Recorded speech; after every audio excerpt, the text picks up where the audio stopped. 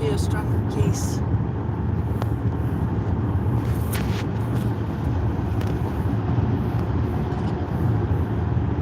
Just gotta keep moving. Yeah.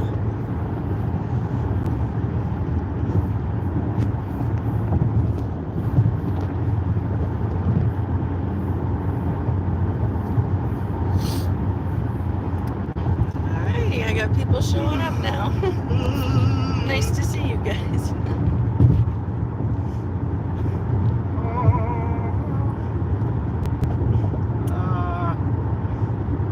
What are you doing? Why are you simping right now? Why shouldn't I? Because that's beta energy. It's good to see all you guys here. Oh, look at this idiot. Oh, that's dumb. How about you use your signal to try to get back on? Yeah, there you go. That usually is how filled. I'm doing okay. I'm in pain. I had a couple x-rays taken of my back, and it shows my scoliosis is getting worse with time. Gravity is no one's friend. And so I could use some prayer that I'll be able to schedule a nerve block for both sides of my back. I had one done last October, and it made a huge difference for my pain. And it relieved me of so much pain that I was able to think that I'm not free. Just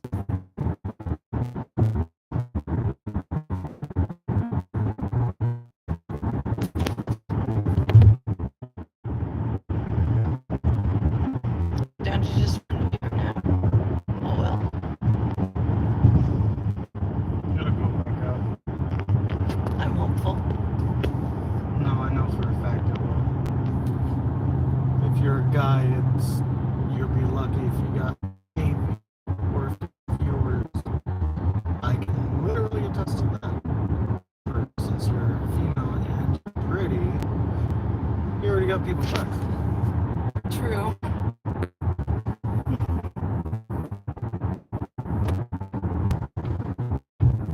Not the beautiful end of dreams that can come true. Like my husband just said, it's trash here. The sky is very polluted.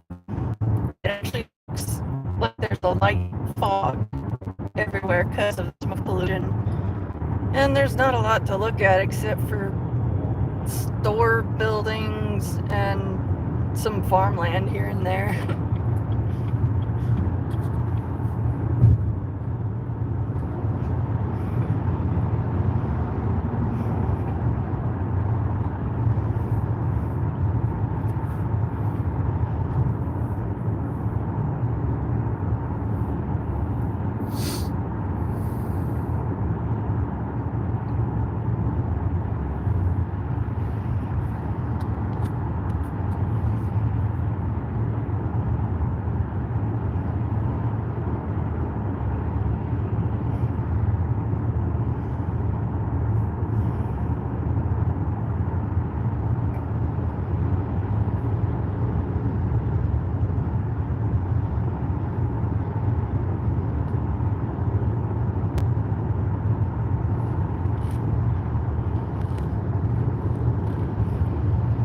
You hear that? Sounds like a little bit. Oh, it's that. Okay. I'm hearing like little bits of like humming here. Do Yes. you have something playing in the background of your phone? I'm like, no, you're live streaming. It wouldn't let you. Right.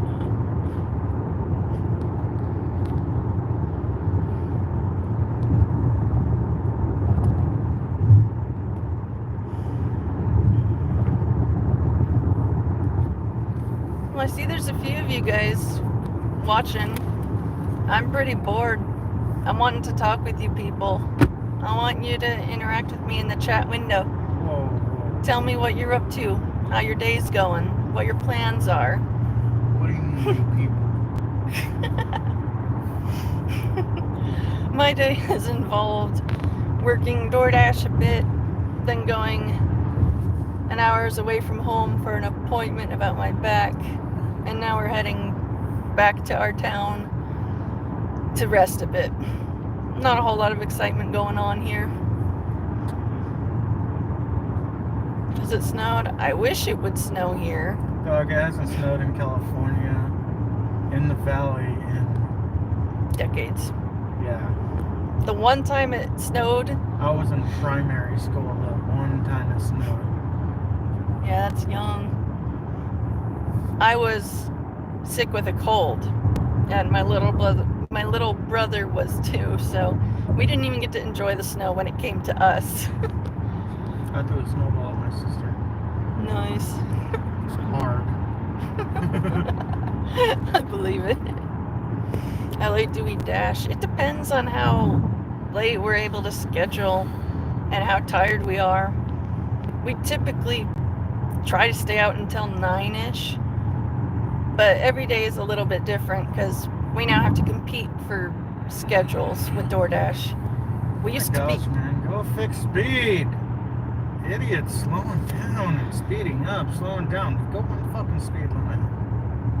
Sorry, go on. But we used to be able to log in and work DoorDash whenever we wanted, but now there's so many dashers and so few orders coming in for the dashers to complete that they now have us having to schedule it and fight amongst each other for shifts, basically. So that's been rough, but typically we try to get home between 9 and 10-ish. It just depends.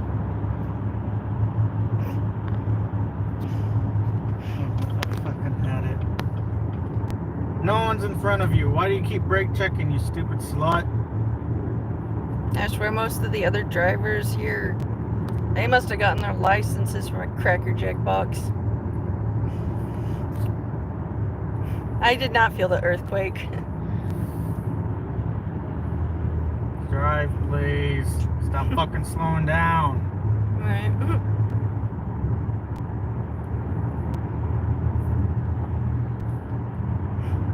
For 5K, I'm trying to think of what crazy and/or entertaining things we do for 5K. We've been told, oh, I'll pay you this much money if you do this. I would do this and then not get paid.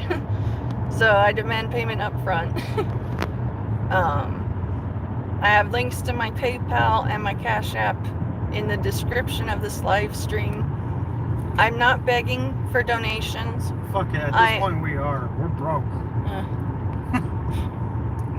What I was going to say is we're not begging for donations, but if you have money burning a hole in your pocket and no need for it, it would be pretty helpful if you could kick some my way. I'd give you a big shout out and everything. But then again, I don't expect it. I'm just trying to leave that door open in case someone able and willing to donate decides to walk through that door. We're struggling. We're making about half what we used to make. And so now we're basically living week by week with our earnings. It's extremely stressful. We actually earn so little money, even though we're out 10 to 12 hours a day, 5 to 6 days a week. We qualify for food stamps because that's how little we're making. I'm extremely grateful to have the food stamps. As someone who can't have gluten and I have to have a special diet, it can get a bit expensive for me to eat and enjoy my food as well as everyone else can enjoy their food that's made with gluten. So the food stamps is a blessing. I'm able to enjoy food again. I've been struggling with an eating disorder for a few years now where I won't feel the sensation of needing to eat. I have to get medicated with cannabis and take a prescription appetite stimulant to be able to feel hunger and to be able to eat. Stimulant is so strong that it's used for cancer patients. Yeah. So I'm not anorexic because I think I'm fat. I'm on the thin side because I struggle to eat. Like if I try to force myself to eat and I'm not medicated, my stomach throws a fit the whole time. It's pretty rough, but Dude, are you fucking kidding me? Why are you driving so slow? right. Gosh, man, I'm getting fucking mad. Understandable. But 5K would be extremely helpful. He's lying. Yeah, I know he's lying, but I'm just saying. For the sake of saying. Griffin, you lie like that again, you're out. I may not be fully moderating the chat, but I can glance and see that you are saying I just want to see if that. If you pay us first, we'll talk. Whoa, we're not chumps anymore. No product given before payment is delivered. If he is talking about that, ban him. I can't do that shit right now. I'm driving. Yeah, I'm keeping an eye on it. He's been quiet now. Well, thank you, Scream. I appreciate the compliments. That's very sweet. Well, Griffin, if you send us 5K right now to my PayPal or my Cash App, we can seriously talk. Yeah. But until it's in my account for me to see, I ain't doing shit. We don't believe it, dude, because we've literally had every single time she goes live, people saying, oh, I'll donate if you say this, or if you do this, or if you give a shout out or do this. No one ever fucking does. It's a lie. Yeah, and I'm sorry, it's not you, it's literally everybody else that has caused it. So if you want us to believe you, send us something and we can believe you and actually take it seriously. Otherwise, we take everything everyone says like that with a grain of salt.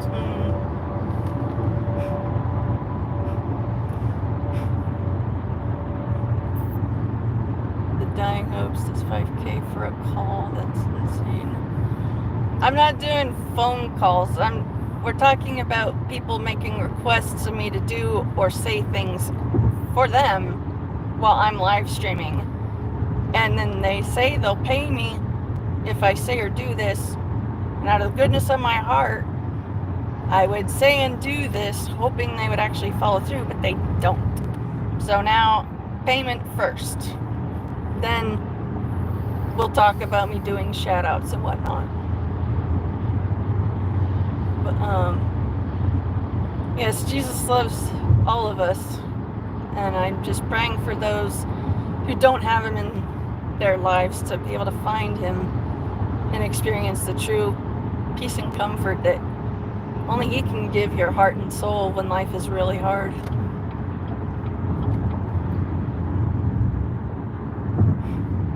The back is actually hurting, I'm not gonna lie. My latest x-rays showed my scoliosis is getting worse. But I knew that. Gravity is no one's friend, especially when you have back problems. So I'm in pain, but I'm fighting to keep a good attitude, and I'm gonna take care of my pain right now.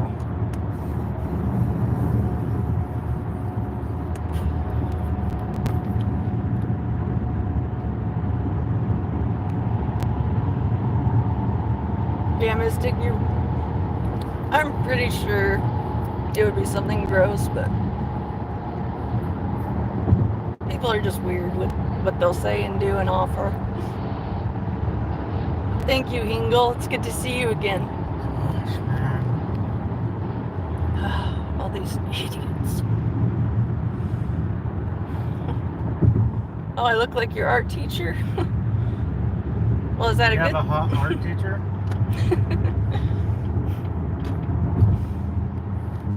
Hey, Carmine. Good to see you again. Sorry it has been a while. My headaches have been running my life a lot more lately. But I'm doing every coping method that I know of to help with that, so I can be here for you guys. And your prayers do help, and I appreciate them. And if there's something you're going through that I could pray about to help you, please let me know. I will pray for you that God will help you get through whatever difficulty or pain or abrupt and rough changes in life. I'm praying that you'll be able to get through that. My glasses are cool. Thank you. They were $1.25 at the Dollar Tree. They provide full protection from the sun for my eyes. I have sensitive eyes, and so I always have to have sunglasses on if the light is directly gonna get in my face. And so for $1.25, I highly recommend these. What degree is my scoliosis? I don't remember the number offhand. 37 degrees. That's my back from the back view. As you can see, this is why my back is always hurting me if I'm not medicated. Also, you look pretty, young, and healthy. Yeah, this is my spine, you guys. That's why she needs to smoke so much. That's why I ask for donations for weed money whenever it's available. And I want to show the side view one too. I didn't get the side view once you switched it. Okay. Yeah, I only have the one with both of them and a picture of each. Okay. Well, from the side view of my x-rays, my back is straight up and down like a ruler. I don't have the natural arch that everyone is supposed to have. So my back is all kinds of janked. But I do what I can to try and keep a good attitude and keep going.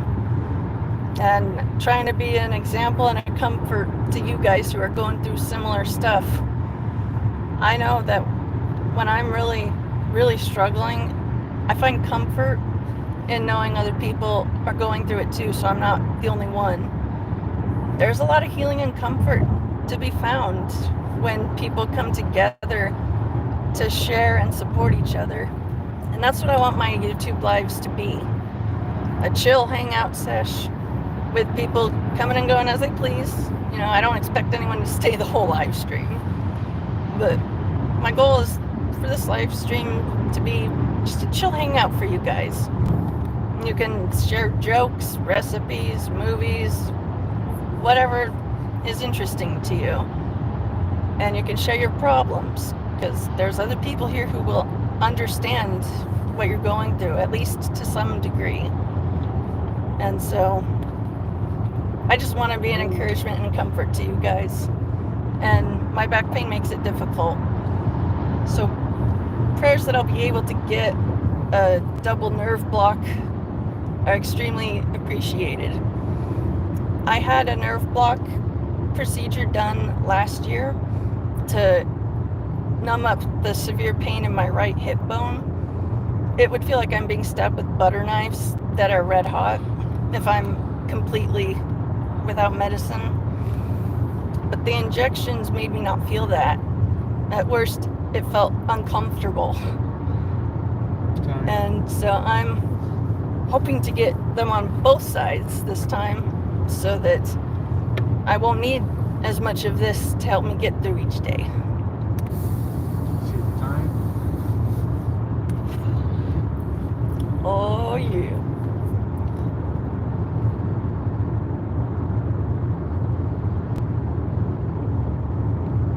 Oh wow, neat. Toronto, that's pretty cool. Recipe, freeze grapes and then eat them. You want a real lifesaver? It'll help you in the end, but for the pesky business of boiling your water, just boil your water ahead of time and freeze it, and then when you're ready to have some soup or something, get that frozen boiled water and bring it back up to a boil, and you're golden. I love that. I want to jump off a bridge. Same. Oh, Carmine, you have health knowledge. You fell off a bridge when you were 18. Oh shit, I'm Oof. sorry.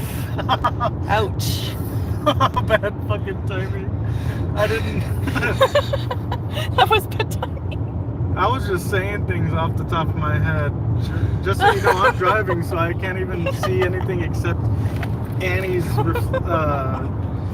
Oh my goodness. That has no correlation, I promise you. My husband and I are both on the autism spectrum. We both have ADHD, social anxiety, depression, grief for your loved ones that have gone ahead of us to the other side. Our humor is cracked. And we're not even going to pretend that we're normies. We're not. Bro, We're weird. We own it. Bro, you're cooked. You're done. Oh, but you fell off a bridge at age 18. It was 30 feet in the air. Oh my. I imagine that was extremely painful for you, and that recovery was rough. I can't hear you guys, but I can see your comments. I can smell you. Well, Prime, I am in the car heading home from having a doctor's appointment. And the scenery is not all that fantastic.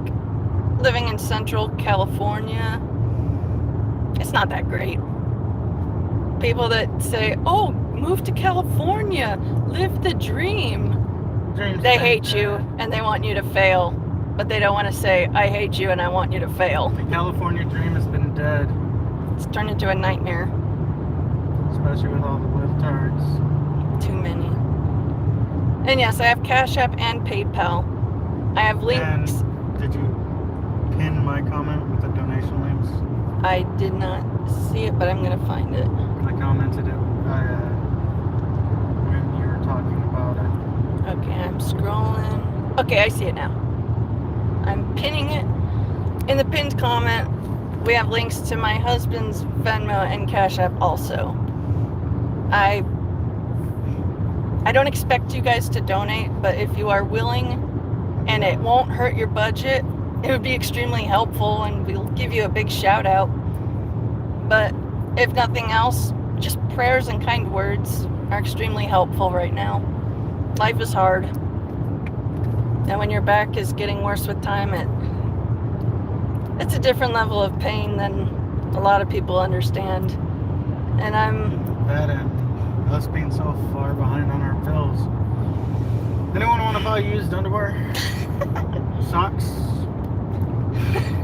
I actually do have a lot of clothes in storage bins that I haven't been able to wear.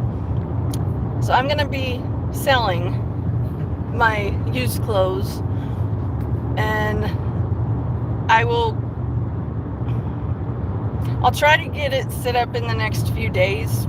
I'll sort through all my stuff, pick out the stuff I don't want to keep, and I'll have it on sale for you guys if you want to wear any of my old clothes. I like to think I have a pretty decent sense of style, but storage space is becoming a problem for us where we're living right now. So we got to downsize, and bills need to get paid. So I figure if I could sell the clothes I don't wear, that'll help with both problems.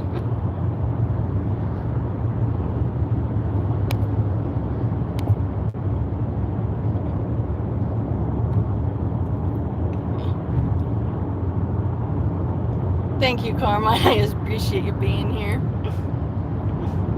Can I walk? I am able to walk.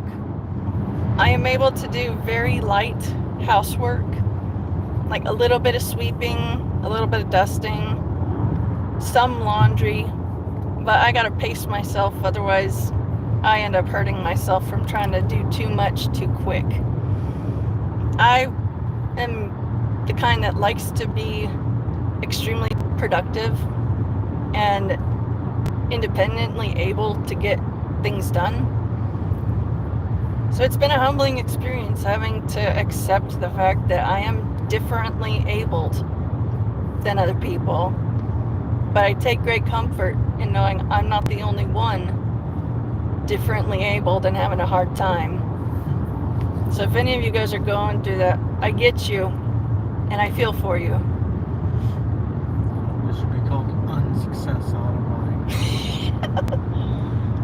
Ray said, prep your cereal the night before. That's cute. Oh, You want a life hack?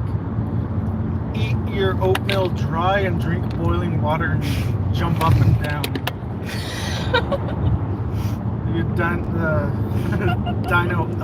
Dinosaurs ain't extinct. They in my belly. They in my stomach.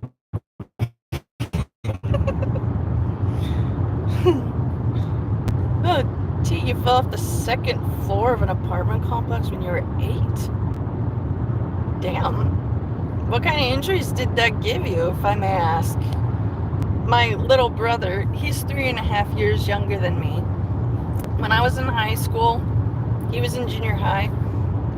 He fell through my parents' patio roof in the backyard. He and I both have bad ADHD, easily distracted and easily made hyper, easily looking weird without even trying. So he threw a bunch of his stuff up on the roof because he got frustrated one day. And then he remembered, oh yeah, I threw a bunch of stuff on the roof because I was mad. I better go grab it. The patio roofing was that cheap white PVC plastic sheeting kind of a deal. It was so brittle, if a fat cat were to walk on it, it would fall through. My brother, though foolish, wasn't a complete idiot. He knew to step where the support beams were directly under those panels, so he was always supported underfoot, but he slipped. And all his smartness didn't matter. He fell through the roof. He fell 8 feet down. He landed on our solid concrete patio flooring. Yo, look that thing's head on. It looks funny. It does look funny.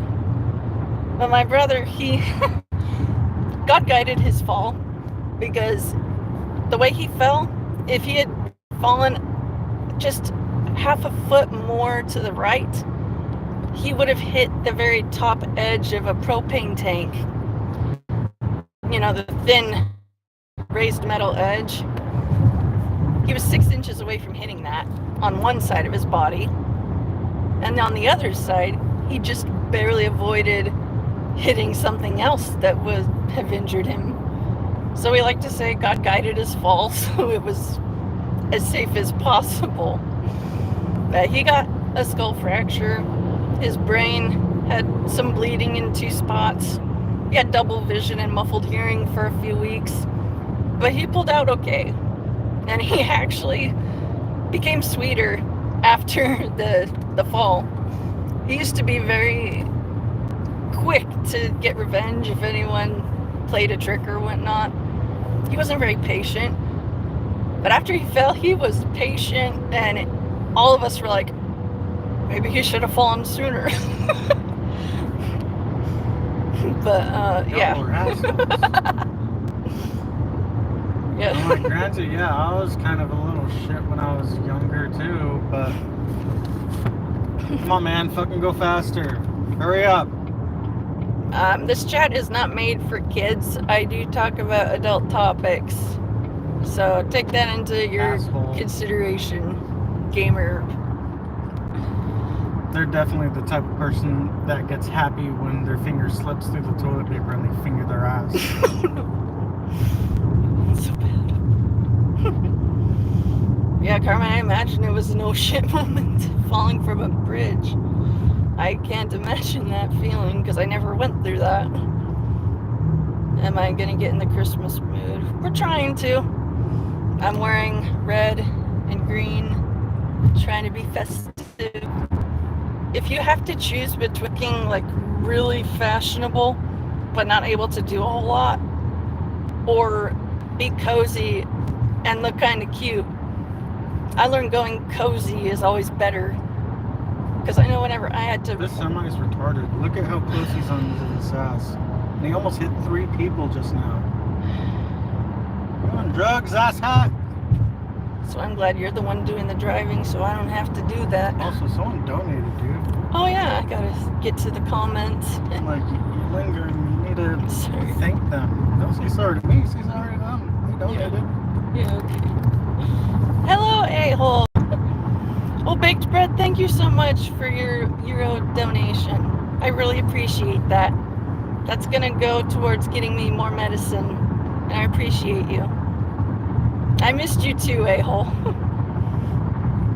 Me after a long day.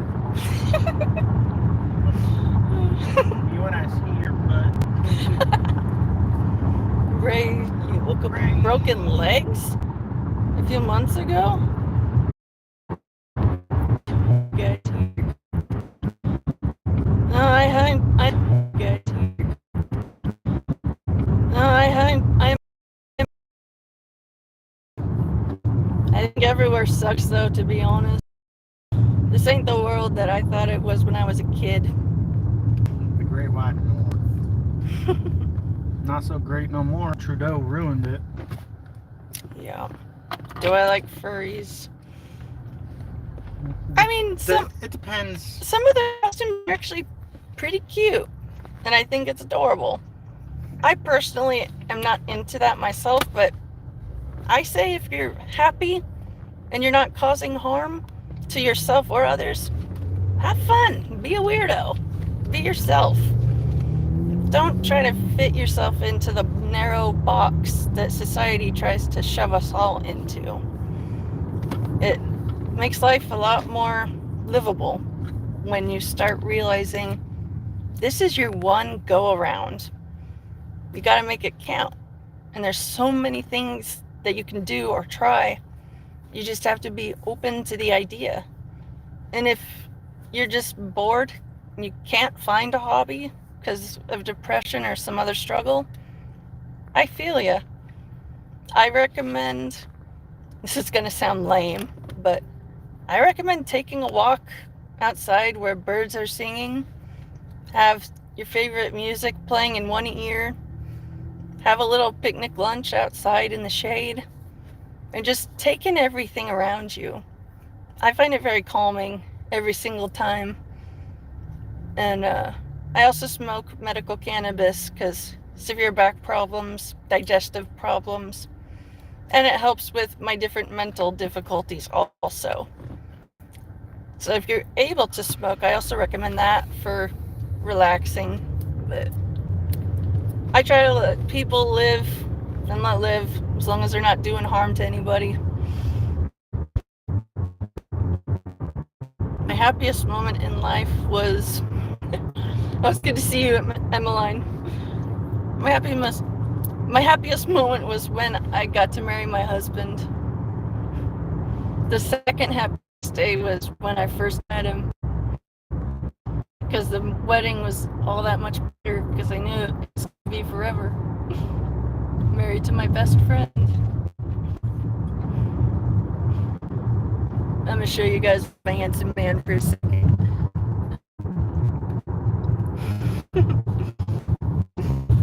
Today's been a stressful day.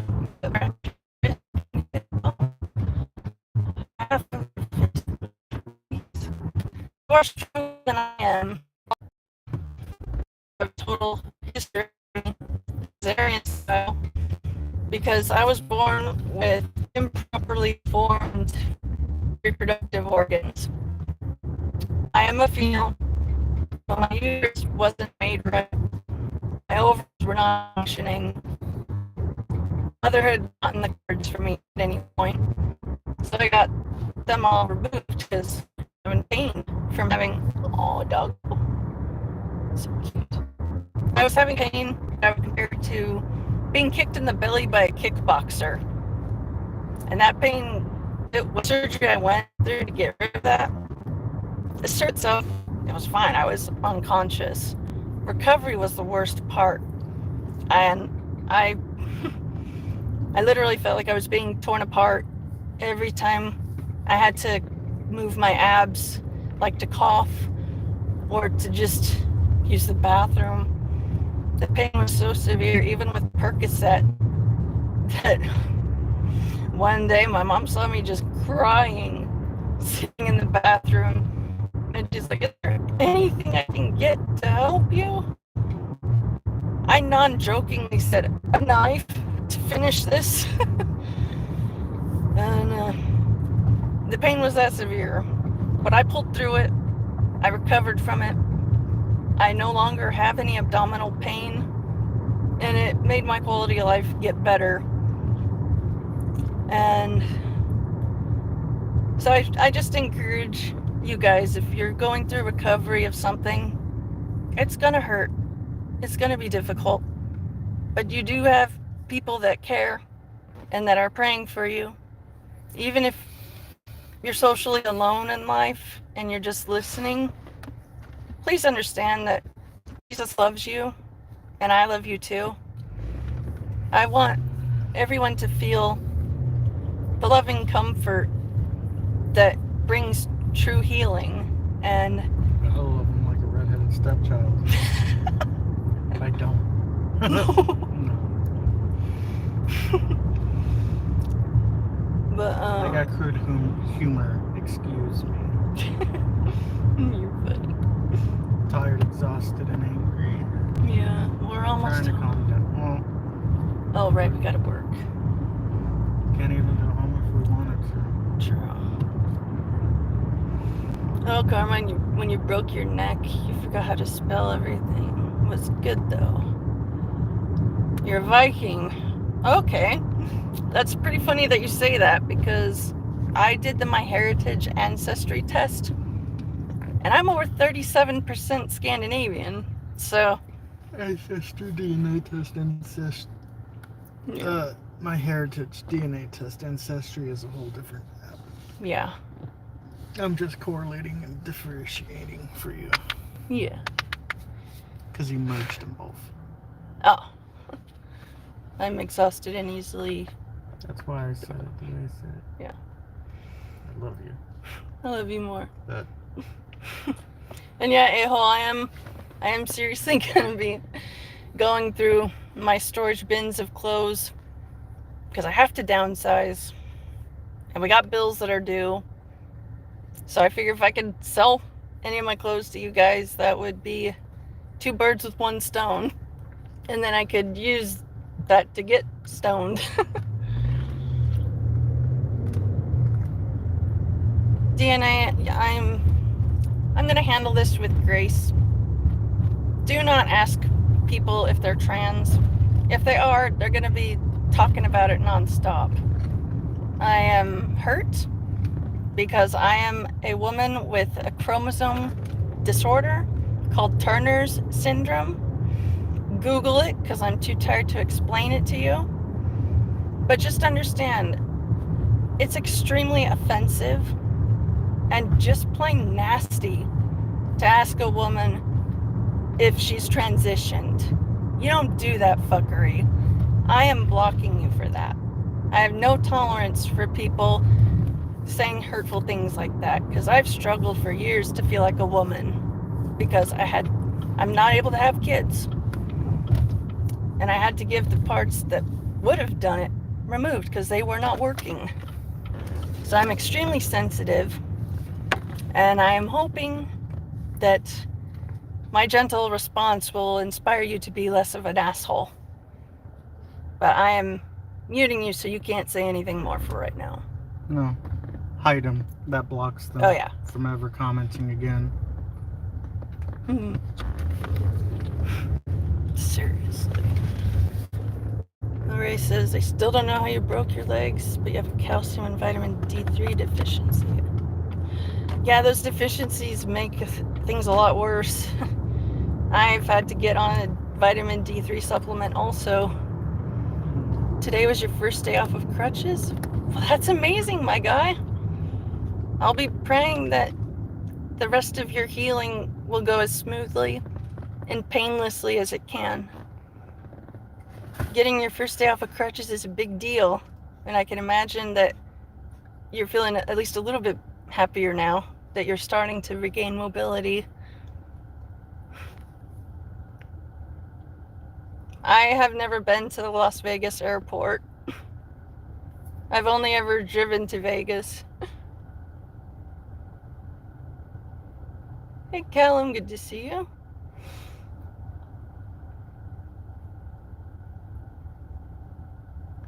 Yes, these are really comfortable glasses I got for $1.50 at the Dollar Tree.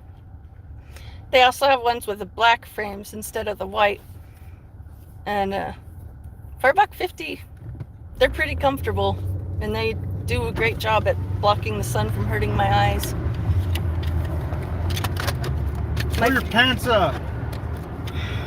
Bunch of dummies. Use a goddamn crosswalk. How stupid are you? I'm gonna walk in the middle of a 4-lane busy street on both sides. Big dumb. I ate lead paint as a kid. That's an extremely accurate depiction of them. No cap. Straight facts, no cap. Yeah. I was gonna do the pull your pants up, faggot. But anyways, how are you guys doing? I want to know what your night is going like, or your day, depending on where you are.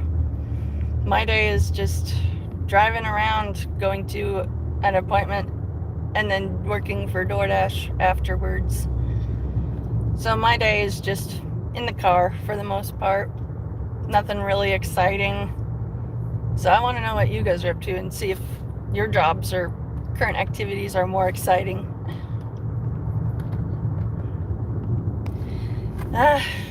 We both are triggered today because we've had a few almost accidents by other drivers. And it's pretty... I hate driving in Fresno, let alone Clovis. And we had to have an hour drive. Sorry, dude. You okay? Well, you sighed heavily when I was speaking, so... Because of my back. Well, it's kind of hard to correlate. I'm reassuring you right now. It's not... I know, I'm explaining myself. Okay. Anyways, we've had a few almost accidents. People cutting in front of us with a lane change without a signal. People getting right up on our butts. People slamming their brakes on in front of us. It's extremely stressful. We're always left worse for wear whenever we have to go to Clovis or Fresno.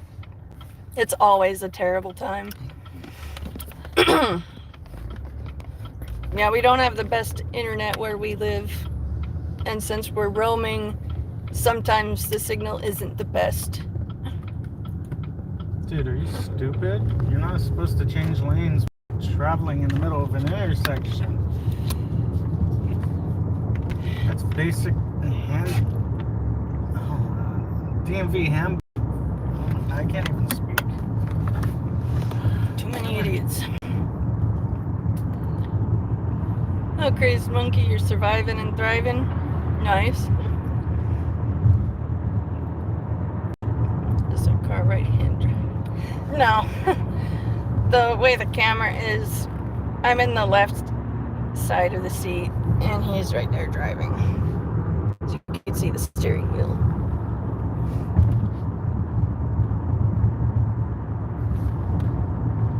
Really?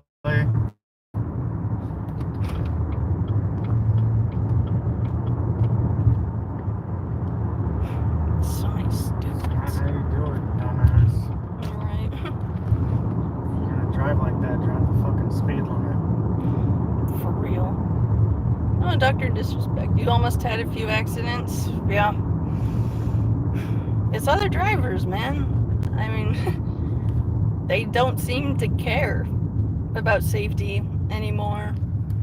And so it's legit stressful when we have to be in the car on long drives with heavy traffic. Well, not just that, it's a medical appointment that really fucking got under my skin. Yeah, they miscommunicated with us. And so we showed up to my appointment 2 hours early. And the chairs in the waiting room are not that great. And so Matt's back is hurting and he cannot medicate at the moment because he's driving. I'm able to medicate right now. And I'm not jelly. Yeah. But I'm trying to hit it as little as I can to try and save money. Because weed isn't free. Insurance doesn't recognize it as a medicine. But we get by. We're able to get it whenever I truly need it, so I'm always thankful for that. It's just rough. We feel like we're drowning, treading water. Keep getting occasional little gulps of air, and we start to think, oh, it's gonna get better. Nope. Pulled back under, and then you bob up again. Rinse and repeat the last several years. When your social security identity gets stolen and misused where you live, it's life ruining. I'll shave my head for $1,000, Emmeline. $1,000 would be nice. Oh no, she's saying like we should set a goal. That's a good point. We're finally at a red light, so I can actually check some of this stuff. Yeah.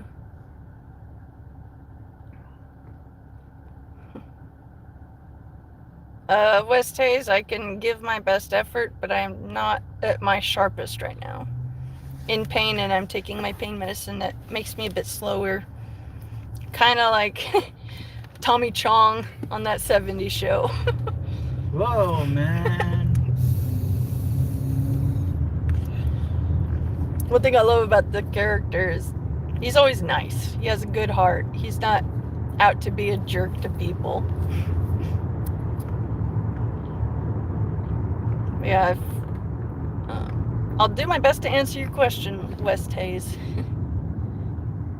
And thank you for the well wishes, Crazed Monkey. I appreciate it. Yeah, Emmeline, I second what Emmeline said. If you guys can donate $200, we'll do a burnout for you.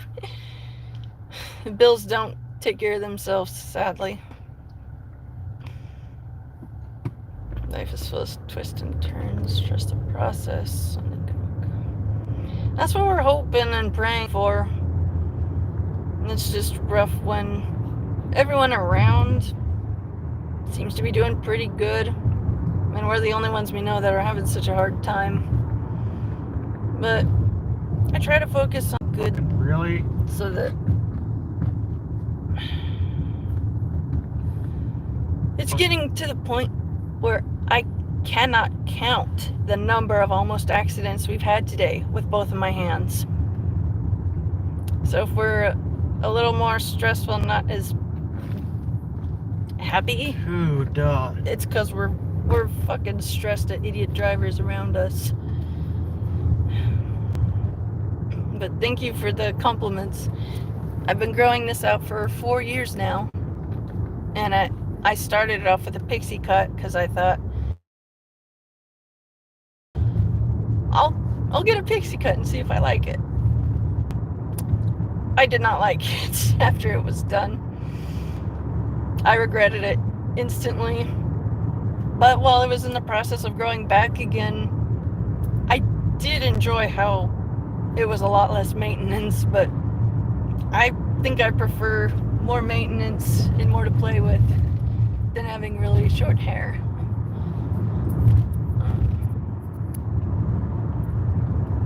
Does Matt cook that tea? I don't understand. What the hell does that mean? That's what I want to know. What is my short-term goal? To live? Our long-term goal is to live? To get these bills that were laid on paid up. We almost lost this car because of bills. Thankfully, we had some family members that were able to help us and pitch in a bit, but we almost lost the car already because of work being so slow. So our short-term goal is to get as much earnings from YouTube as I am able to get from YouTube, because I physically have too many health problems that cause me too many types of severe pain to be able to work a job without medical cannabis. The pain in my back and hips, if I'm sober, it's like burning butter knives, being impaled over and over with every movement of my body. And when you hurt that severely, bad thoughts about permanent choices tend to surface. So I literally require medical cannabis just to have a quality of life. It's that important to me. And to be truthful, I am sad at how much I need it. But I am grateful to have access to it every time I need it. And so our short-term goal is just to get my channel started so we can start earning money and accept whatever donations are thrown my way. And also build up a group of friends here that meets up regularly to talk about whatever in a chill, no judgment zone where we don't bring in divisive subjects to the chats. Just treat it like a chill smoke sesh. You know, that kind of a vibe. And you guys have helped me to reach that. I go 40 on the fucking freeway, dude. Stupid. Hey, man. I know. Hey, Charlotte, it's good to see you. I've missed you. We're doing what we can to keep going. Stephanie, as funny as the idea is, that wouldn't be doable. What? Stephanie said, does Matt ever consider doing OnlyFans? He is really cute. He could dress up like a twink and beg. You're not twink like in any sense of the word. You're not. I won't tweet. Fuck that. I will set up my OnlyFans though. Fuck it. Could do workout videos. Showcasing your strength. I was just gonna like beat it on camera or something. Crank it.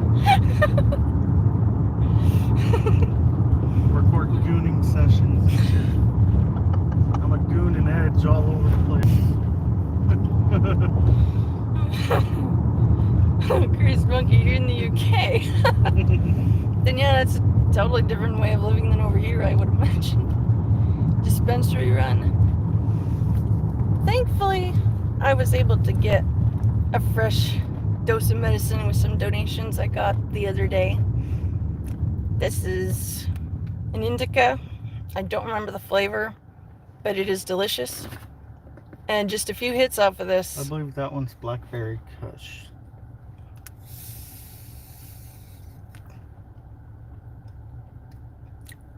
Yeah, it tastes like Blackberry Kush. It's great for pain relief and mood management and appetite stimulation. And I struggle with all three things in life.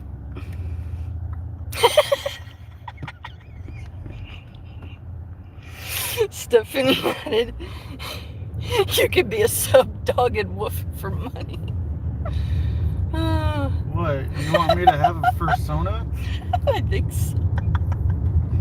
I think my fursona is a boxer dog. Or wolf. I could see both, yeah. Woof woof, motherfucker. I think mine would be a rabbit. Like Monty Python's Killer Bunny. I look cute, sweet, innocent, fluffy. But I will cut a bitch. with my big ass chompers. Someone commented and said no audio. Oh. Do you have audio paused? No. Okay. It's probably your end, dude. Weird. I've never had Coke. I had the opportunity to try it once, but I passed on that. Maybe later on. If someone offers you drugs, fucking take it. Drugs aren't cheap. They're not. If someone offered me some Coke right now, I'd fucking do it. I need to pick me up. Right. I've never done Coke before, but I'm willing to. I want to try everything except stupid hard injectables. Yeah, nothing That's injected. stupid. If it can be smoked or eaten. I want to try mushrooms, psilocybin. We should watch them while watching something fun, like Lord of the Rings. Can make it even more epic. No, Gimli's gonna turn and morph into something scary, but probably attractive. I don't want to chance that. That is her concern. Oh, no. I don't do shout outs for free, birthday or not. You know how many times people claim it's their birthday? And it's not. If you PayPal, Cash App, Venmo me $1, I will do shout outs. My husband's comment is pinned in the chat window with the links to his Cash App and Venmo, and links to my PayPal and Cash App are in the description of this live stream. And I insist that everyone read my description before asking me any questions. I get sick of answering the same ones over and over and having to explain things over and over. So if you have a question to ask me, read the description first, because I have likely already answered it with what I've written there. Thank you, Justin. I appreciate that. If I can get a bunch more subs and more donations, then that'll really help me get the ball rolling even faster. I just got Super Chat enabled the other day, and we've already gotten some donations that have already helped us. And so I'm cautiously hopeful that things will continue to get better for me with YouTube earnings and all that. But even if all you guys do is pray for me and say nice things, that's a huge support and a comfort to me. Don't forget to call her pretty. Oh. Your hands. We appreciate it very much. Oh, and back at the comment of personas and stuff, you could be my little snow bunny. You do got that BBC. I have tried opioids. They never sat well with my system. They make me feel agitated mentally, and they would give me stomach troubles. So I just stick to a muscle relaxer, NSAID, and cannabis. The trio of pain management that works pretty damn good together. All terps matter, yes.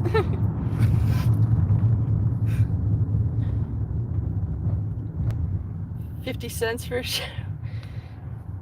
Yeah, I can go low as 50 cents, but no lower than that. Thank you, Danky. I really appreciate that. 50 cents I could put to hairbands. I actually have 4 hairbands on my wrists at all times. And at the same time, she don't need pigtails. She's got a perfectly good neck I can grab. Speaking of. Oh, that's better. And yes, that was all real. That was all my neck. And I have to do this multiple times every day, or my neck gets so stiff I struggle turning it. It's pretty grotesque looking, but I find it amusing when people see me pop my neck and they're horrified. Like, is she breaking her neck? Or when my husband helps me pop my neck sometimes. In my periphery, I would see people looking at my husband like, is he breaking her neck? What the hell's going on? And then they'll see me do my stretches and be in a visibly better mood. And I find the looks of confusion on their faces to be very entertaining.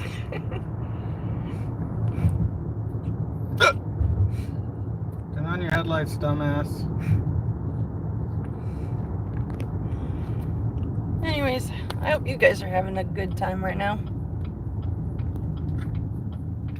Hopefully we'll get good orders soon.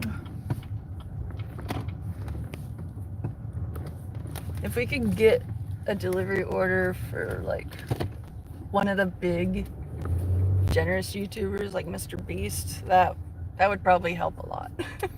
You just need a small donation of $50,000 and we'd be set. Yep.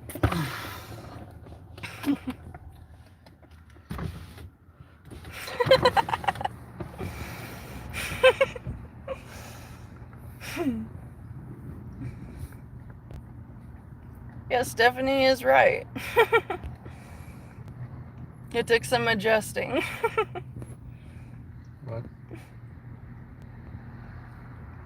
Saying that. Oh, yeah. Come on, guys. She needs donos. We're struggling. DoorDash is only sending us so many orders whenever we sign on. Because there's only so many orders to go around. You cut me off before I was trying to say it funny. Oh, sorry. So, my bad. I was trying to say, yeah, donate so I can hit it from the back.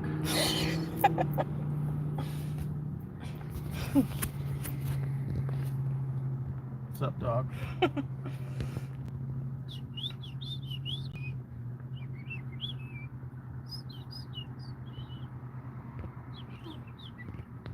Thank you, Danky. I appreciate that. That's one of my goals of doing these live streams, to help you guys feel some comfort and help and assurance that, yes, life's a shitbird. It'll drop dumps on you whenever it gets the chance. But the thing that matters is that you don't let the shitbird stop you from doing what you gotta do. You gotta learn how to wipe the shit off of your face, tell that shitbird to fuck off, and keep going. And if I can help you guys want to keep going too, then that means my main goal of doing this is it's being met, and you're helping me to reach that goal. And I appreciate every one of you guys.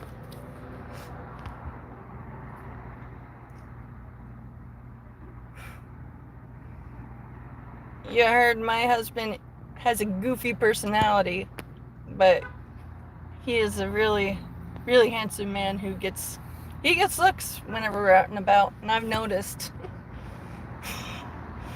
That's him. Yeah. But see, this is my sexy man right here. What's up? Can't see without my glasses. No. You got that amazing hair. Thank you. Very sexy.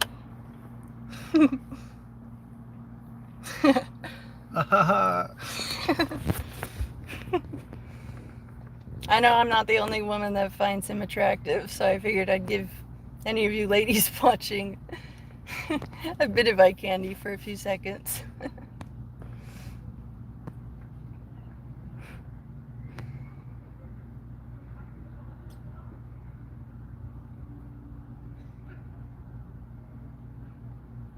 Well, Stephanie, I'm happy that I was able to make you laugh. Danky, you have Murphy's curse. Just chilling positive.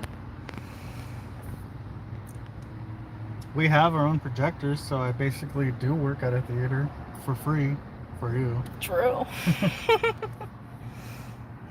But I'm only able to be this chillin' positive because I have 3 major support methods right now. The primary one, constant prayer to the Lord Jesus to help me get through everything that life throws at me. Anytime I'm upset or in any negative mindset, I just pray, Lord Jesus, I'm having a hard time right now. I'm feeling upset, and I need you to help me to calm down. And he always answers. And then the second biggest support is my very sexy husband, who I just showed, and I will show again. He helps me get through the roughest times by encouraging me to not stop. And he reminds me of how much I've changed for the better after going through some recent events. And so then that leaves my third and final support. Medical cannabis. I live with truly crippling back pain from multiple diseases of the spine. I have digestive troubles with celiac, no gluten, and I have IBS. And I have mental health struggles with anxiety, depression, borderline personality disorder. I am on the spectrum, and I have ADHD. Every day is a challenge for me to navigate emotionally, but my big 3 supports help me be able to manage that. And I guess my point of all this is that I'm able to be this uplifting and all that good stuff because I have help. I'm not trying to lone wolf it like I did before. Having support makes all the difference. And I've lost a lot of things that a lot of people haven't. And it's given me a different perspective on pain and handling losses. And I can say when you lose a loved one to death, it is very hard to come up with a new routine that doesn't include them anymore. And I still struggle sometimes with missing some people. That's why sometimes the sadness is very clearly behind my eyes. But I'm being this emotionally vulnerable to help you guys know you're not the only one in pain. I understand. I'm making it through my pain, and if I can help you get through your pain as well, then that brings healing to both of us. And to me, that can't be bought. And so I truly value all of you guys, and I wish I could give you all a warm hug and some hot cocoa and a joint just to chill and say thank you for being an actual friend to me. I had lost all contact with all my friends. Some life events happened to me. They all were bad. Some of it I brought upon myself by bad choices. And the rest of it was not my fault. It was caused by other people's choices. And so the pain overwhelmed me because I lone wolfed it. And I became a recluse. I learned to smeagol that bitch with only my husband and immediate family being the people I talk to. And I'm trying to be back into social situations to get out of that mindset. And you guys are helping me day by day with that. I stopped talking to all my girlfriends because they were blessed with the gift of motherhood multiple times, and I'm extremely happy for them. But I was not born with the ability to be a biological mother, and it hurts. I'm the type that would rather hurt in silence and quiet so I don't risk snapping and causing pain to those who are just living their life. You know, they were gifted with motherhood. I wasn't, and it's not their choosing. It's not their fault. They have the good stuff I always wanted, but will never have. And so to protect them from myself, I pulled back. They still cross my mind, and I pray that nothing bad happens to them. But it's just too hard at this point in my life to be in close contact with people that have kids. The pain of baby fever, but no means to make it a reality, is a pain I don't wish on anybody who has a decent heart. I only wish monsters who harm innocent people would be cursed the way I was. But I have to tackle it every day. It's a bully I face every day. I used to let that bully knock me down and keep me down. But I learned life doesn't get better if you just stay down. All the great heroes in movie and TV, they got knocked down and they kept getting up. They didn't just give in to being defeated. They kept fighting. And every day I have to keep fighting. So prayers for... I'm okay, just give me a moment.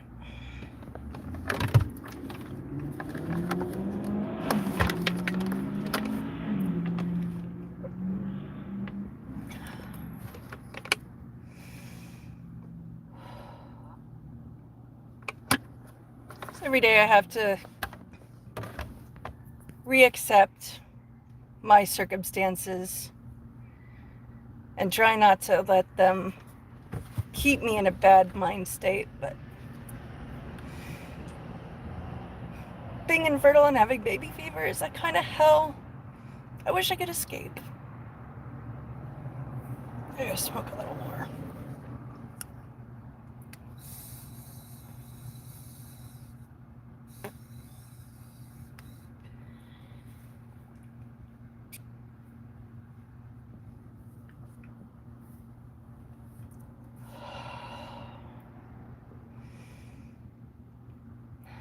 Okay, I'm better now.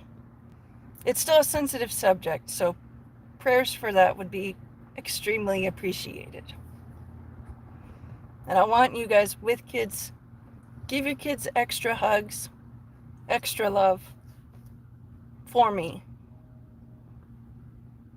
Not enough kids get enough love.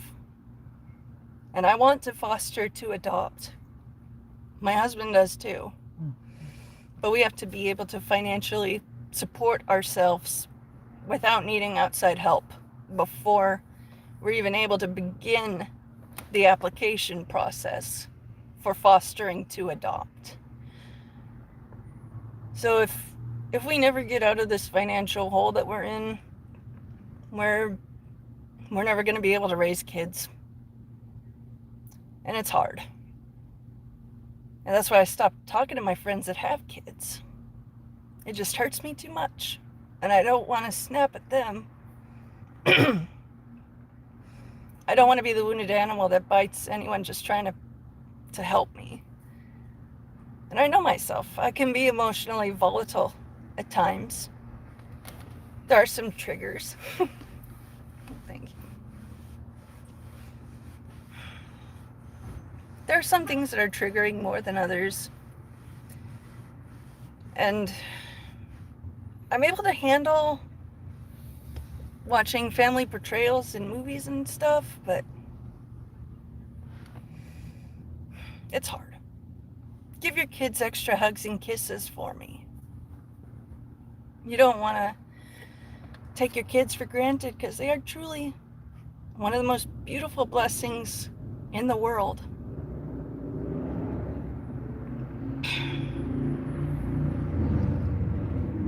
Okay, let me get caught up with these.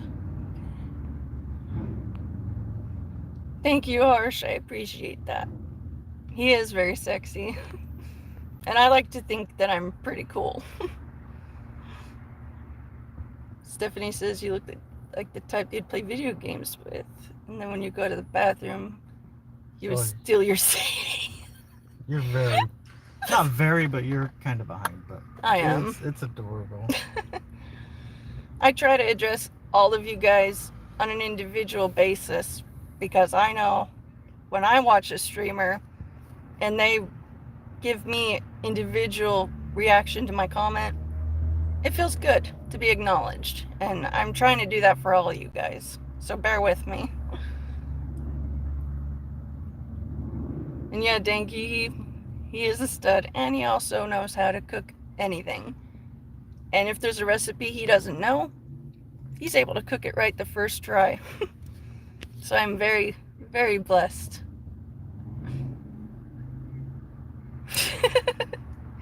That's right, Stephanie. I am a G. I'm a top G. And that stuff you're asking me to do on OnlyFans would have been bottom G stuff. Oh, that's funny. I'm glad you're laughing. I am feeling better. Triggers are hard to handle, you guys. They're real. And if you can relate to me in any form, it would mean the world to me if you'd let me know in the chat. I'm so nice, I'd probably actually let you steal money from me. Yeah, you probably would. And then, like if you were doing what Stephanie was saying, I'd be like, I know you're taking it. I leave that money specifically for you to take. Right. You would be that kind of generous man. Mm-hmm. What is the most money we ever had in our life? I already answered that. Okay. Hello, Mokesh. It's good to see you again. $300 one time. Felt good. That would feel pretty good. Our day is going... What's up, Transcended? My back is getting worse with the scoliosis. I just had a checkup today with x-rays. You guys want to see an image of her back? It's pretty janked. If you'll bear with me and stay looking at the screen for a few seconds, you'll be able to see a picture of my latest x-ray. And it clearly shows why I'm always in pain and always requiring access to medical cannabis just to make it day to day and to be able to smile and be happy and positive for you guys. This was her back last year, about 14 months ago. Yeah. 14 months ago this was taken. This, if I can pull it up, this is her back currently. As you can see, it is visibly worsened. The curvature is at 37.9%. And with seeing this literally in front of you, she is still denied disability. Just because I have a pretty face, healthy looking skin, and I'm able to fake a good attitude even when I'm not in one, they think I should be able to find at least part-time, what was the term they called it for making money from it? Like profitable? Like part-time something? You're talking about temporary disability? No, they were saying with my issues I should still at least be able to pursue part-time something. Part-time at-home work from a computer or something when you can't even sit still comfortably for a little bit. No. Shows how much they know. The last time I applied was last year, and they had said no. They said, we acknowledge that your conditions cause you some discomfort in your everyday life, but it is our opinion that you should be able to pursue at least partial or part-time work to provide for myself. When I had the hearing with the judge, and I had my disability lawyer next to me, the judge had all my medical papers, everything in front of his face. And the occupational therapist, who was also in the courtroom, she was given the task of looking over my list of problems and seeing if she could name any type of job that would hire me and make me enough money to be able to support myself. She couldn't name a single job, but they still said I should be able to pursue part-time work. So I'm going to use these latest x-rays to try and help persuade my case. But if they say no again, I'm fucking tempted to just show up at the disability people's office wearing skin-tight clothes so that my messed up back is very, very visible. And I want to do the shock factor thing and make them look at my spine and make them touch my spine and feel how crooked it is. Maybe then they would be willing to help me. But realistically, I don't think I'd be able to actually do that. But if I do get a hearing, I am going to wear skin-tight clothes and at least briefly have my back to the judge so that he can get a glance. In addition to my back being crooked from the scoliosis, I have no natural arch in my spine. From the side view, it is straight up and down like a surfboard. And having no arches where there should be, and having a huge ass bend where there shouldn't be, adds to a really, really bad time for me if I'm sober. And I don't know anybody that would hire a woman that requires constant access to medical cannabis is needed. I've noticed it also makes me slower minded, which pain meds do that. So I'm going to give it my best effort this one more go around with my latest x-rays. Hopefully they'll approve me. But if they don't, I'm not sure what I'm going to do next. I feel like a dog that keeps trying to get some food, but I keep being kicked and told to go away. I'm not sure if I can handle being kicked another time in the hopes that I'll get food. But I'm going to make myself do it anyway. So prayers that will go the way it needs to would be extremely appreciated. And if any of you guys watching have any experience living with disability and actually having to fight to get it, I'd appreciate if you could just say a little bit about it in the chat window so I'll feel less persecuted in a one-on-one basis by our government who's supposed to be for us. Here you go, Emmeline. She was asking to see it again. That is my spine, and that was taken 2 days ago. Mm-hmm. Look at how my hips are crooked. Here, let me show them.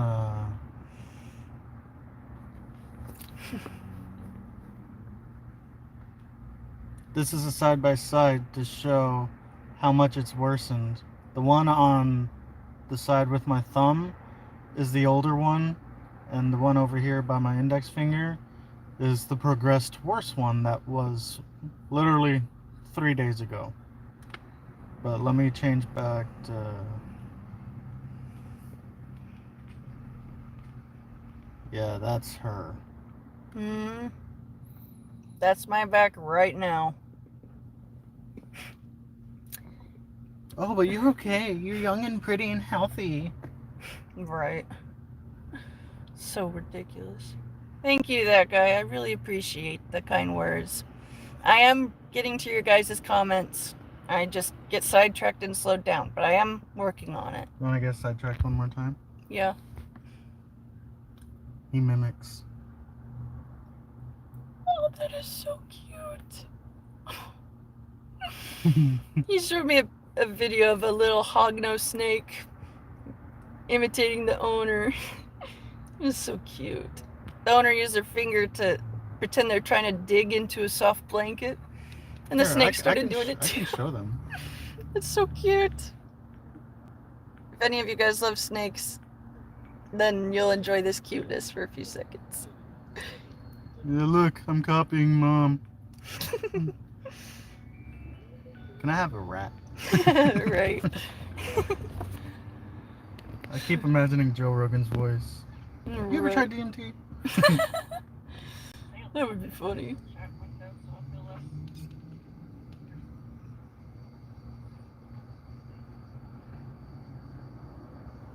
Yeah, Stephanie, the chest rubbing does help a lot.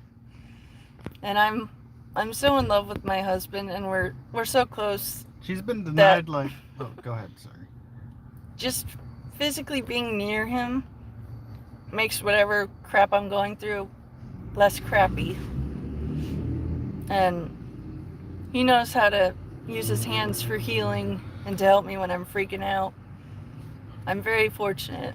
Let's keep it real again. Funny you'd say about getting denied 3 times. And the whole time I've been with Annie, in the almost 7 years, I want to say she's been denied like at least 16 times. Yeah. Because we tried 12 times. I know for sure it's at least 12. Because it was like every 3 months they're like, decline. Oh, you can just try again. Tries again, tries again, tries again, tries again, tries again. Meanwhile, there's a crackhead who's getting full welfare, but you can't even get a little bit of financial assistance. It's fucked, but not a whole lot we can do except keep trying. You need to go through your comments a little faster. I'm gonna. Danky, I appreciate you letting me know that you missed the kid train also. I'm sorry for the pain that I must have been causing you, but I thank you for letting me know about it so I feel less alone. Yes, Jesus is Lord. If I didn't have him in my life, I don't think I'd be breathing. I've been through some real tough shit that should have killed me. But Jesus was by my side and he got me through it. Exactly, Emmeline. Her teeth are perfect. Oh, thank you. Dentists love her. Find out 3 reasons why. Kevin, we want to find a church. We're just too busy. This is no exaggeration, you guys. We used to make $200 a day, working about 8 to 10 hours for DoorDash. Sometimes 12. But when inflation hit, now we have to spend 10 to 12-hour days, 5 to 6 days a week, only using the off days for housework and general adult responsibilities that you can't perform when you're working. And now we're lucky if we clear over 100 in a day. It's really slowed down that much. And so prayers for work to pick up again would be extremely helpful because there's not much else that we can do. We are going to try and find a church. It's just Sundays are one of the better earning days for us. But prayers that things will get better would be prayers that things will get better are very greatly appreciated. And I'll pray for you guys too if you let me know you need prayer for something.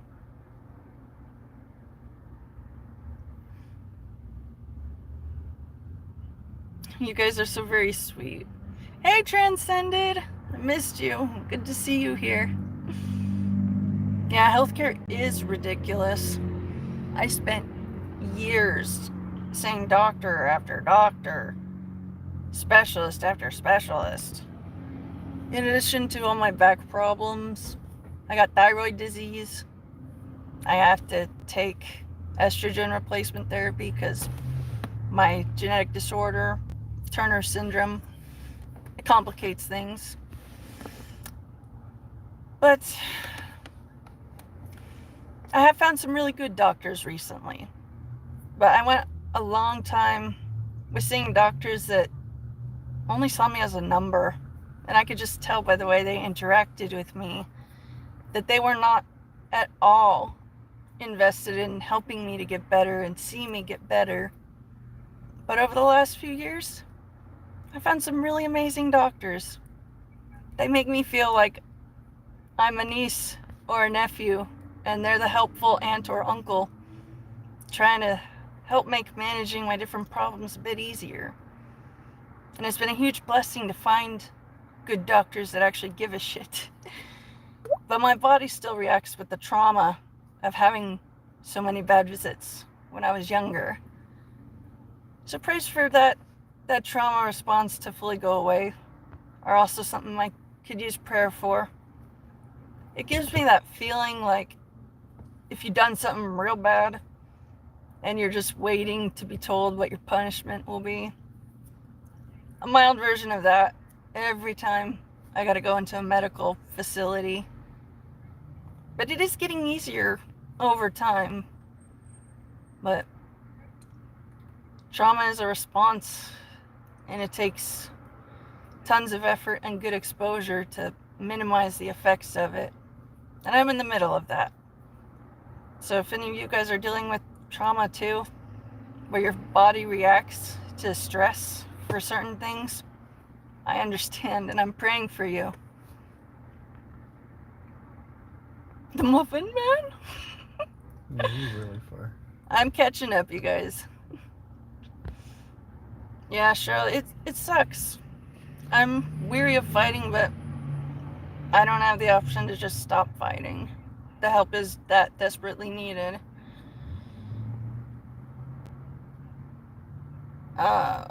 We earn too much to get income assistance, but thankfully we make little enough that we have food stamps, and we actually qualified for full food stamp benefits. we're struggling that hard. I have celiac and IBS, so no gluten and no spicy foods or intense times of emotional stress, or I'll have gut troubles.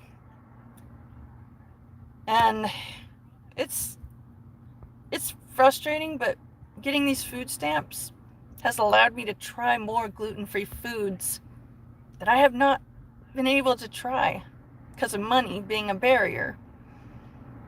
So I'm thankful for the food stamps. I'm just sad that we need it to literally survive. But we're praying that things will get better. We're holding up our end by spending all day in the car trying to work. It's just hard. Let's keep it real. Good to see you. I wore a back brace for junior year through high school, getting a different brace as I would grow. I went through like 4 or 5 braces, and then when I had fully stopped growing, the doctor said, this brace isn't going to do anything for you anymore. It was just meant to keep your back from growing crooked. But now that you're not growing anymore, it's not going to do anything. But I just have to use a heated massager, Voltaren pain gel, and medical cannabis, and I get through it. Alright, time to get through these comments now. Yeah, I was gonna say, you're so far behind. They're literally having a whole ass conversation about something else entirely. I'm the last spine bender. I love that. Well, my ribs are not properly aligned because of how my back is. And my hip bones are unevenly aligned because my right leg is shorter than my left. And it sucks. Yeah, it hurts, but I have support to help me through it.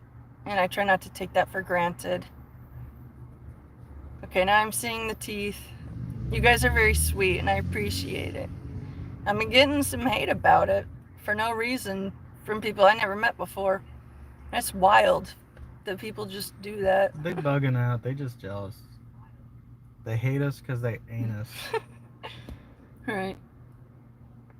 Yeah, Charlotte. Waters. The church that we used to go to, they had a big split over a doctrinal belief. Half the church left and went elsewhere. The other half stayed put. And we wanted none of that.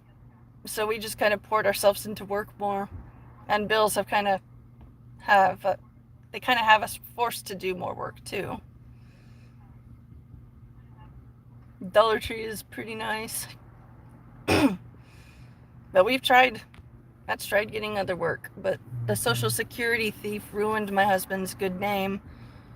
And so no matter what applications he fills out, no matter how many times he applies to the same place for the same job, absolutely no callbacks, no interview requests, nothing. So DoorDash is truly all that we have for an income. He can't get other work, and I'm too physically messed up to be able to work. And so we're truly stuck. And that's one of the reasons why we're so stressed. We have no fallback option if DoorDash fails us, ultimately. And we don't have the money to be able to leave California either. We feel like a rat stuck on a glue board.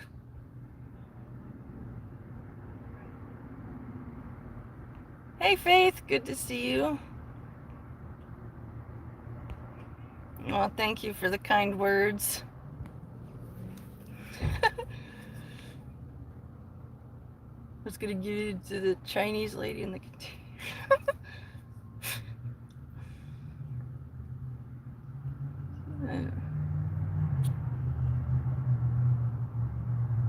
Let's see, I'm catching up.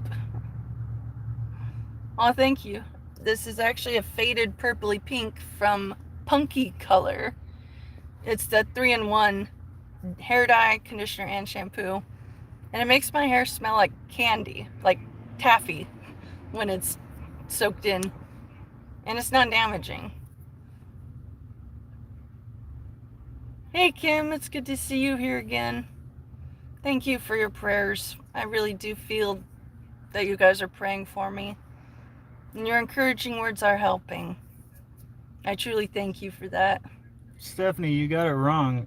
Well, I didn't break her. Let me just tell you, because I don't know how far back you are. Okay, we all know Matt is the one that bent your spine when he threw you at the wall for not buying him the new Resident Evil. It's time to confess, Matt. It's completely the opposite, actually. I am trying to literally blow her back out, hoping it'll fix her at a certain point. But I'll keep trying until it's fixed. Well, thank you, Harsh, for stopping by. I appreciate you. Hey, Be Easy. Thank you for the compliment. It's been a rougher day, but you guys have helped make it a better one.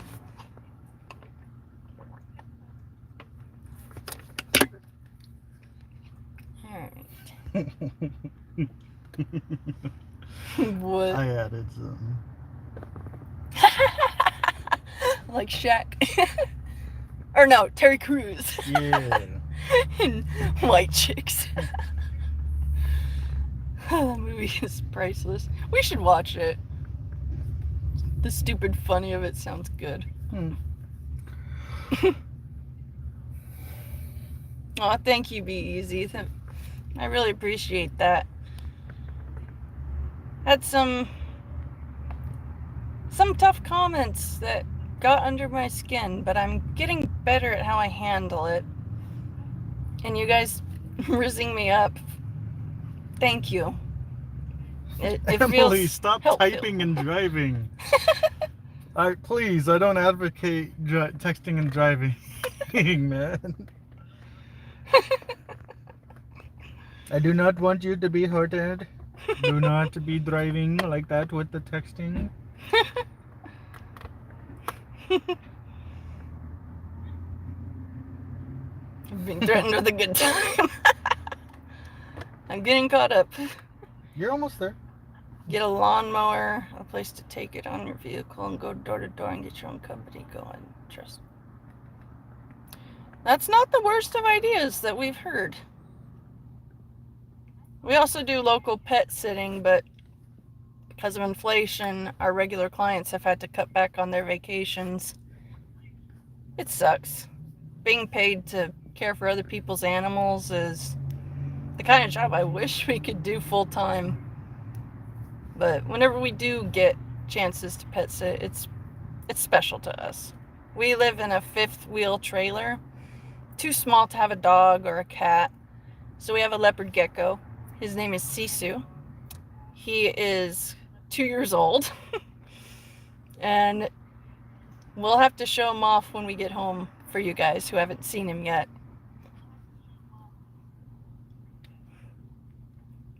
But I consider contacting a fan off YouTube. Yeah, if you guys want to get in touch with me outside of YouTube, I have a Cash App and a PayPal account. And my husband has a Venmo and Cash App and PayPal. Dropped our phone number in there for it. Yeah. But if you want to interact out of YouTube and talk about stuff, I just ask for a single $1 to be sent to any of those forms of payment that I mentioned with your name and your phone number and or your email in the notes for the $1 that you'll be sending. I ask for $1 so that I can know you actually do want to talk and you're not just getting my hopes up for nothing. Because at the very least now I'll at least get $1 out of it. But we'll use the phone number or email that you give us in the notes for the $1 donation, and we'll get in touch with you directly with that. We don't expect donations, but if you have money burning a hole in your pocket and no plans for it, if you could kick some of it my way, I would be extremely grateful. Great, a fucking $4 order. Literally, Our first and only, well, not only, because we did a few jobs before leaving, but we've been sitting here for an hour and 15 minutes. The first job that pops up is a McDonald's order. That's only $4. Yeah, this is a great way to make a living, guys. Don't quit your day jobs. I've had some people actually say they were considering moving here to do DoorDash. That is the worst idea. And anyone telling you move to California for work, if you don't have a job and living spot already guaranteed, then the person that is telling you to go there doesn't love you. They want to see you struggle out there. It's horrible here. Too many people wanting to work the same type of work and not enough work to be done to be passed around and shared with those who want to work.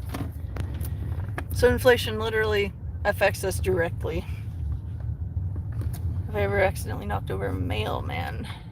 You accidentally blew vape smoke on yours this afternoon and you tried running and he fell. Oh my... I can't say that I have, but I can imagine feeling bad for that. I know I feel bad if I make anyone trip or fall. Because I've never had a trip or a fall that didn't hurt.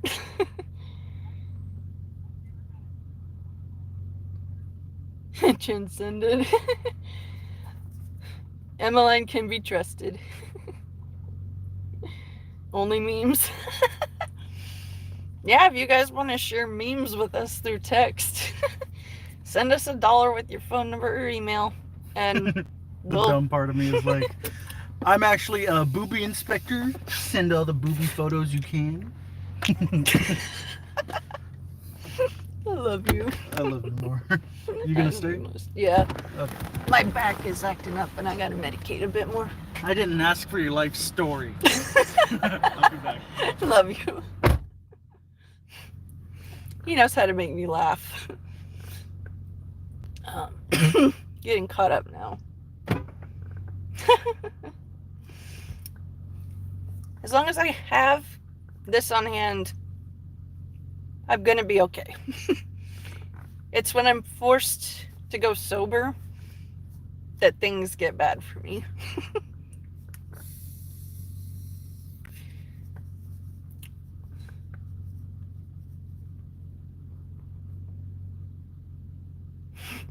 Bean burritos from Taco Bell. We haven't had that many Taco Bell deliveries lately.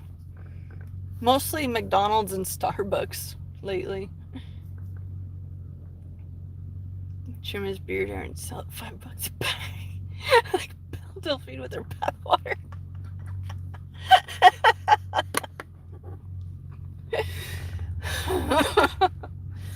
I'm offering something similar, but not as gross.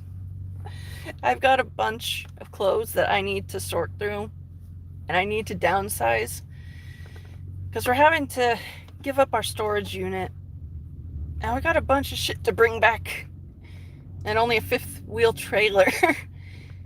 So we have to downsize. I will have to get rid of a bunch of my clothes, and I will be selling them.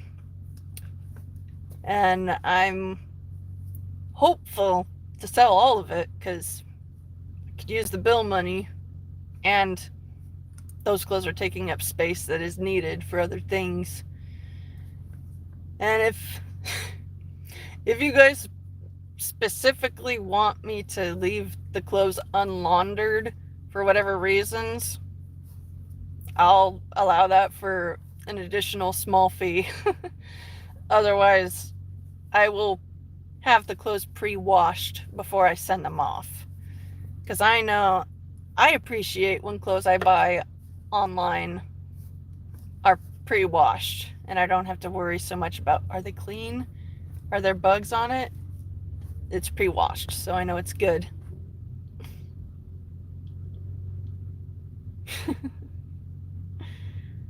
Did I know raccoons could fit in a hole up to 4 inches wide? Human raccoon was 2.5. What the fuck? I never heard that fact before, Ash.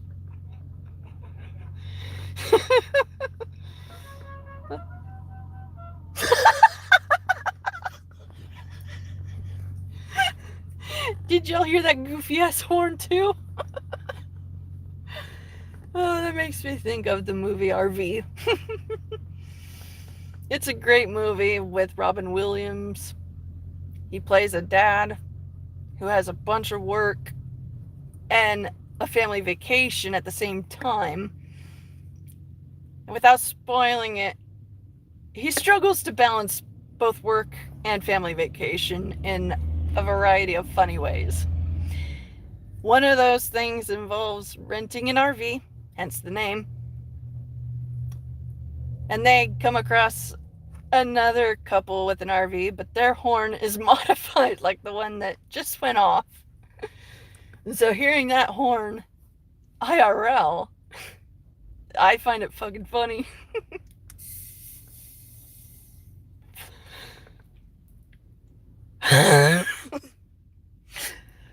That guy, I have not thought about that South Park episode in a long while.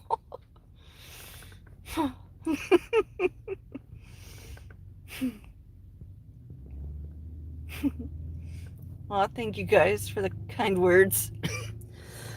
I need water. Alright.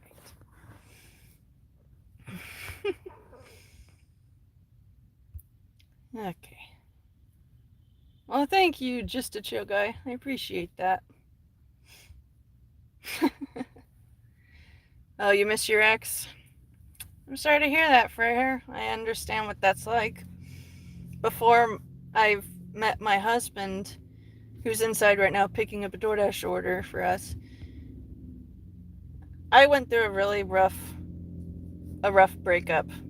I was in a long-term relationship, was promised marriage in the future, you know, the whole beautiful shebang that I would think most women would want in life, only to have it be thrown away and the blame for it failing being put on me, and that deeply traumatized me. And so it took me months of working on myself to be able to handle being out and about again and not be super emotional and just plain miserable. Once I had finally gotten over my ex and I reached that point of, you know what, I'm gonna be single forever and I'm cool with that. No one's gonna want to put up with my crazy ass, so why waste the time trying to find one? I'll just live my life and whatever happens, happens. And it was when I reached that point that my husband, Matt, found me on YouTube. He saw my videos messing with scammers, thought I was cute and funny, and then he went to Facebook and found out we had mutual friends. And so he had the courage to message me, complimenting my material, and informing me that he does vocal impressions, and he loves to mess with scammers also. So if I was ever willing, he would love to do a collab with me, messing with scammers. Our very first collab was our very first time hanging out in person. We had been talking online for weeks, and then we were finally able to meet up face to face. And when I was about to see him, I told myself, Annie, be present in this moment. Remember every possible second of this moment, because this could be the moment where I meet my future husband for the first time. And I want to remember that so I can tell whoever about our love story and how beautiful and pure it is. And we've shared everything that people should know about each other when they're in a romantic long-term relationship. We shared our traumas, every bit of information that is important. We shared all of it together. I told him about all of my health problems, my history of being hurt by other people, everything. I bared my soul and he bared his also. And when we compared notes, we found out we were extremely compatible. We had lived similar lives with lots of pain, and we found each other after we reached the point where we were okay being single. That's when he found me. So if you guys are missing your ex, I encourage you, if they left you, let them stay gone. Don't stay where they left you. Try and find new ways to live without them being in your life anymore. It took me a long while, months, to do that. But it's possible to reach that point if you don't stop trying. A method I find helpful in getting over somebody I care about, whether it's a romantic, familial, or friendship type of relationship, when it sours and they betray me because I have one bad day, or they just feel like being extra petty or whatnot, I focus on the hurt that they caused me. I focus on who they really are. I make myself stop denying how terrible they actually were. And I remind myself, if they really cared, they would not have hurt you in the ways that they hurt you. True love means trying to spare pain from each other. And they would inflict it when they wanted to feel better than me. And so I just say, focus on why you guys failed. And how they didn't want to be with you anymore. And it'll be easier, I should say, to try and move forward to a new life without them in it. I hope my advice is helping you guys. I am medicated on weed. And I'm chatty and I care about you guys. And being medicated amplifies that in me. Let's see. In you? Talking about what you want me to do? Okay. Let's see. I like to tickle the belly button Catching it. from the inside. No. If I could pick a superpower, what would it be? That's a good question. I like questions like this. I would choose to be able to fix your back. Yeah. Before you pick something stupid, let me help you. You need to fix yourself. I would something with regenerative powers, like Yeah, I would have the gift of being a super healer. with her tiny body, she could be the little girl that. Have you guys seen Deadpool vs. Wolverine? Oh. She could be the girl Wolverine. I can't remember what it was. 20 something. X-23 or something. Hard to remember. Yeah, I'm able to walk. It just hurts if I'm sober. And even if I'm medicated, I can only handle being on my feet for a short burst of time before it starts to get uncomfortable. I can no longer go to amusement parks because all that activity causes me too much pain. And they kind of frown upon you smoking cannabis when you're at an amusement park. But I am able to do some basic things without my back stopping me, but I definitely have things that I'm not able to do because of my back. And I've had to learn to accept that and stop being angry that I can't do this. Focusing on that made it worse. So I just tried to think of, love you. So I just tried to think of what's going well and what I have the power to improve on. Is that a clown car? I think it was a clown car that let that horn off. Afghanistan. Oh, Emmeline, I fucking love you. You're great. You guys know how to make my mood better no matter what my mood is to begin with. Transcended, you smoke because you find that while being sober, it's nice. It makes it easier to be emotionally influenced from that stuff. Yeah, if I'm stone sober, everything is harder for me to handle. My health problems, both physical and mental, and any external stressing things. Funnily enough, when she's hard to handle, when her, never mind. When she can't handle this shit, I can't handle her.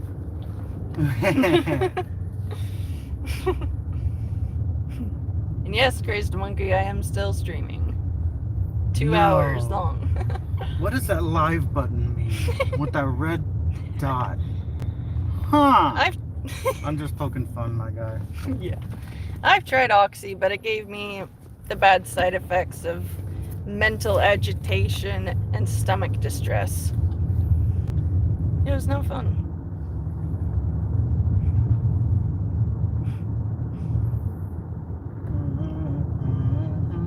Cigarettes and weed is a fun combo. I do find it very effective for immediate relief. I'm physically exhausted. My back is hurting. I'm medicating at a pace that is responsible. And I always make myself stick to mid-level being medicated. I only let myself indulge a lot when we're home at the end of the day and we have nowhere else to go and we're just safe chilling at home. But mentally and emotionally, I'm doing real good now.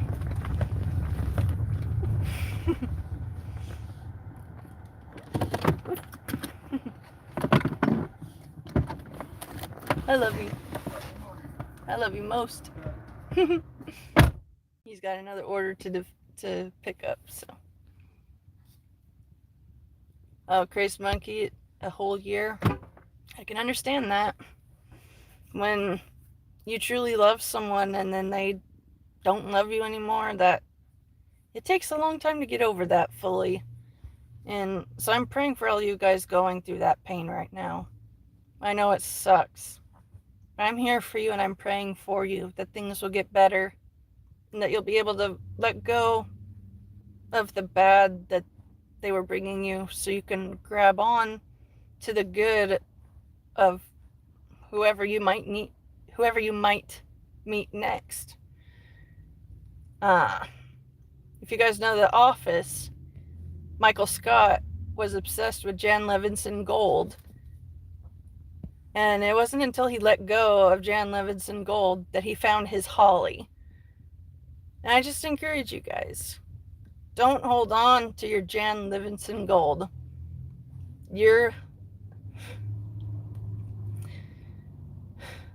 Holly is waiting out there. You just have to be willing to let go of what's holding you back so you can grab on to your future. Thank you, that guy. I really appreciate how long you hung out with me. I hope that you have a great night of sleep and that work tomorrow is good for you.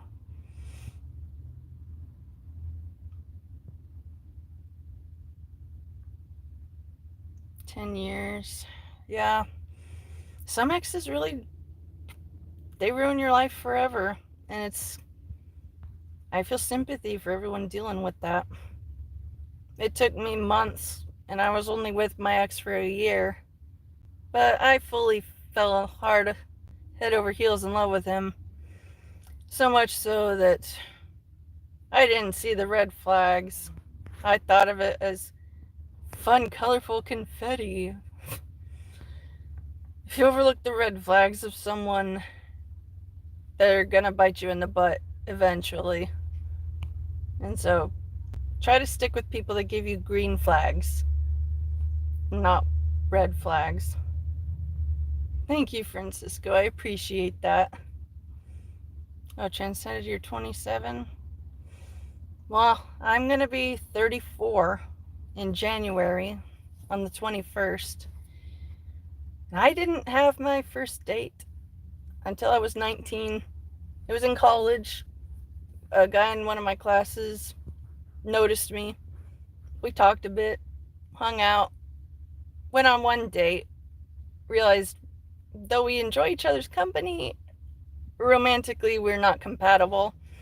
And so I chose to stay friends with him, which was the best decision I ever made because I was then able to turn around and set that guy up with my best friend at the time. And they've been married for years now. They got a few kids together. And it's all because I decided it would be better if we stayed friends. And I didn't do or say anything nasty or hurtful. And he didn't either. So we were able to handle being next to each other in class. And we became friends outside of class. And it took me a long time, but I was able to get my best friend to give that guy a chance because I knew, though he and I are not compatible, you and he are. You just don't see it yet. And obviously I succeeded because they're married with kids. And I didn't have my first long-term relationship until I was 24. I had gotten some attention from some guys here and there, but I could just tell right off the bat it wasn't going to work. So why waste the time? And you're only 27. I don't know how long you have been dating, but 27 is young. Even though I'm only 6 years older than you, I've learned a fucking lot in these last 6 years. So I just want to encourage you. If you work on your healing, it can happen. I used to wallow in my pain and let it consume me. That didn't make anything better for anybody. And so when it finally clicked, I have to change strategies if I want the situation to change. That's when it started to get better. And I'll be praying for all you guys that are hung up on your exes. I know that pain is terrible. And I sympathize with you, and I hope that you'll be able to take this time to work on yourself. Make a list of the good qualities that you have, both mental and physical and social.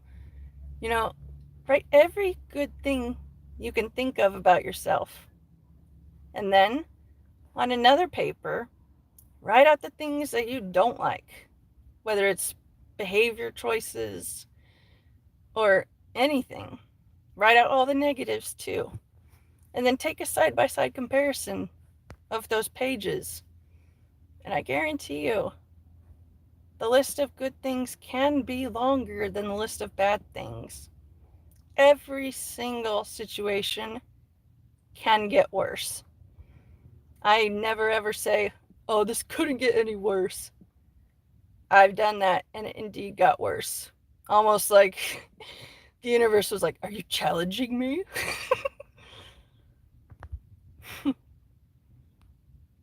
Trying to catch up again. And yes, that guy. I want to echo what he's saying. And that transcended, you do deserve. Oh, you okay? My bad. I'm sorry.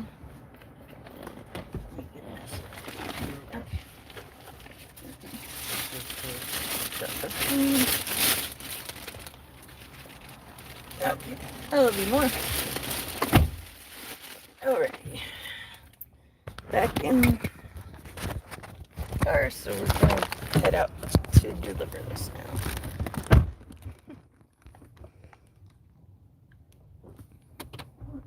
Well, thank you, that guy, for hanging out. I hope you have a good one.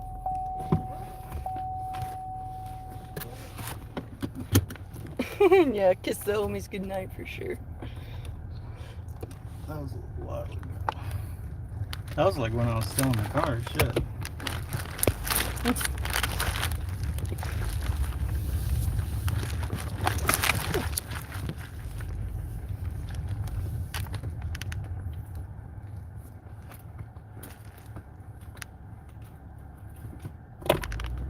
All that food and literally getting paid like $6.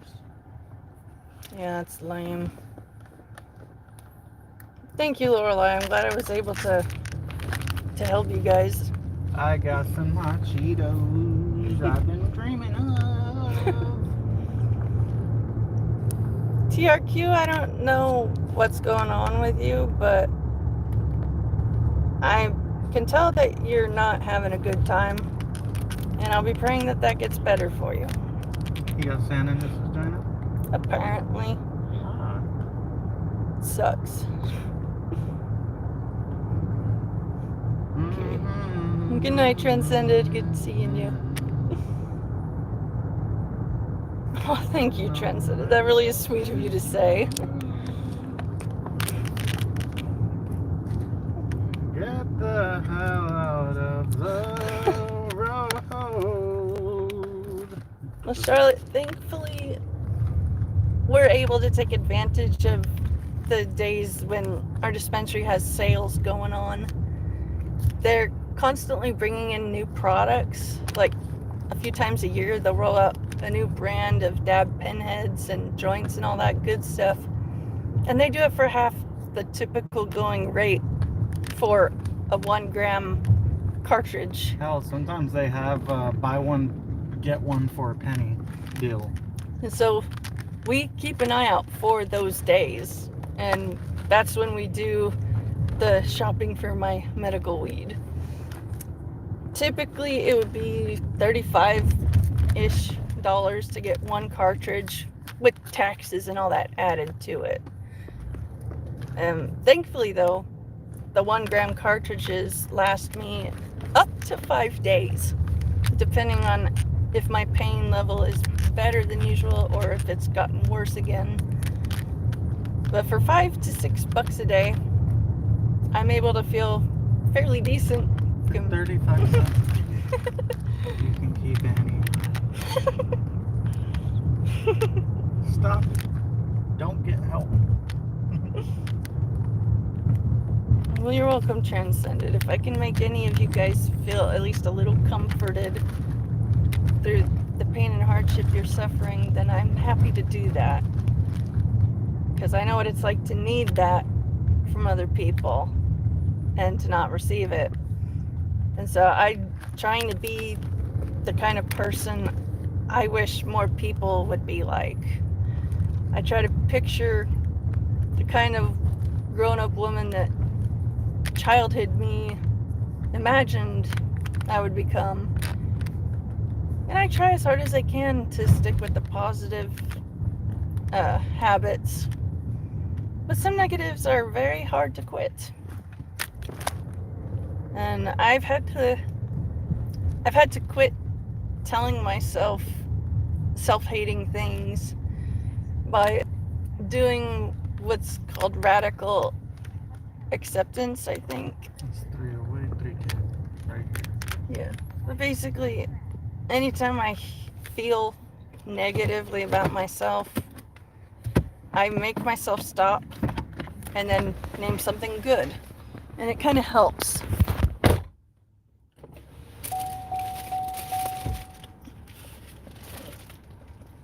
Do that first.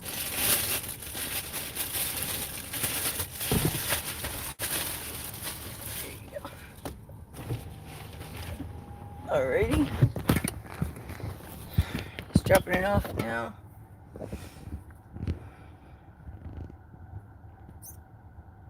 Oh yes, I'm gonna upload videos of Sisu for sure.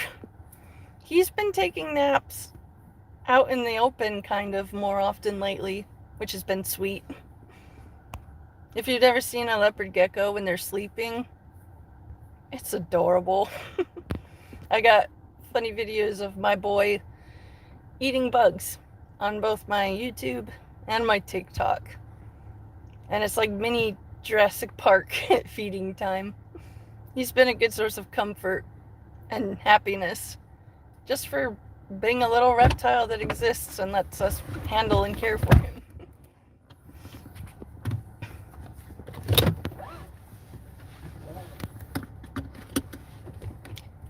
Yeah, Sisu is the best boy. He has a skull hideout. It's not gigantic, but it is one of the bigger type of hides. It basically looks like a little mountain made out of stone, but with skulls all around it, a few big ones. And there's little cutouts where the eyes are for him to peek through. And it is unbelievably cute when he does that. He almost never does. But when it does happen, I can't help but feel an overwhelming rush of motherly type of love for my little guy.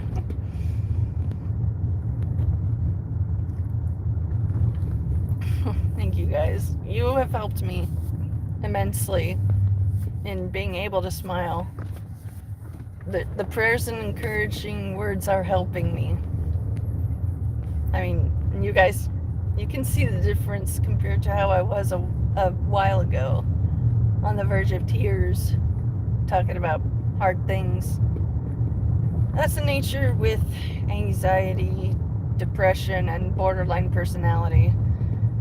Every single emotion I feel feels like it's ramped up by a factor of 5 for me compared to your average person. Like, for example, what may be a minor nuisance to someone, it could be a whole mood ruiner for me. And likewise, the things that make me feel like life sucks, it could make other people wish that they were not living anymore. It's all about perspective. There's always someone that has it worse than you, and there's always someone who's better off than you.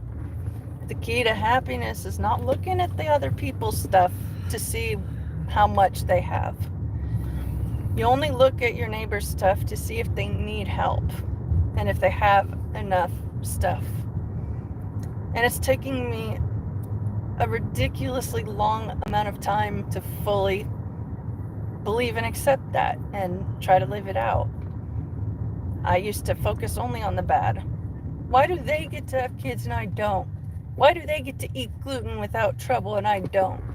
Why do they get to go a whole 24 hours without back pain or need for pain management? Why do they get to go days without headaches? Why do they get to live life without anxiety attacks and depression fits? Focusing on that didn't make me better. It made me worse. When I started trying to focus on, there are people that have it worse than you. Be grateful for every single good thing that you have, because there's people that don't have what you do. And if we were rich, we'd be the kinds that would be helping others out. But inflation has ruined work a good chunk for us. So we're struggling, but like I keep saying, life will knock you down, but you have to keep getting up. When you stay down, nothing will get better. And I'm here to encourage you guys to keep getting back up.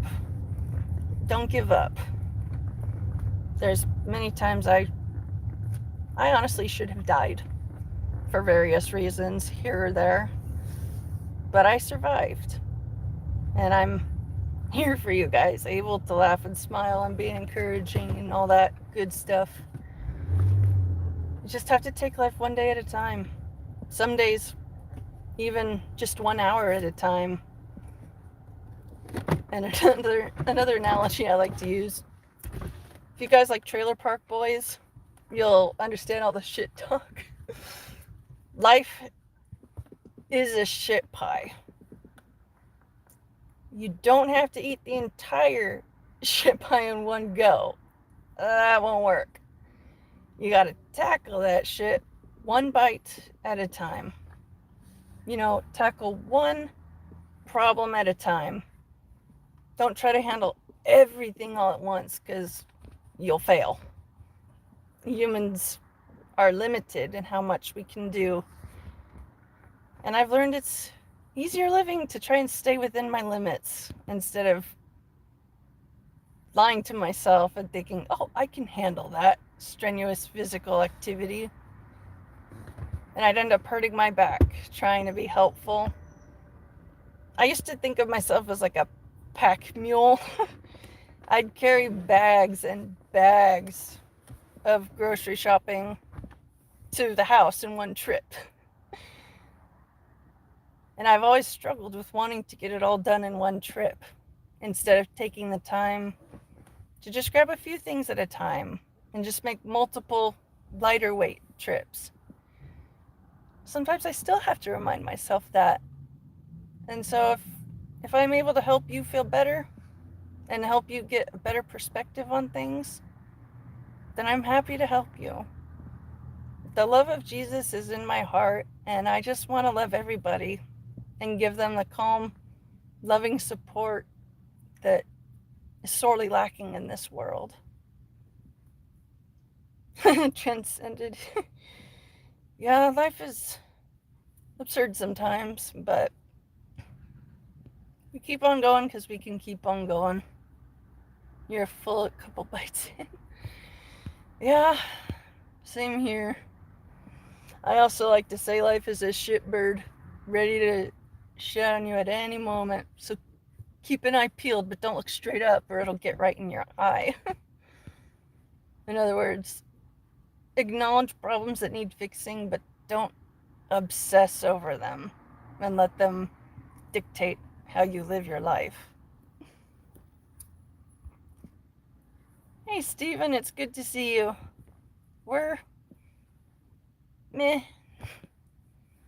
Work has been very, very slow today, but we're holding out hope that it'll get better.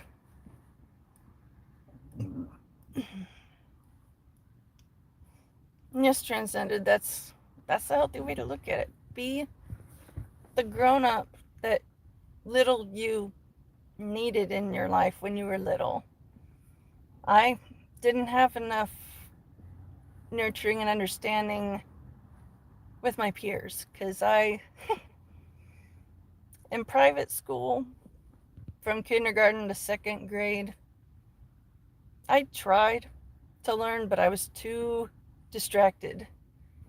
Learning anything was super difficult, and I was so sorely lacking in impulse control. I could not sit still long enough to write the first 3 letters of my name. After a little while, my mom found a doctor that understood what's going on with me, and I got diagnosed with ADHD, the kind where I'm mentally easily distracted. I don't get physical hyper energy, but I'll get mentally high energy and all that. And I got put on Ritalin, and it helped. I was able to actually listen to basic commands that every teacher has to tell their students. But I was still distracted by the other kids. I would hear all these side conversations, all these background noises, and I would get stuck listening to stuff going on behind me, and I would completely not hear what the teacher was trying to teach. And so when I finished second grade, my mom started homeschooling me. The intentions were good, but the outcome was not so good. Mentally and academically, I turned out pretty smart. I always got high marks. I cried the one time I got an F in geometry. All I had to do was take a bunch of benchmark tests to bring it back up again, but I cried that I had reached an F. I was a Hermione Granger of learning. No distractions, just learning. I'm here to do my time and then go. I was not warned about the horrors of public school, and I was kept homeschooled until I finished 8th grade. In those 6 years I was homeschooled, I only ever met up with other homeschool kids a dozen times that I can remember. and all the neighbor kids were younger than me. The oldest other one was 3 years younger than me. So I was severely socially stunted. I wanted to make friends. I tried, but it could never work. And I never understood why no one wanted to be my friend. Public school didn't make it easier. I felt truly terrified because I had been sheltered from being around public school kids. I grew up old school, conservative, Bible following, good moral people, but they sheltered me too much from the stuff that public school kids are exposed to somewhat regularly. So it hit me as kind of like a shock of being thrown into cold water. I cried and I cried and I said, Mom, don't make me go. These kids are animals. Take me back to homeschooling, please. I'm going to die here. Their reasoning for keeping me homeschooled as long as I was so I would learn as much as I could. And they thought high school would be the perfect time to go into public school for the first time, because she has to learn how to interact with the secular world at some point. Might as well be when she's still living under our roof. Yeah, that did nothing for me socially. I, to this day, can't hold on to friends for very long. And it's hard. So homeschooling was good for me mentally. I did learn a lot that I would have been too distracted to learn about otherwise. But I didn't learn how to socialize. I didn't learn social cues and body language interpretation. I was constantly misreading people and their intentions and how they'd be reacting to my presence. I was oblivious. And it hurt not knowing why. But looking back on it now, it's just because I wasn't exposed to unchurched kids when I should have been. I wasn't allowed to watch Harry Potter, Land Before Time, Rugrats, a bunch of other cartoons and movies that, most kids get to watch. But if it promoted any type of casual sex, the parents being idiots and the kids being smarter than the parents, or evolution being promoted as truth, or if the art style was too stupid for my parents' eyes to agree with, I wasn't allowed to watch it. My husband here, he's basically helping me relive parts of my childhood that I missed out on. He's showing me music and movies and TV shows that I never was exposed to when I was growing up.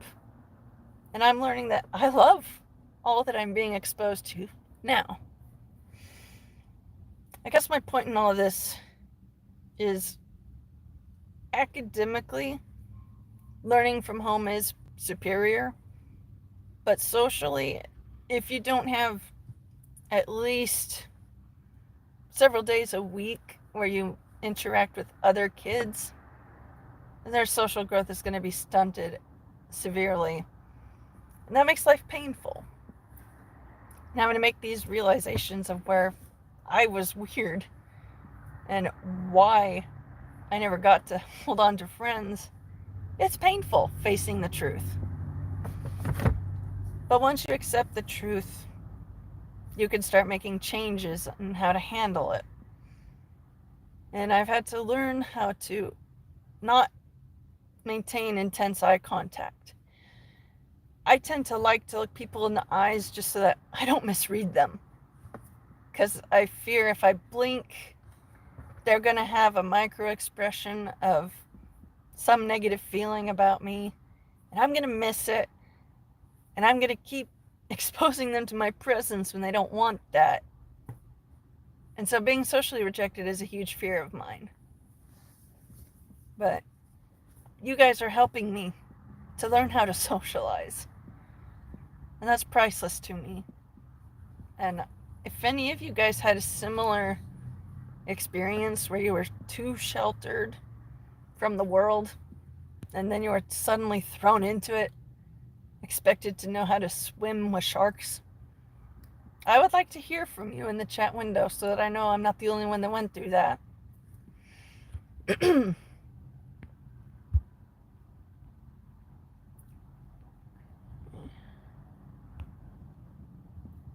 Thank you, Stephen. I really appreciate that. Being rejected for overtime shifts at work, that sucks. It's amazing how stingy some employers can be.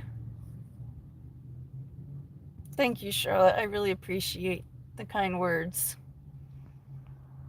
It took me a long time to learn that maintaining my softness instead of adopting sharpness is truly the stronger thing to do. And I've had to fight to hold on to being soft. But it's worth it. And I encourage you guys, if you're able to, try and be soft for those that are in your life who you know are also struggling. All of us could use more love and encouragement from each other. And I just want to provide that for you guys, because you provide that for me. And 10 years ago, I didn't think I'd be live streaming and talking with you guys. And that's another point. You don't know what's going to happen in your life tomorrow or next week or next year. All the plans that you have laid out could be completely made void by something else happening. And it's extremely easy to get thrown off by that and not want to try it anymore. But nothing good in life comes easy. It takes work. And if I'm able to do it, I'm sure that you guys can try as well.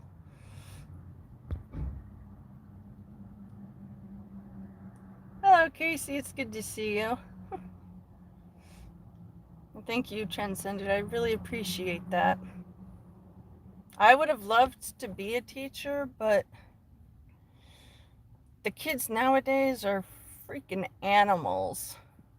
Like, I would have loved to work with kids, but today's kids are different in a bad way. I don't know if you guys pay attention to the news or not, but there's been a bunch of students killing their teachers because they gave them an F, or they made them feel stupid, or they just wanted to know what it's like to kill somebody. And that fucking terrifies me. And I'm worried for the teachers having to be at risk of that. I know I'm not built to handle confrontation all too well. I'm not going to pretend that I do. I try to, but it's never been my strongest quality. If it could be a guarantee that no kids would get mad and try to kill me, being a teacher would have been nice. You guys are so sweet. Thank you. Knowing that I'm helping you is helping me too. Yeah, some teachers got killed by their students after class. And my heart breaks for those teachers' loved ones. No one thinks going to work at school, you're gonna not make it home that day. And it's a sober reminder. No day is guaranteed. You just have to take life as it's handed to you. You can't skip ahead. You just got to focus on doing what you can now, in the knowledge that you're working to make your future better. Because you could be stuck in a shitty situation for 5 years, do nothing about it, and have nothing changed. Or you can use your time to get better and to handle that better. And willpower has a lot to do with it. But yeah, this world is just a dangerous place. And you have to cherish every moment that you can. Even the shitty ones, because at least you're still alive. You're not in the grave. You're not made unable to change your life. While you're breathing, you could still make different choices. And those kids that killed their teachers were not raised well. And I just don't understand how so many kids can be failed so severely. It just breaks my heart. And for the ones that were killed,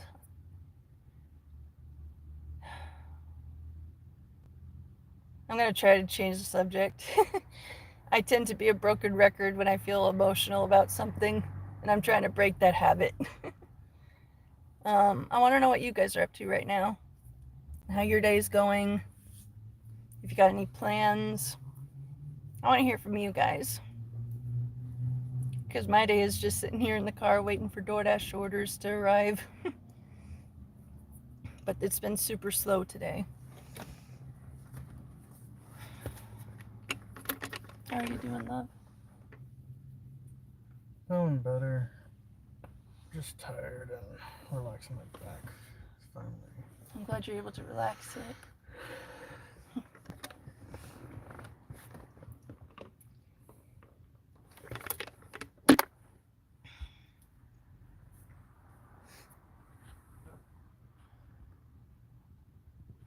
You're just working tomorrow?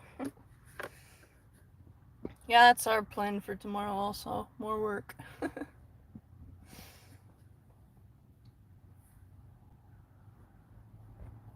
It's already 6:37 at night right now. Wonder what time it is where you guys are all at.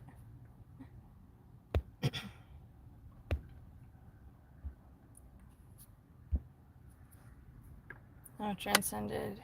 Your mother died when you were 6. Being the youngest half sibling, getting bullied was an everyday thing. That's terrible. That's a horrible experience. Being bullied really does change you. And the people doing the bullying don't care. Some of them even get a sick sense of happiness with bringing others misery. And I'm just trying my hardest to not become like those. It's easy to give in to hate and darkness, but it takes strength and willpower and help from other support systems to be able to make it out. And I just want to encourage all you guys, it can get better. 7:37 in Arizona. Okay, so you're just an hour ahead of me. 2:38 where you are. Dang. So you're staying up late. I appreciate it.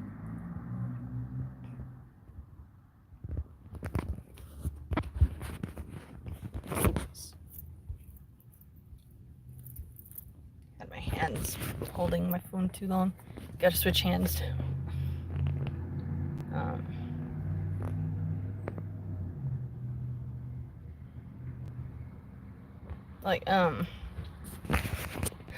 I'm remembering a bullying case that I just read about. This poor girl, 14-year-old, beautiful girl with her whole life ahead of her. She got severely bullied to the point where she tried to check out of life's reservation using a rope. She was found before she died, but she was clinically dead for several minutes and has irreversible brain damage. She's basically a vegetable now because of bullying. And the even worse part, the bullies went to the hospital to mock her for being brain damaged now. And it's things like that that inspire me to be even softer, because everyone's in pain in one level or another. We're all going through stuff that others don't know about, and you never know when your poor reaction to something could be the final straw that breaks someone's back and they give in to the depression. That's why I just want to encourage everyone, be kind as long as you can, because there are those who enjoy making others suffer. Yeah, and they even filmed it, and they're not in severe trouble. The parents of the poor girl are trying to sue the parents of the bullies. I have not read any updates on that, but this world is full of hate and violence. And as much as we are able to, we got to do what we can to make it softer and safer for those who are already struggling. Right, transcendent. I mean, being nice, not saying something hurtful, it takes no money, no effort. But these people got raised wrong, and they think they don't owe anybody anything, but other people owe them. Complete insanity. And I'm just thankful that even though socially I wasn't brought up the best, at least I didn't turn into a monster who likes hurting innocent people.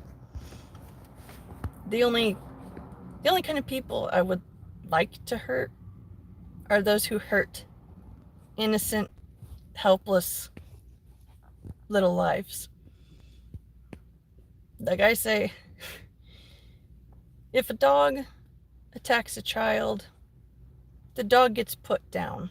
There's no other option.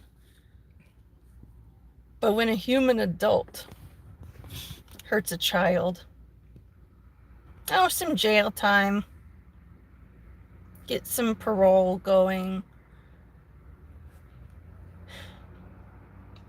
Those are the people who I would like to hurt. Those who hurt innocent life just because they can. Like, I'm not going to go too long into this, but the whole Holly Weird, Diddy, all that evil stuff, it's been going on forever.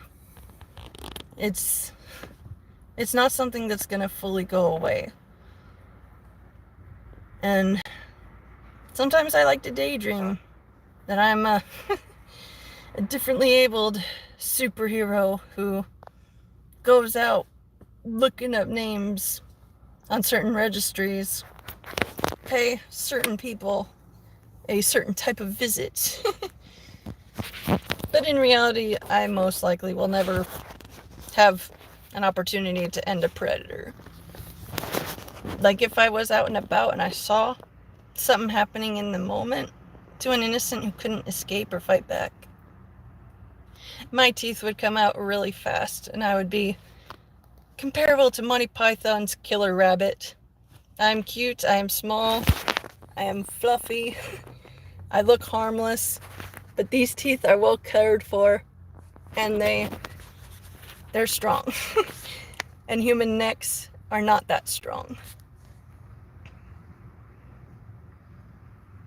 You transcended, a monk in the Himalayas would be super peaceful. My husband and I like to dream about making our own Hobbiton with little hobbit homes, a lake, some farm animals. Just a simple happy life away from all the city drama and things. But we're stuck where we're stuck. You have to learn how to bloom where you're planted and not wait until you're in optimum ground. Because if you wait till everything around you is perfect, you'll never do what you're waiting to do. And I've had to be reminded that many times. It gets easier, but it's hard at first. And everything takes work. Yeah, Charlotte, people believe that if she had died, she would have gone to hell. Yeah, I don't know what the girl's situation was regarding her relationship with Jesus or not, but my heart breaks that she was treated so evilly. And there are other kids going through that too, that their stories don't make it in the news.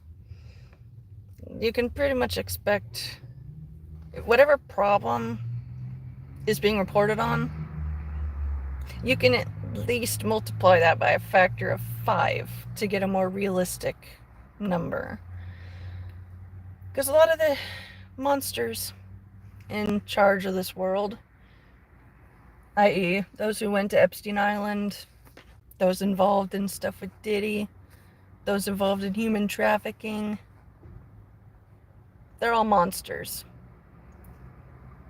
And I'm praying that the monsters will be found guilty and put behind bars forever, and that good monster fighters would take their places in government positions and the public eye. And unfortunately, I can't do any of that, but I can pray about it to happen. And a lot of people have been caught, which is what I've been praying for. I have a specific set of things that I pray for every day. For the monsters in this world, the ones who feel no guilt in making innocent lives suffer, I wish for them, the monsters, to lose every bit of income, wealth, material possessions, every material, tangible thing. I pray it all be taken from them. I pray their properties be rendered unusable to them, so they have no money to pay to stay somewhere, and they have nowhere to go to hide out.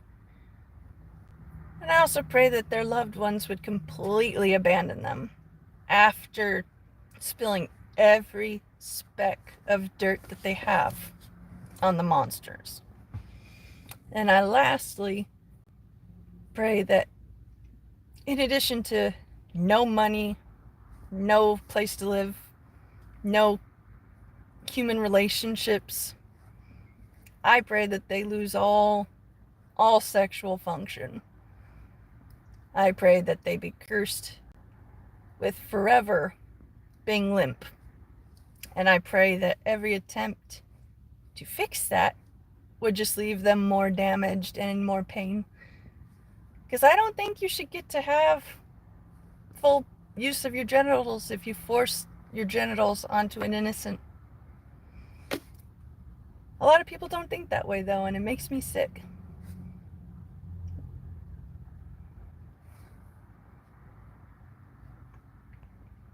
Just meditating really does help.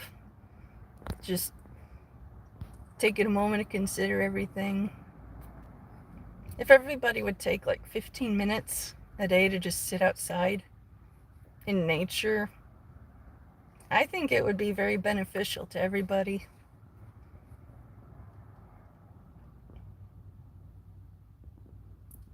Remember to never wish bad on people. Yeah, I do remember that. But then I learned about the whole human trafficking thing. So So those are my prayers for the monsters, that they lose all of their money, every form that they have to get money. I pray they be completely broke, like moths flying out of their coat pockets, broke. No property to stay in, no safe shelter to hide from people who care about kids and want something done about it. And that no human would show them kindness, ever. I want them also to never be able to have any sexual pleasure ever again. Those are my curses on the monsters. For the victims, I pray that they would be rescued from the hellholes they're kept in, and that they all would find true, complete healing from every wound that those monsters inflicted on them. And that these victims, these survivors, will be able to make a life for themselves and actually live and not be used as a disposable object to be used and then tossed when it breaks. And I pray for the ones that are dying who won't get help in time, that God would take them into his loving arms right now so they wouldn't suffer another second. And I also pray that every victim who has died,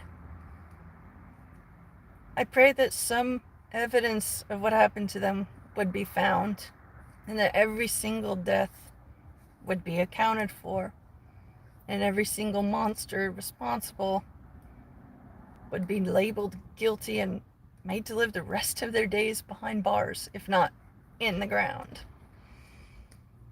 I used to only wish good on people, but if you derive pleasure, or you're willing to knowingly hurt innocents that cannot escape or fight back, I have no good wishes for those, because they made their choices long ago. They chose to do what they did. They chose to keep doing what they were doing. And they're probably doing it still, but under more cover of darkness or whatnot.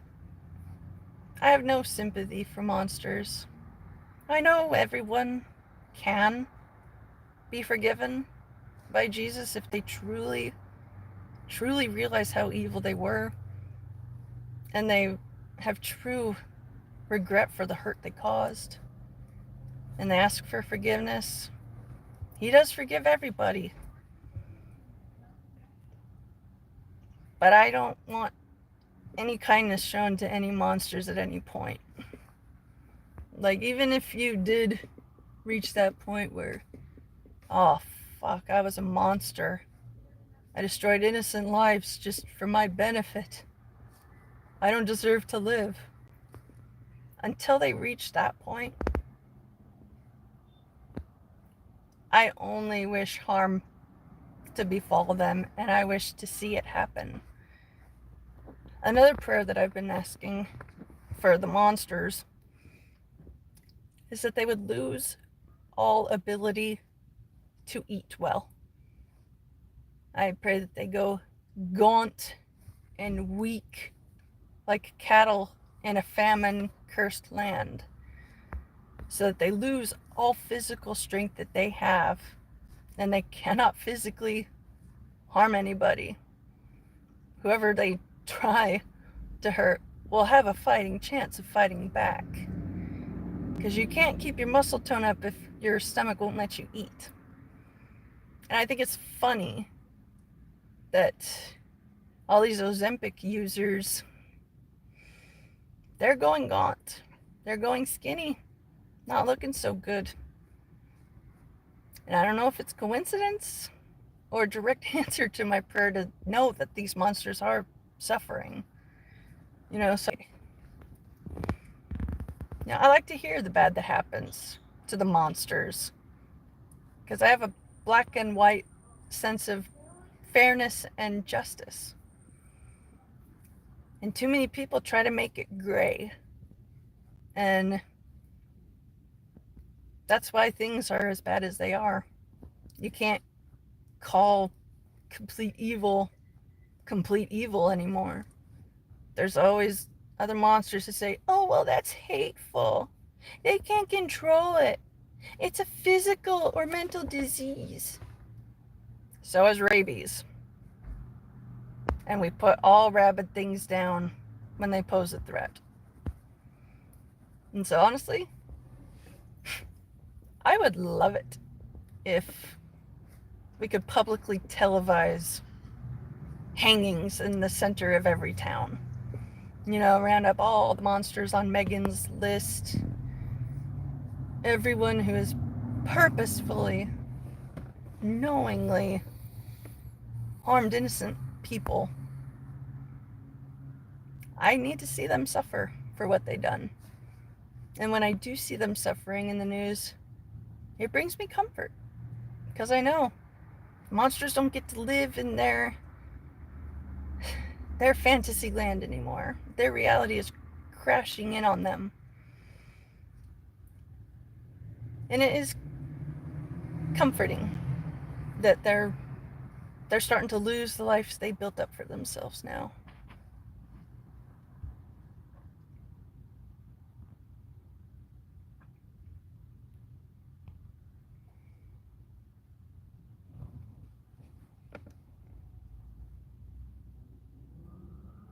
In Ireland, children go missing. That's horrible.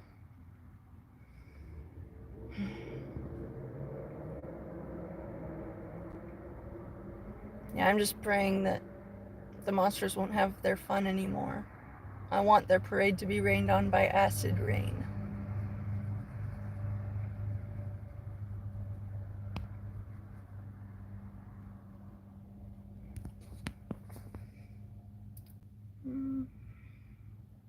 Trying to think of other good topics to talk about to change the mood to a happy one now. Have any of you guys seen any good movies or TV shows lately?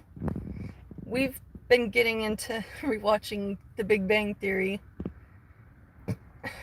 and Trailer Park Boys. I think we should bust out The Office soon. It's been a long time since we've watched it. If you guys have never seen The Office, it's a great TV show about life working in an office and all the drama that ensues. There's episodes that will make you laugh till your belly hurts, and there'll be episodes that make you cry from feels. It's a great show. I highly recommend it for entertainment.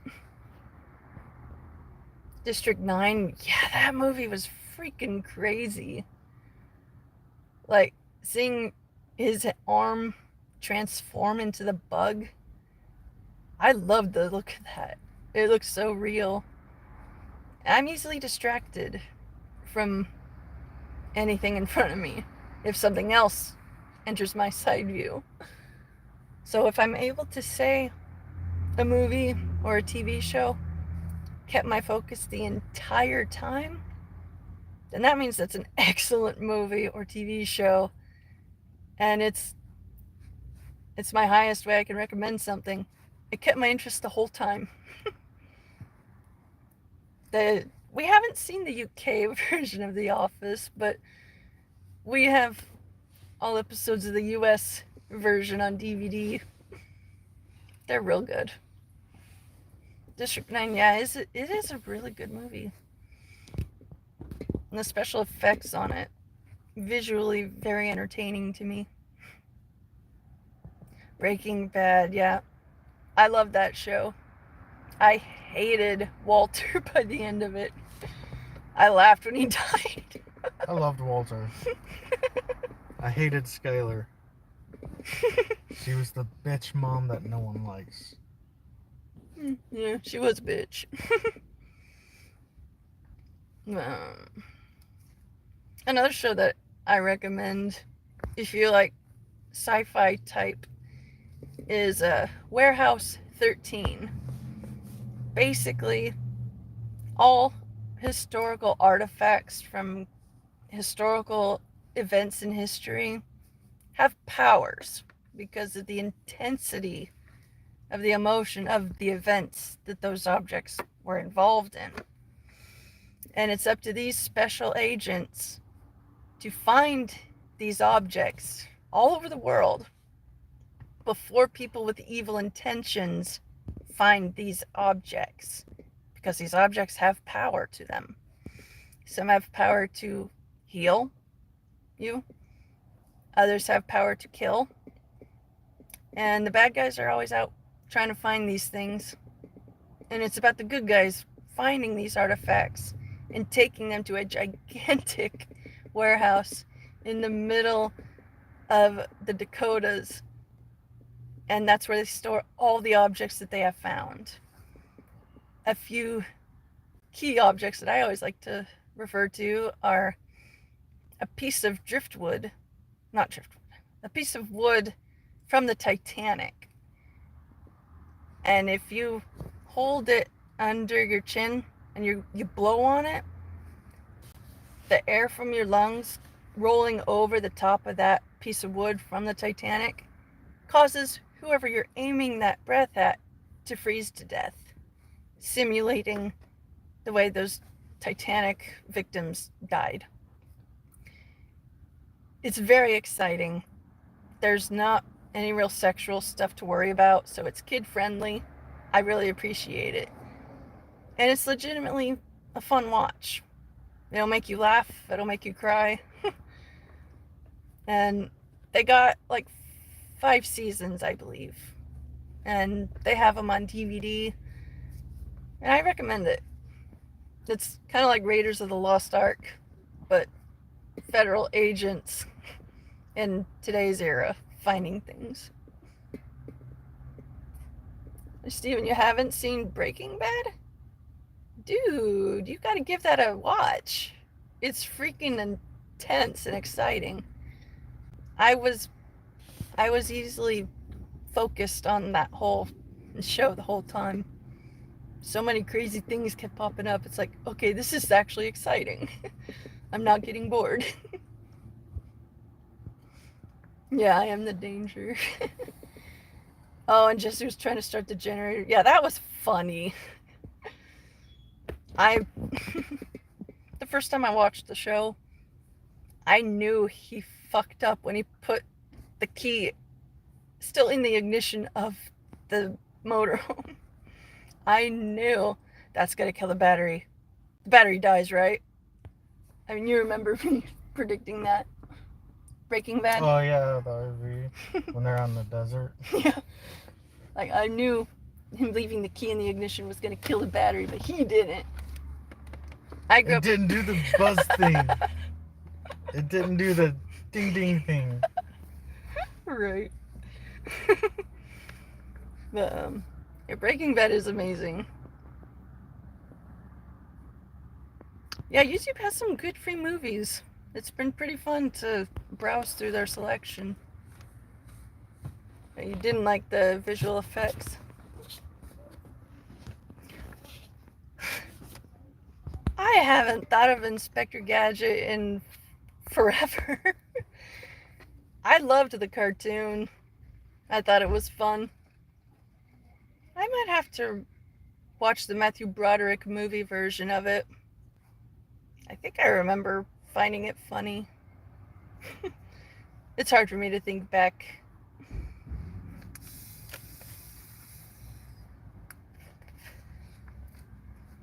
I think my favorite spy gadget that Go-Go Gadget had was wasn't it an umbrella that allowed him to fly? Kind of like the penguin. What? Inspector Gadget. Did you see the show growing up as a kid or no? A few episodes. They're not a whole lot though. Yeah. But I love the device that allowed him to fly around. Oh, the helicopter? Yeah. Where he grabs onto 2 handlebars and has got propellers out of his hat. Yeah. Exactly that. Yeah, you're practically a baby when you watched it. Yeah. There are some TV shows that were good parts of my childhood. Like, I really enjoyed all of the Boomerang network because they had the classic cartoons like Yogi Bear. They had the Flintstones, the Jetsons, a whole bunch of other good cartoons. And I really loved Tom and Jerry and Looney Tunes. Those were good parts of my childhood. And I cannot go without laughing whenever I hear someone yell out like Tom when he gets injured by Jerry. That type of scream always makes me laugh. Brother Bear, wow. I haven't thought about that in a long time either. That was a good one. Frankie Boyle. I'll have to look him up. A comedian I really like. He is passed on. He died a while ago, but his videos are still on YouTube. John Pinette.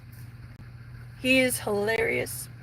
He was an obese comedian who had jokes about food. And there's a bit where he talks about going without gluten. I almost died from suffocating, from laughing so hard as he portrayed kind of what I went through. So if you want to laugh at food and exercise and travel jokes, John Pinette is great comedy.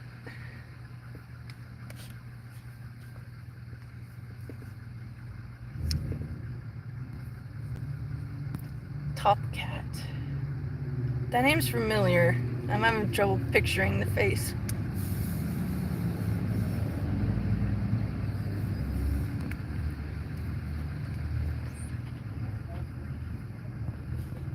There's 3 seasons.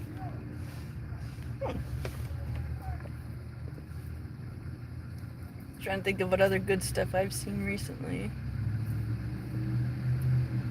We recently saw the latest Godzilla movie where he has the pink electricity. I thought that was the most badass thing. Because, I mean, we're used to seeing him with the blue energy. And I find it funny that the more potent form of his energy is pink. It kind of made me feel a little bit empowered too. What else was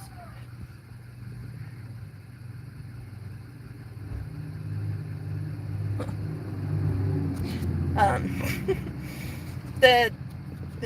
The new movie Deadpool versus Wolverine, that's hilarious too. If you haven't seen any of the Deadpool movies, I highly recommend them. They're extremely hilarious and keep my interest the whole time. Ryan Reynolds, he is Deadpool. I can't picture any other actor portraying Deadpool as perfectly as he does. Yeah, John Pinette, he's really good. He's got comedy bits on YouTube. You could specifically look up John Pinette gluten and his little bit about having to go without gluten because his doctor told him to. John Pinette? Yeah, Pinette. John Pinette. Okay. I thought you were referencing Seth Rogen. No. And This Is the End. Well, This Is the End is a great movie. I recommend that one too if you need stupid humor to laugh at.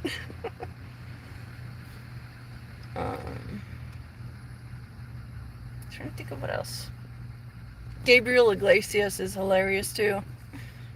He's great at giving laughter. Like, you should listen to his racist gift basket sketch. It is so hilarious.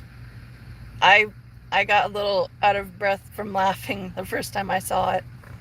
And I still laugh every time I see it. I'm happy that there's still a few of you guys here. It means a lot to me that you're sticking around. Transcended and Steven, you guys are bros and I appreciate you. Have you guys seen any other movies or TV shows that you recommend? I forgot to mention, I also got into watching some anime. I really love One Punch Man and Attack on Titan. Full Metal Alchemist was also really intense. And Futurama is also pretty good. Well, Charlotte, I appreciate you being here as late as you have. I appreciate the prayers very much. And I'll be praying that you get great quality sleep and that tomorrow goes as perfect for you as it can. I'm praying for you also.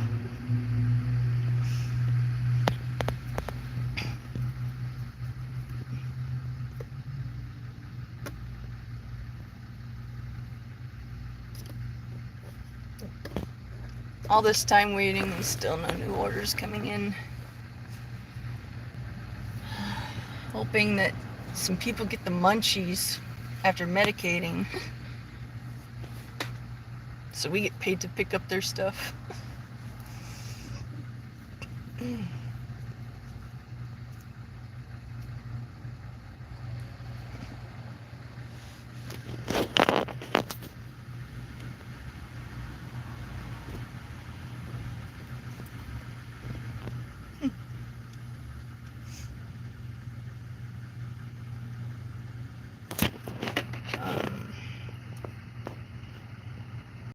What else is fun to talk about?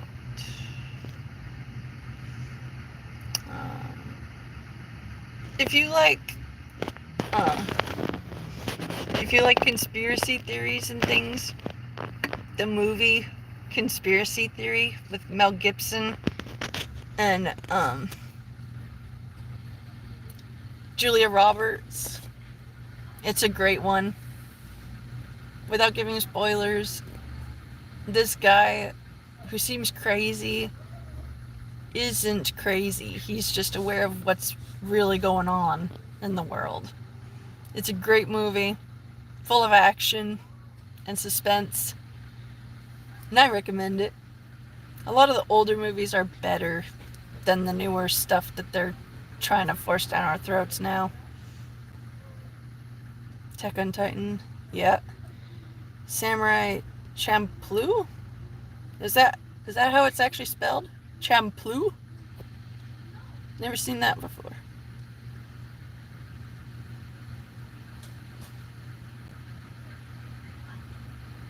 Oh, Charlotte. Insomnia caused by traumas. That's a whole different beast to have to wrestle with.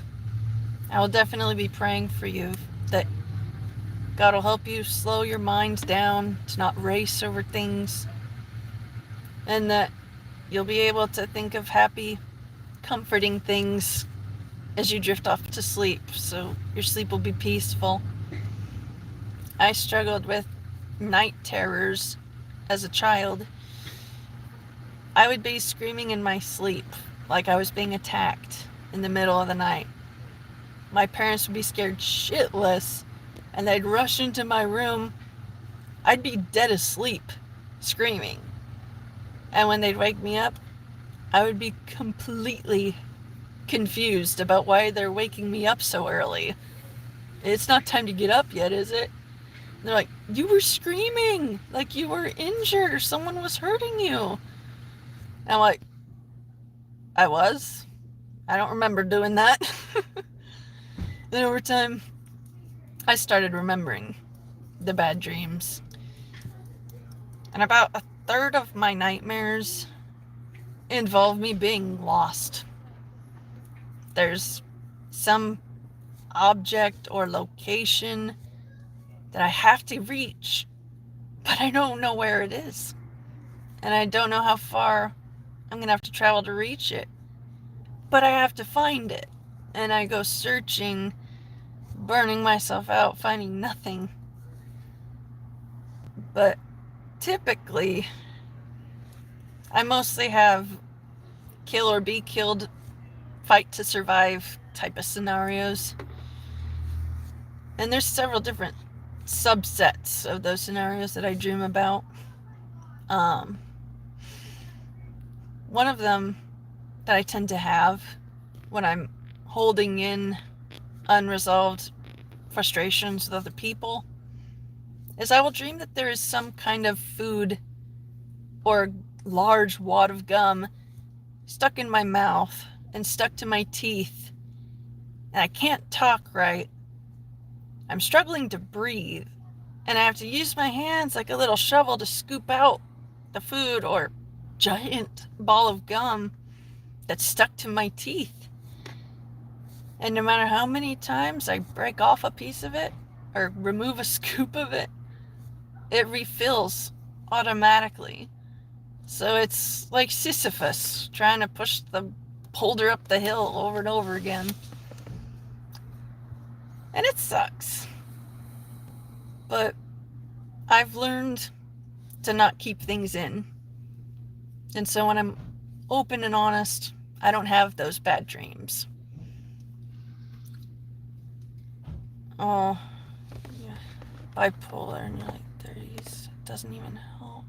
But it does keep you from having mania. Well, I'm sad for you that it doesn't fix your insomnia, but I'm glad it provides you some help. I have a couple remedies that I use when I have insomnia. I'm hoping these will help you too.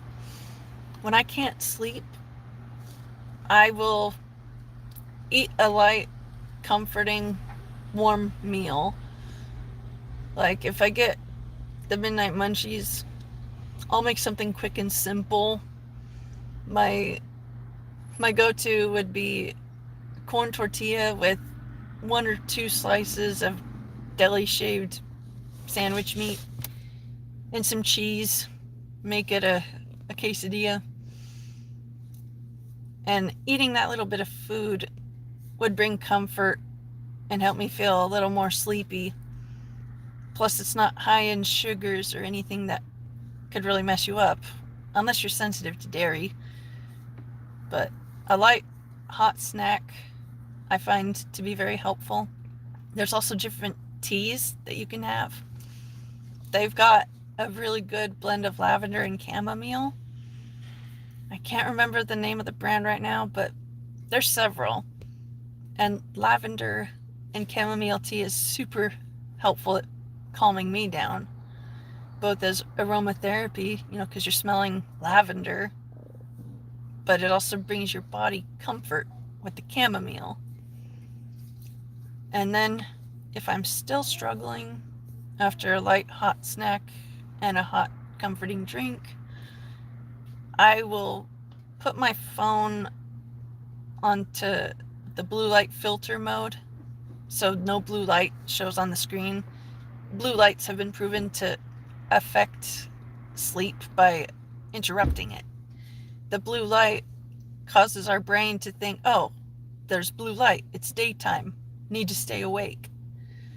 And so turning on the blue light filter and having the brightness on my phone as dim as I can, I'll go onto Reddit and I'll look at cute things. I'll go to specific subreddits like r/all or r/pets. I make myself treat myself with comfort and healthy, peaceful distraction. I used to just get mad and toss and turn until my body would eventually give in. But I would say try a hot little snack, some chamomile lavender tea if you can get any, and just looking at cute, happy things that put you in a relaxed state of mind. And also praying for help for all of those remedies to work together.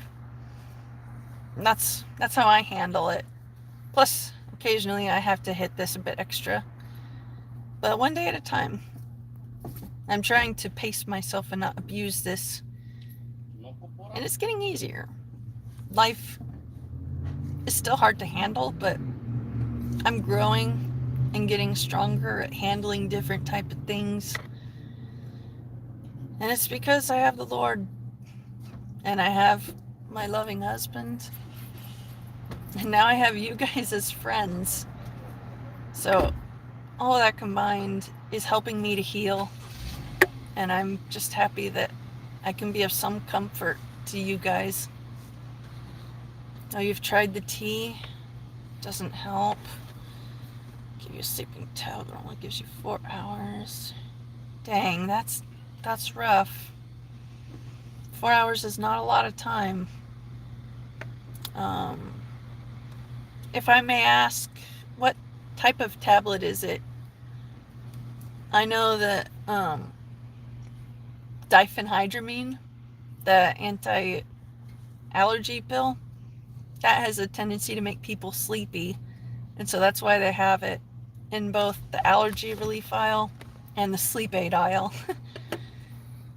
And what else? That's pretty much all that I can really think of. And maybe some light stretching, just to loosen up a little bit and get comfy. I'll be praying for you that you'll be able to find the remedies that work best for you so you can actually get unbroken sleep. Insomnia is horrible, and I'm praying for you, hun. Hello, Perry. I'm physically tired, mentally tired, but emotionally, I'm doing good. I have a bunch of nice people here that are being comforting and understanding. So I'm doing pretty good. How are you doing? Oh, thank you, Elevate. I appreciate that.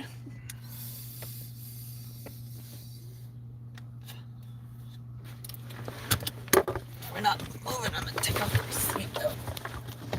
We're at work right now. We're sitting in the car. Me and my husband waiting for DoorDash orders to come to us. Because that's our work. And it's been very slow today. And we're hoping it gets busier. But not a whole lot going on here.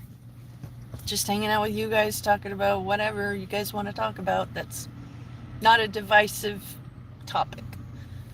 I intend my live streams to be a sanctuary for people that are hurting, to find and connect with other people who are hurting, so all of us people who are hurting can help comfort each other, because we know what it's like. And for the most part, everyone's been that way for me, and it's been amazing and a huge comfort. And honestly, I think I have started sleeping a little better, just because I know I'm not the only one going through specific types of pain right now. And having my wonderful husband, that helps a great deal.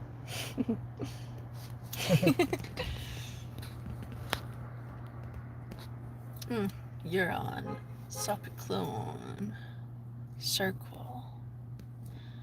Okay. I'm familiar with Circle. I've heard of that one before. I haven't heard of Zopiclone, but has your doctor tried any other sleep aid for you? Or do you think the others that are available would interact badly with what you're taking? I don't mean to seem invasive. I just have a lot of medical problems, so other people's medical problems fascinate me. I like to compare notes. Physically, you can sleep it off. Emotionally tired, will give it time. It will pass. Mentally, it will pass when you get a good sleep. You're 50-50. You were hurting emotionally, physically, and mentally 8 months ago. You started coming onto my lives. I'm almost gonna tear up because it means a lot to know that I am helping that much for you guys. I've had a lack of support through some really hard times in my life. Years long before my husband found me.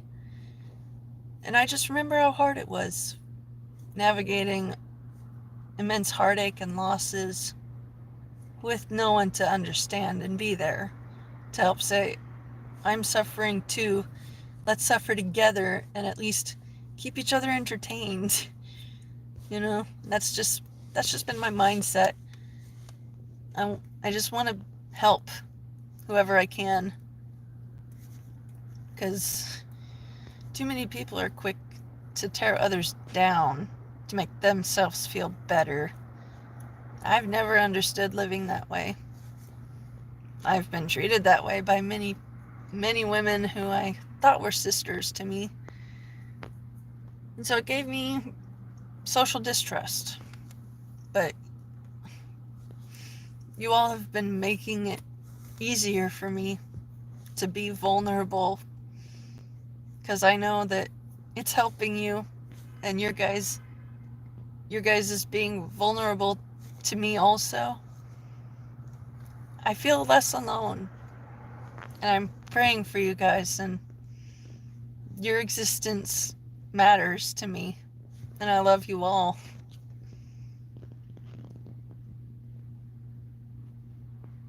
You had plastic orbital bone reconstruction surgery 20 years ago. You almost lost your eye from baseball. I have never broken any bones.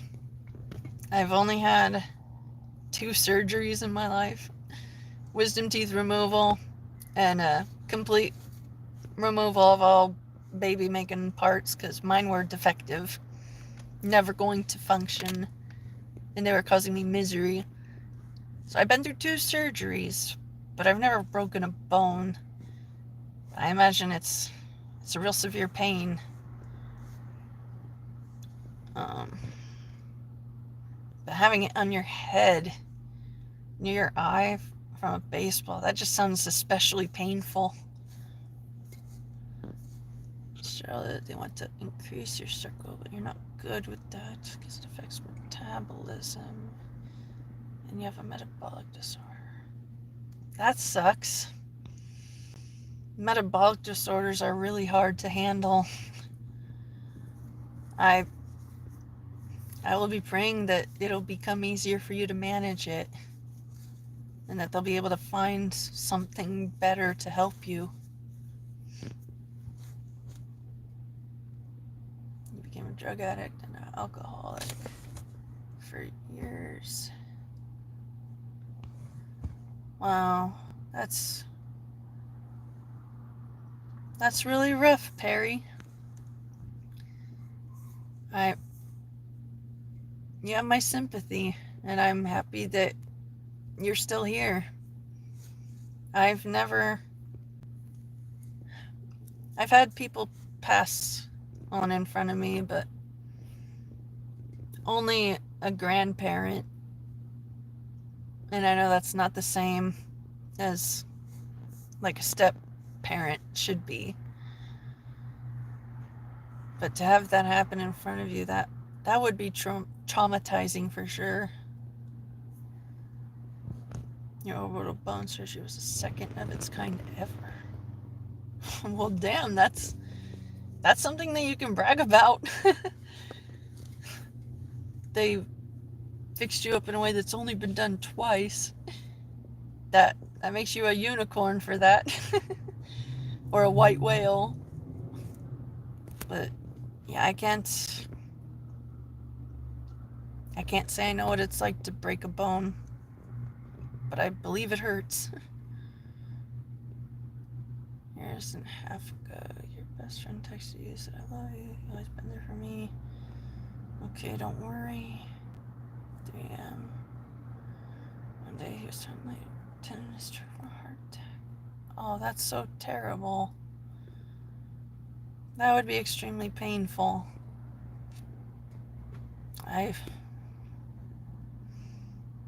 I'll be praying that you'll be able to recover from that. Losing a best friend,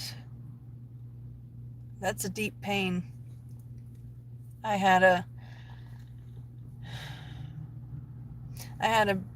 guy that I loved as a little brother, and he saw me as his big sister. He had cystic fibrosis, double lung transplant.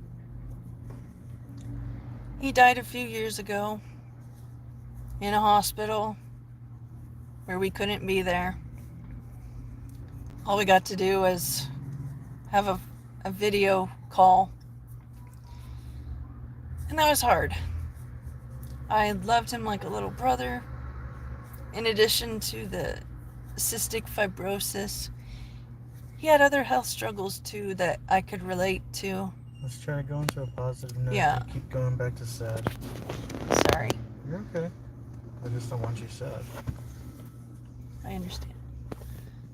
But my point is, he was a best friend to me, and when he passed, it really permanently altered me. So I know what it's like to lose a best friend that way. I'll be praying for you and your friend's family and all those who loved him. But yeah, I appreciate that. I imagine it wasn't easy for you to share that with all of us here. But yeah, your best friend messages happened for a week before telling him to get a hold of me. Yeah,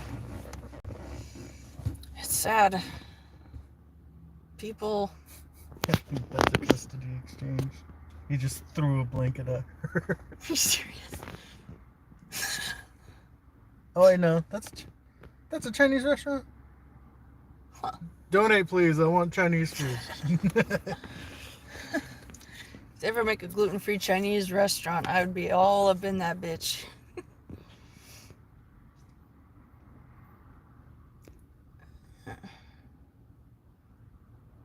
Yeah, having people that don't understand your pain, it makes life harder. But those of us here, we can rely on and depend on comforting and encouraging and praying for each other. Or at the very least, giving life advice that has helped them get through rough stuff.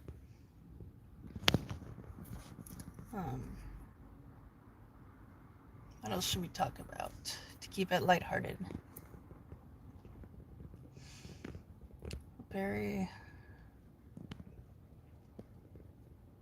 Yeah, that's a lot of stuff to have happen. That would be overwhelming. That's amazing that your eyesight is fully normal. But I can imagine not feeling some of your face. The nerves on the face are very complex. Oh, too much anesthesia. Yeah. I've heard cases where that was what happened and it didn't end well.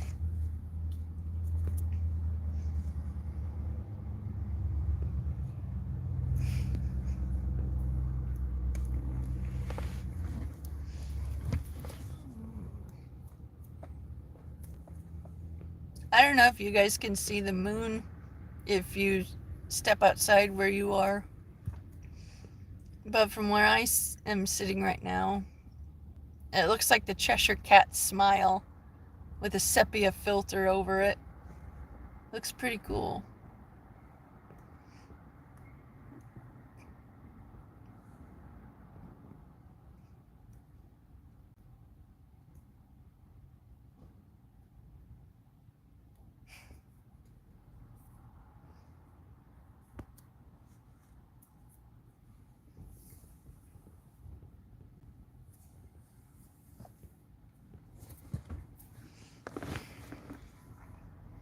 I almost wonder if DoorDash paused us without saying it.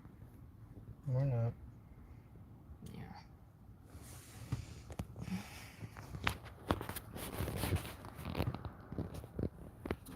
And our dash ended 4 minutes ago. Cool. We made $11. 11. We made $11 in 4.5 hours. Yeah. Fantastic. Yeah, being out here for 4.5 hours and only earning $11 is pretty discouraging. Can we get an F in chat? Right. That's why our bills are piling up, and we're stressing a bit more and more each day. Hashtag homeless. Right. Oh, where you are, it's 5:30 and it snowed. That's pretty cool. We haven't had snow here in decades where I live in Central California. When we look up, we're all under the same sky, moon, and stars. That comforts me. Yeah, I find that thought comforting as well.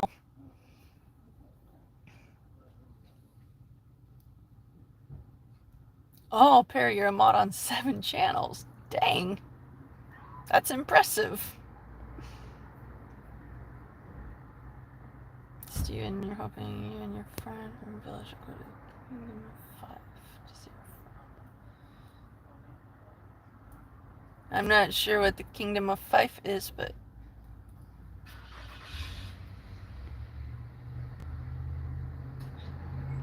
it's 10:30 where you are now. Dang. So yeah, it's nearing the end of your night then. Do we have any other shifts scheduled? 8 to 9, but we gotta wait for it to sign in. Okay. Well, I kind of want to fucking go home. If you're in that much pain and you're that tired, No, it's not just that. I'm disappointed. We're not getting any fucking work out here. Yeah.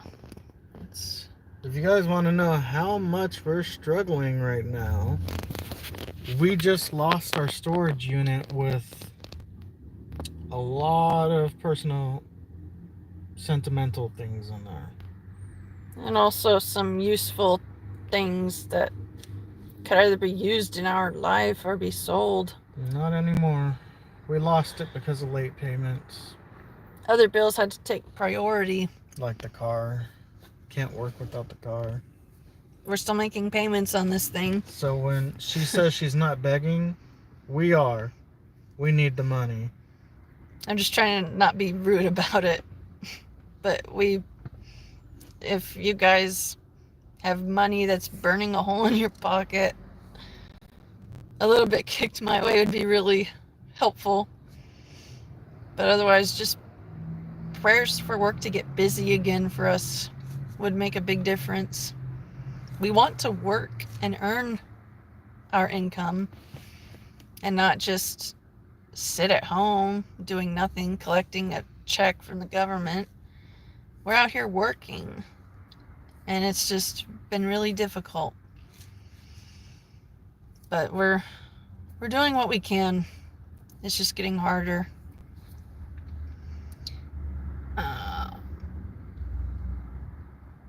Oh, it's a place in Scotland. Okay, that makes sense then. I don't know much about Scotland. I work in multiple apps. We typically just stick with DoorDash, but sometimes we'll be live on Instacart. We're on a wait list to start working for Uber Eats, Lyft, all those other delivery services. We're waitlisted because there are so many people already working for them, and there's only so many orders each day to be split among all those active. So DoorDash is basically it for us, and it's not as reliable as it used to be.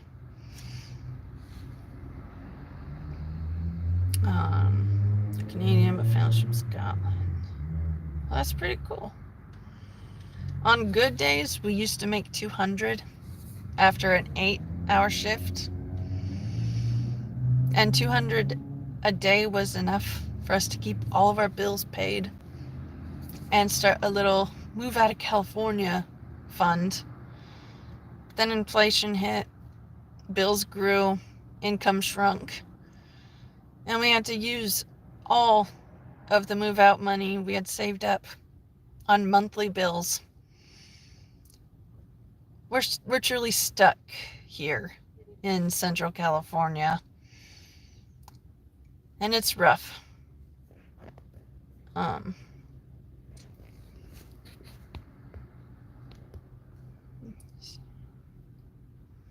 Should absolutely do multiple apps at the same time.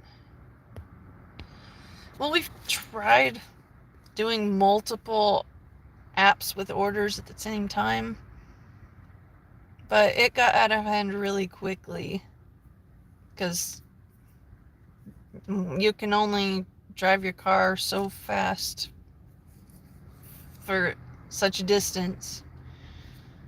And there was one point where we had 4 orders in the car, and that was too much for us to handle. We barely got it done, but we both agreed not again. But it's just been rough. It's unpredictable.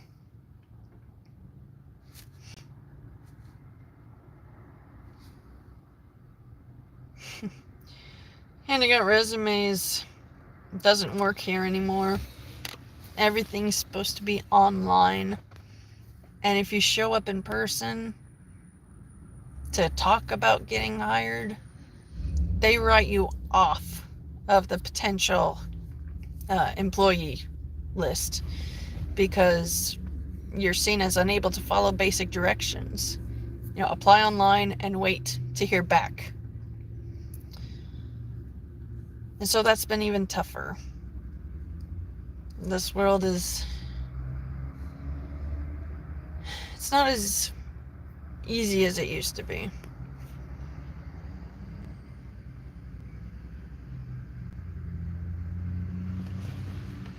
4 is better than none. We got bad reviews though when we did 4 because we were late to all of them. It was very stressful.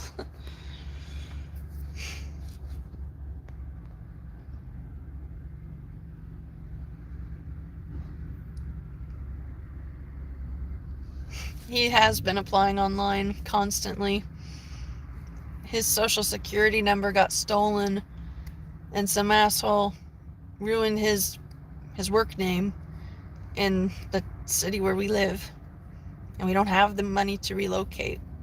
We're stuck here. My husband has filled out thousands of job applications to a bunch of different places, and not a single call back or request for an interview. Absolutely nothing. So DoorDash is truly all that we have.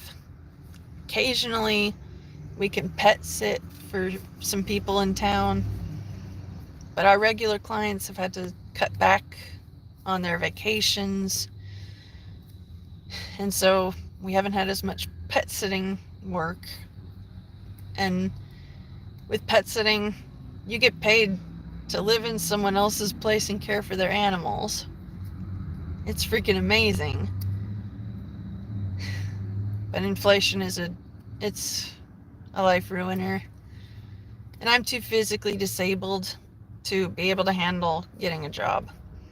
I require constant access to medical cannabis. Otherwise, my back feels like I'm being stabbed with a dozen hot butter knives on every muscle connected to my spine. And it feels like the knife even penetrates to my hip joint, where just walking hurts. So I need this to have a quality of life. And I don't know of any employers that would have work that I could handle while medicated. So right now I'm trying to do YouTube, because I don't gotta call in for schedule. I just film and upload and see what happens from there. I've only been live streaming because it's been easiest, but I am going to work on actual videos to be uploaded. And I'm just getting the ball rolling here, and I'm praying that the momentum will continue increasing until we're actually able to have money to pay bills just from my videos. So prayers for that to succeed are greatly appreciated. And having you guys watch and interact with me and subscribe to me, it all helps. And I thank you guys for that.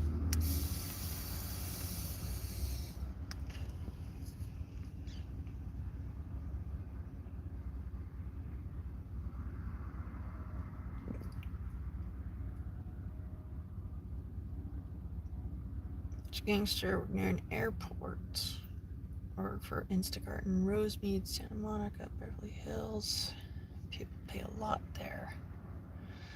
Well, if we could have the gas money to get over there and bring all of our shit over there, it's not feasible at this moment. It sucks. He has applied to a bunch of those type of jobs, but even they don't give us callbacks. The identity thief truly ruined my husband's work name. And the worst part, we don't know who did it.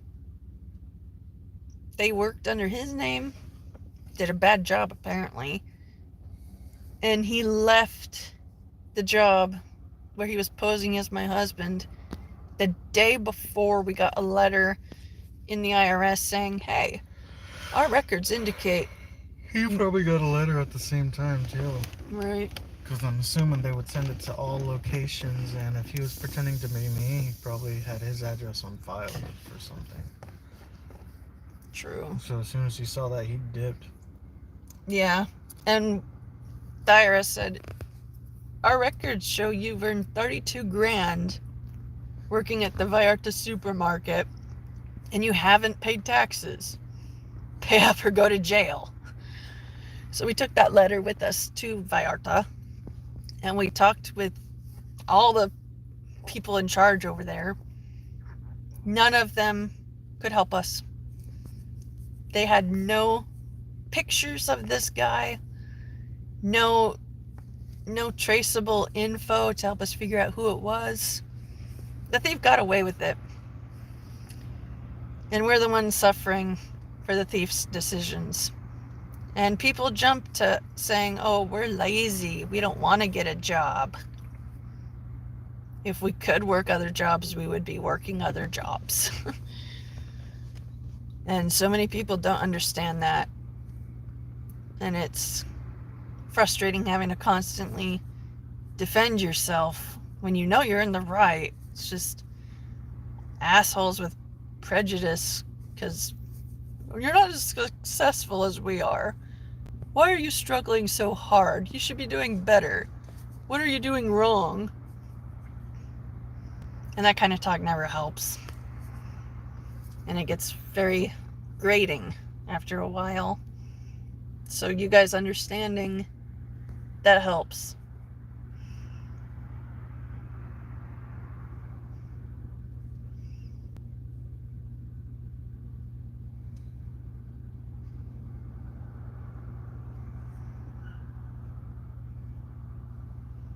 I believe my husband applied to UPS, USPS, FedEx, all that stuff. No callbacks. Literally thousands of applications and no callbacks.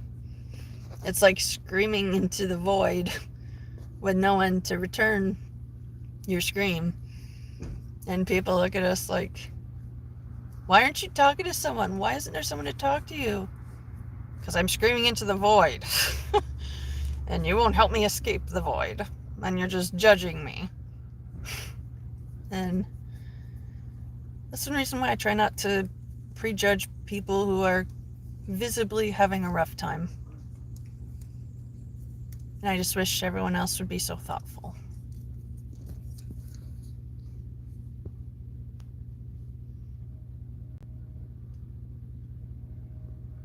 Oh yeah, you live a few streets away from it. Yeah, 32 grand for working at a grocery store, and they had absolutely no info to give us on how to find the guy.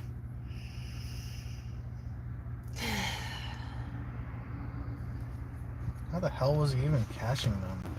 I don't know. Probably just signing and endorsing it, but at the same time, they kind of know my signature. So again, I'm like, how the hell was he cashing my shit? Makes no sense. But the one good part of it was the dumbass left a final paycheck. And since it was in my husband's name, he got to claim it. We got a few hundred for our troubles. Which seems reasonable. $5 or a few $100 and your identity ruined forever. Or just nothing happening at all. We'd seen movies and things about identity theft. We never thought we would be affected by it. And so that is the crux of our financial troubles. Some asshole ruined my husband's work name, and no one's giving him the chance to prove himself. Thank you, Perry, for stopping in. It was really nice to meet you, and I hope that you have a good rest of your night. Security companies hire on the spot. No, my husband's tech savvy, and he knows how to avoid traps online. He's had to teach me internet safety. And I think he did apply to be security guard, and they just, like everyone else, they never replied to you. Mm-hmm. I have my guard card. I got my food handler's card. I am trained in CPR. I have defensive driving training. Dude, You're a chef. Yeah, I'm a chef. I have so much skills that are essentially useless right now because it's flooded with an industry of people just getting cheap labor. And I'm shit out of luck for it. Yep.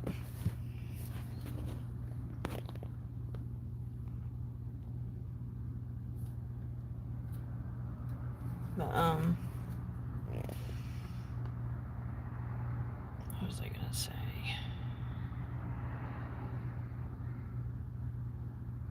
I had something that I was gonna say, but I forgot. Oh well. Yes, my husband has taken a defensive driving course. He is always the driver because he is always paying attention and skilled in what he does. I am made slower by my pain management, so I don't drive anymore. If I know I absolutely have to drive somewhere, I have to make myself fully sober up so I can drive safely. But that causes my physical pain to be overwhelming. And overall, it's not a good time for me. So I don't do the driving. But we've had many almost accidents from other drivers switching lanes and cutting us off without a turn signal. And people almost ramming us from the back because Phrasing. because driving the speed limit is too slow for them. And then they angrily speed past us and cut in front of us. And we have had a few almost T-bonings. Driving isn't fun anymore. And I'm thankful that my husband does all the driving, so I don't have to stress about that. I just try to act as a second pair of eyes to see any possible danger up ahead. And so that's why when I'm live streaming in the car, I will be looking all around just to help keep an extra set of eyes out for safety. And it's just rough. We don't know what the identity thief did. We have no info at all. And so I'm certain they worked damn near everywhere, at least for a little while, and did a shitty job at it. And we're having to pay the price for that. And the identity theft was like 5 years ago, and it's still hurting us. There have been a couple of jobs where it was going to an actual place to work, but the jobs wouldn't pan out. The pain from having to stand all day is too much for my husband's back, because he was in a car accident a few years ago, T-boned. The impact was so strong that it gave him scoliosis, where his spine leans to the right, because the impact forced his upper half to shift to the right suddenly, while his lower half stayed put. He's tried factory jobs. You've worked as a sushi chef. You did pretty good as a sushi chef, but personal drama with the owner and the owner's sister ruined it. The sister, who was doing most of the work, wasn't getting as many benefits as my husband was. So there was a sisterly spat between the both of them. And that little sushi business, it failed. I was the one literally holding it up. Because of my OCD, I was legitimately think of it like this. I was so good at my job, I was rolling more sushi and prettier looking sushi because of my OCD. Better than the Asians that owned it. And had been running it for years. And then they let me go and they lose it all. They were literally about to expand too, because I was getting them so busy, and because I'm a good sport and I was a good worker too. My boss had no clue about an online presence, so I made her an online presence, and that's what drove the business into getting a lot of customers. They really should have kept me, because I was supposed to open a location and run it all by myself. In the next town over from us. Mm-hmm. So not just a few blocks away. But because personal drama got in the way of those two, they got no business now. And my point in saying all these things is he's tried working different types of jobs. The few that gave him interviews and agreed to hire him, he would stick it out as long as he physically could handle it. But when you have a back injury from a car accident, standing on your feet all day is torture. He would come home, I'm sorry if this embarrasses you, but he would come home almost in tears from the pain. And it just broke my heart seeing him suffering like that. I would give him the Voltaren pain numbing gel. I'd give his entire back a coat or two of that and give him a massage to help with the pain. And even after all of that, he would still feel some achiness in his back. So we truly are limited in what we can do. And if DoorDash would just get busier, things would get a lot better for us. But yeah, my man he's got many hats. He has many advanced skills that your average person doesn't have. And because of one asshole, no one will give him a real chance to shine. But the one plus side is that I get to spend all day with him. We are the kind of couple where we don't get tired of each other. We never feel like, I need space from you. Leave me alone for an hour. We never feel that. So it is a comfort that I get to help him. Get out of the car. Get the fuck out. There's a chair in the back. Use that. I'm tired of hearing you talk. That's so fetch.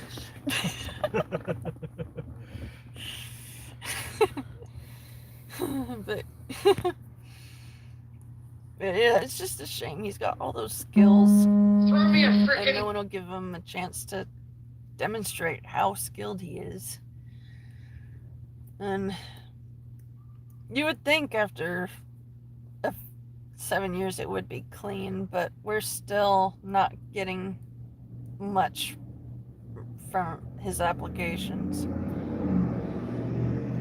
He was gonna be in charge of a second or additional sushi spot in the next town over, but the two sisters running it, they couldn't agree on stuff. And so they had to let my husband go. And then they only stayed in business for a couple of weeks. And then they failed. Because like he was saying, he was the main worker. You take pride in making food look presentable and delicious. And you do it with efficiency. Mm-hmm. And he was really shining at that sushi job, but again, other people's choices made life harder for us. I don't know about if he could change his social, but we did get the identity theft guard with our taxes. We have to get it done every year now just so that this doesn't happen again. And it just makes me wish we could escape to the mountains and just live off the land. He's tried temp agencies, but those don't really do much. It's truly a very poor job market here because there are too many people wanting the same type of jobs, and the few types that are available are too physically out of his ability because a car crash injured his back. And my back has a bunch of different reasons why it hurts.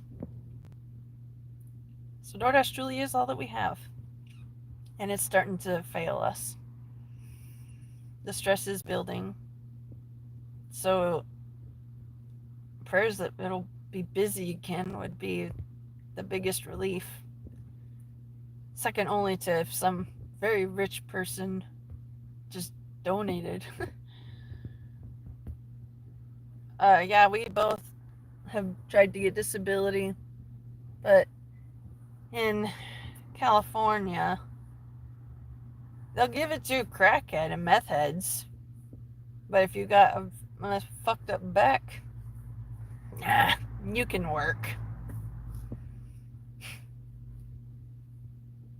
I have people telling me if we go to Texas and I apply there, I am extremely likely to get it, unlike here.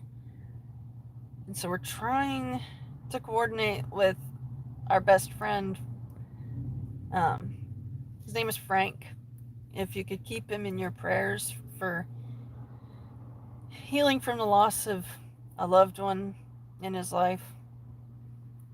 He's taken it hard, understandably, and he is losing vision in the one working eye that he has.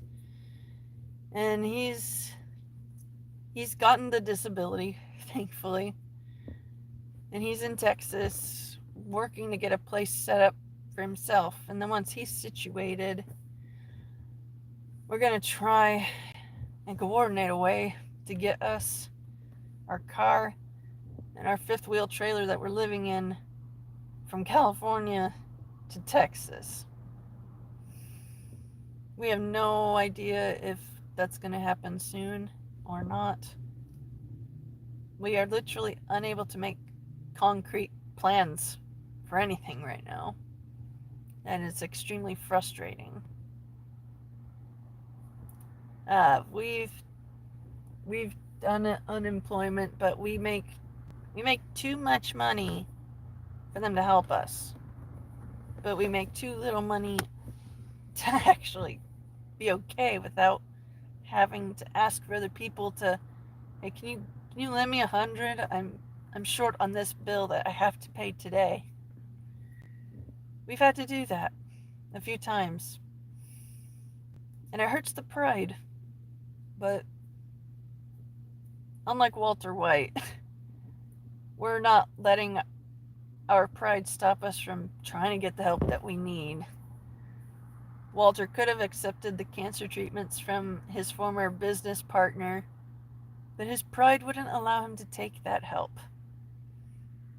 We are asking for that help, and we will take it if it's offered to us. It's just we don't have any good connections for people that could help us. We've had to borrow from family, and it sucks. We're grateful to have family that helps us, but we're sad that we need so much help because of other people's choices. And so we're slowly getting more and more stressed financially, but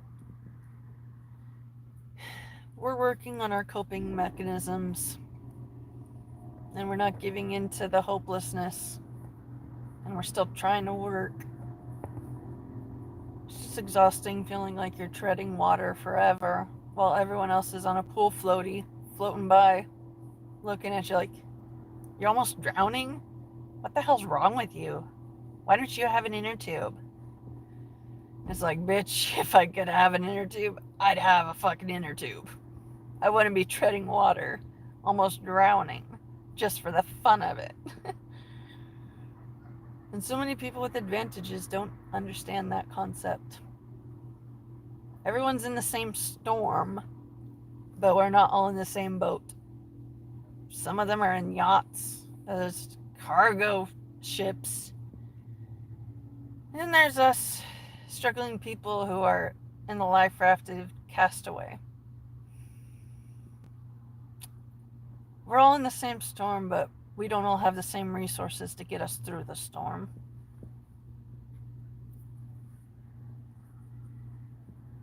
Well,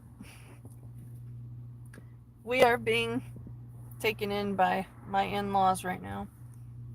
They actually gave us the fifth wheel trailer so we would have a guaranteed spot to sleep at night. And we're on my in-laws' property right now in the backyard.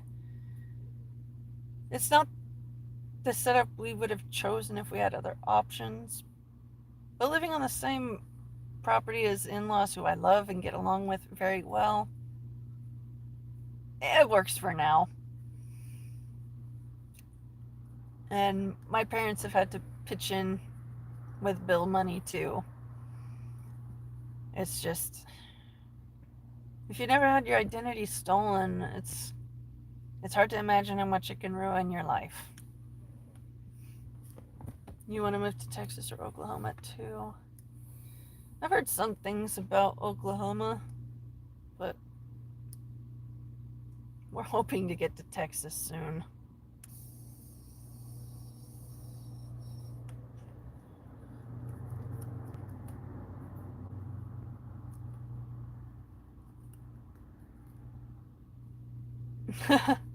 I wish I could. I would lead a mass exodus out of California, like modern day Moses, if I could. I hate our governor so much. If you guys have seen the Hobbit movies, there's this character called the Mayor of Lake Town. He is a rich, spoiled, disgusting greasebag who lives in the ultra most luxurious comfort in a struggling city that lives on the water, that's built up by wooden poles. Literally a man-made city on the water. And he lacks none of the luxuries that could be found. And he tries to take his riches with him when the city gets attacked. He fails to escape with his riches. Newsom bought a mansion in Northern California, if I remember right, over $9 million. So I see him as the mayor of Lake Town, and I wish to see the dragon fire end him.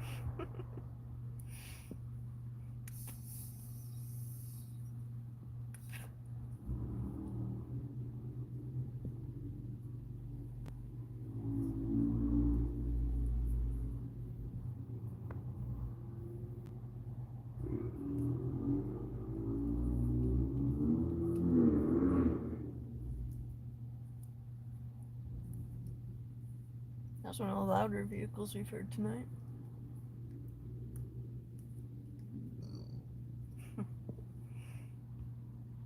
Alright, well, I see there's still 5 of you here, and I'm happy that you're still here. I want to talk about happy mood boosting things now. Talking all the financial struggles it's starting to affect our mood. So, positive topic change. Like, how many times have you said that now? I fall down many times, but I keep getting up, and that's what matters. Just like... What? I didn't say that. Truth or dare? Truth? Do I have any tattoos? I do. I have one tattoo on my left forearm. We got matching tattoos at the beach. Can you see it? Okay, there it is.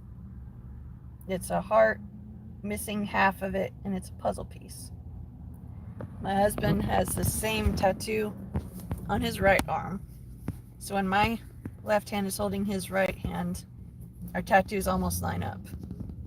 Like two pieces of a puzzle that belong together.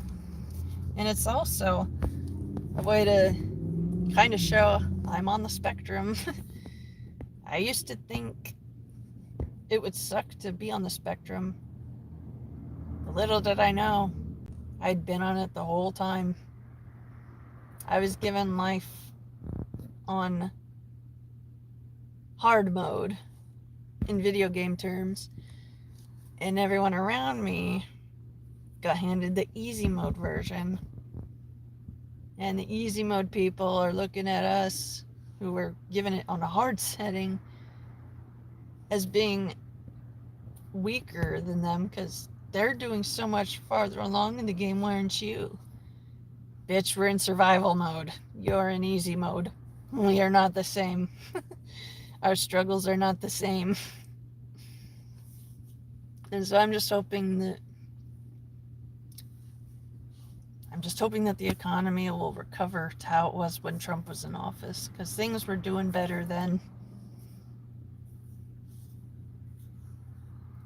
Well, Stephen, I'm glad that you stopped in and that you hung out so long. I appreciate it. We hope that you have a good night and a good day tomorrow.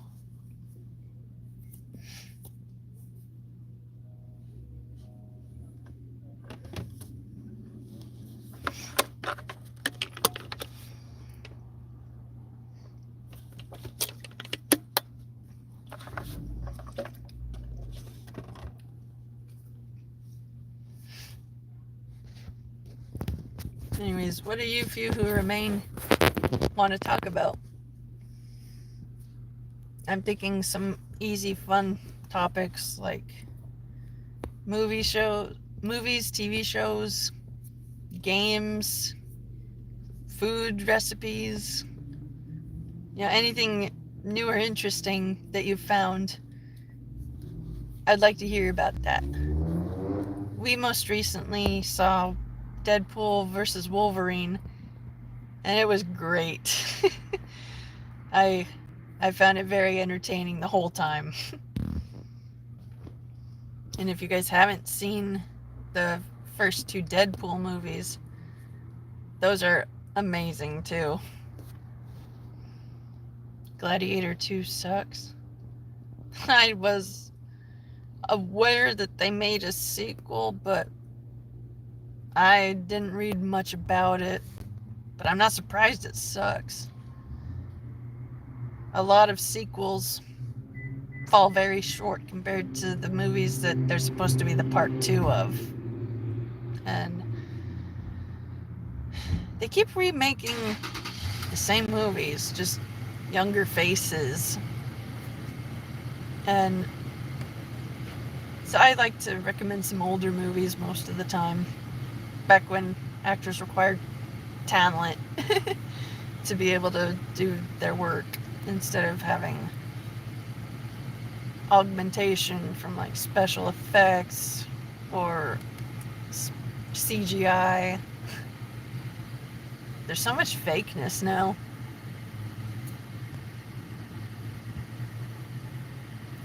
Too much CGI. The Emperor was black, no character development. Then yeah, that would suck if it's that inaccurate. You smell that? It smells like bubbles. Soapy water. Well, it's nighttime. They're probably cleaning their shit up. Makes sense. I thought you were trying to do a... You smell that? It smells like bitch.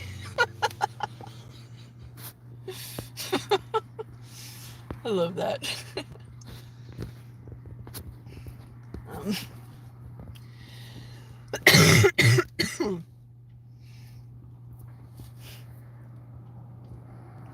Trying to think of what else is fun to watch. If you guys haven't watched Parks and Rec, it's a really funny sitcom about working in government in management of local parks. It's a lot like The Office as far as the humor type. 90s and 2000s at the right amount. The 90s, Stephen King said it was a perfect one. Yeah, I gotta agree with you on that. The OG, the OG effects forever imprinted on my mind. And the remakes, I found pretty scary too. And I did enjoy them, and I would like to buy them when we're able. But it definitely had a different feel to it than the original It. You weren't scared by the remakes? I don't really get scared from horror movies because at least a third of all dreams that I have are bad. Stressful situations, kill or be killed situations. You're stuck in school and the bell rang to be in class and I don't know where I'm supposed to go, but I'm late and in trouble already. And I've had some grotesque nightmares that are pretty damn scarring the more I think about it. If you guys want to hear about my most scary nightmares, I'll be happy to dish it out. Otherwise, we can just keep listing good movies to watch. Modern movies feel too artificial. Yeah, they really do. And my husband and I both notice superhero movies aren't the same. Now they're all like, believe you're the hero. Okay, you're the hero. Okay, I'm a hero. And they do the... I'm a hero. Wow. Oh, wow. Wow, check it out. I have superpowers. Wow.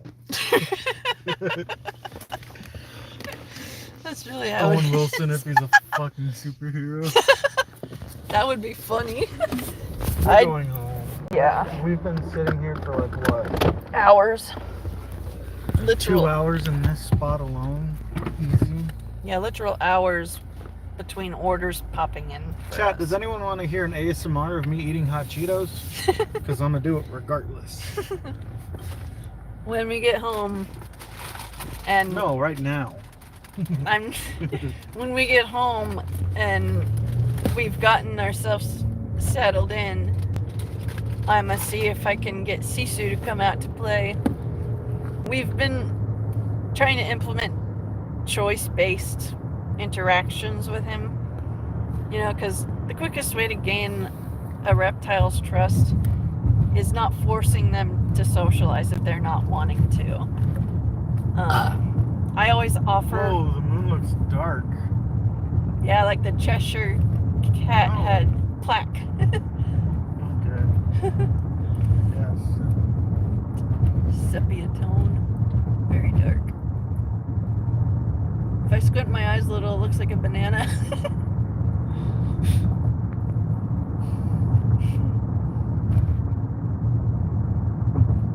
Do we only work swing shifts? Early mornings are where the money's at.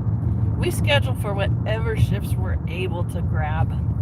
It's a... Dog, I'm out at like 3 to 7 a.m. before she even wakes up. Yeah. Then I come back, I get her medicine, I get her energy drink. Try to make her breakfast. Sometimes she feels it, sometimes she's not. And we start our day. Yeah. And then she wakes up, tries to wake up and see if she's feeling good enough to go live. Yeah, and I'm gradually pushing myself a little harder each day, because growth and change don't just happen, especially not when you're comfortable. Going through hard stuff is what makes you stronger. And Things stars.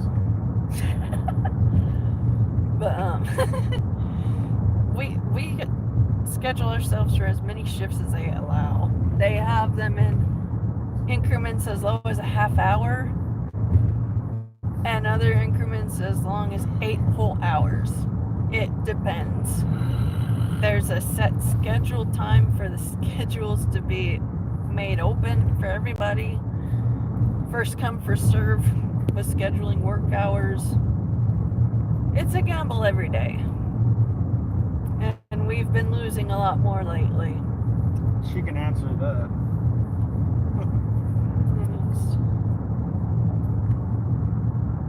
Our romance is doing great. We're keeping the mentality of it's us together against the world, and we're just here to help each other and be a team. And that really has been a huge key and why we're still so in love and happy after 7 years of being married almost. Our actual anniversary is on March 8th, but we've known each other for 8 years.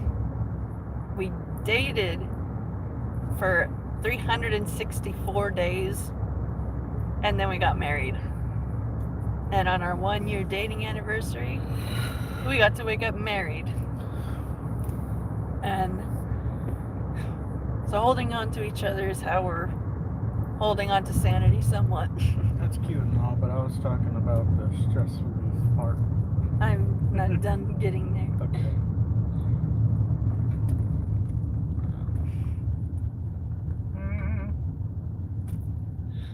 Yeah, he gets the best stress relief that I'm able to dish out at the end of the day. Boop, motherfucker. You bought a Mercedes S-Class, 20K down, $850 a month. Dude, it sounds like you're getting ripped off. You put that much down and you still got to pay that much? How much was the car overall? That's what I want to know. Yeah, that's a good point. Because if it's so expensive that you got to be paying damn near $1,000 every month, that's insane, dude. Yeah, we traded in our car and put $1,000 down. Dude, you don't need to make a wide turn. You almost hit me, asshole. We traded in our car worth about $3,000. We put down $1,000 down as well, and we pay $500 a month for our car. And our car is worth, well, when we first got it, it was worth about 28 grand. Yeah, we will have had this car for 2 years now. 190K? On the Bro. 12th, I think. Dang, dude. Bro, can you spare us like 20? We truly are working our asses off trying to make a living, and we're drowning. And it seems like you're in a yacht, so if you could throw us a buoy, a little life raft, then it would be extremely appreciated and helpful. I want a boat. I want to name it Buoy. Right. What else was I gonna say? Oh yeah, we make so little money despite working our asses off that we qualify and receive a max benefit for welfare food stamps. So we have food security now. And as someone who can't have wheat, barley, or rye without severe physical damage, eating foods that are just as enjoyable as the foods that I used to be able to eat, it's gotten pricier.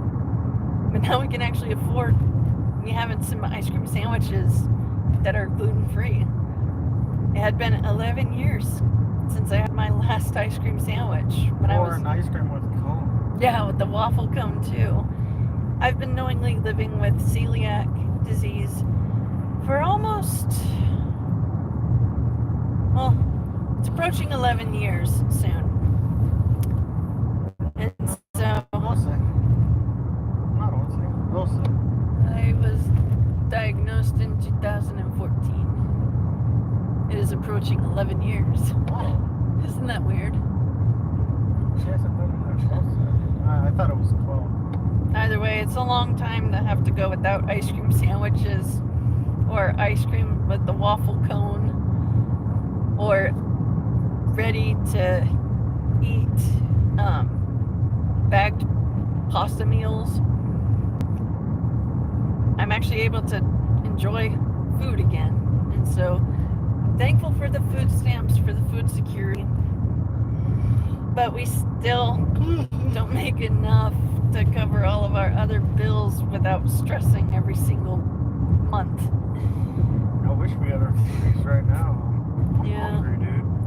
Yeah, we don't get our refills till the 7th, and we got 2 days to go. Yeah.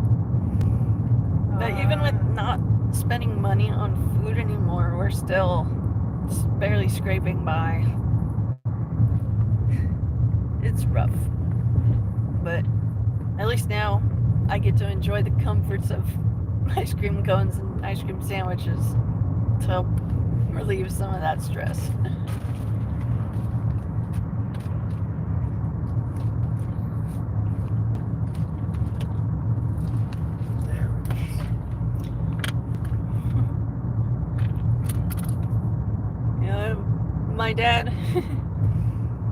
My dad works as an electrician working on planes, and he made enough money for us to be comfortable, but everything's gotten more expensive now. It's just been rough. Okay. We managed to get $30. Yeah, we've learned to do grocery shopping at the Dollar Tree, and it's actually been pretty good. Not only that, but luckily she married a prepper, and I like to meal prep my food. Makes it easy. Working all day long, the last thing you're gonna want to do is prepare dinner for yourself. So having it all pre-made and just needing to microwave it first, it's been pretty good. I would appreciate the donation very much. I have a link to my PayPal, my Cash App, both of them in the description of this live chat, and also in the pinned comment in the chat window. And I will be seriously thankful, and I'll give you a shout out for any financial help that you're able to provide for us. We don't expect it, but we could really use the help, if we're honest. So any donation would be very helpful, and it'll go towards keeping my medicine on stock when I need to. Can't believe how little work we got. Yeah. That's a lot of lights. That's pretty. I like that. Seeing some houses with Christmas lights all decked out. It's pretty.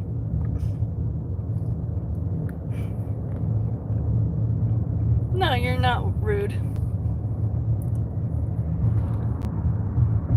Just we're not used to being around people that are so financially well off. It's a little new for us. But we would be seriously grateful for any donations that we receive.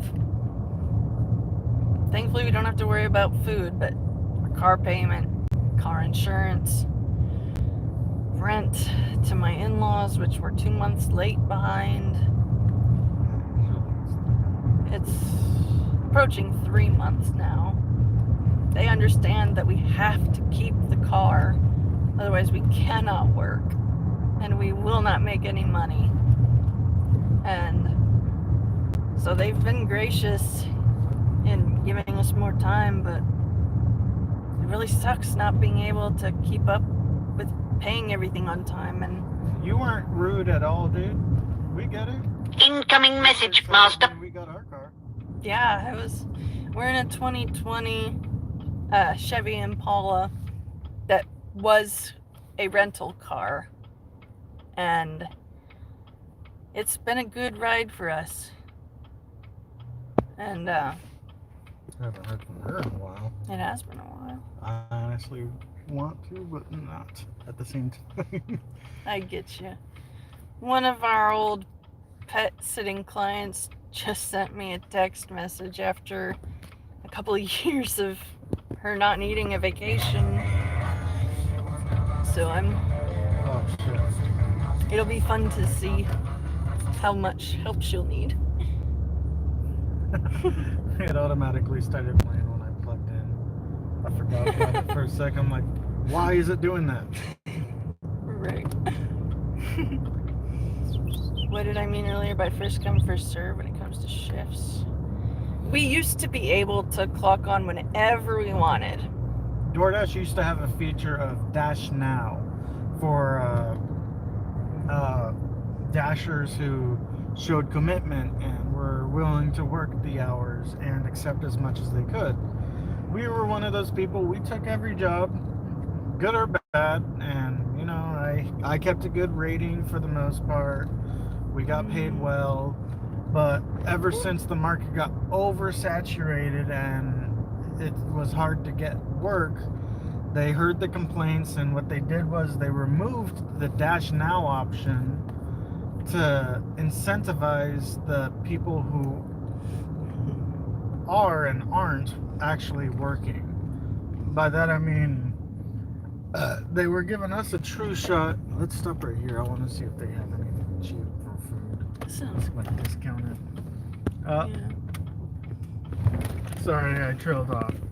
By that, what I was talking about is what was I saying? Oh, so what they did was they added the feature. They took away the feature of Dash Now, so that people would actually have to sign in and get their shifts, but only people who get a certain amount of a certain amount of an acceptance rating.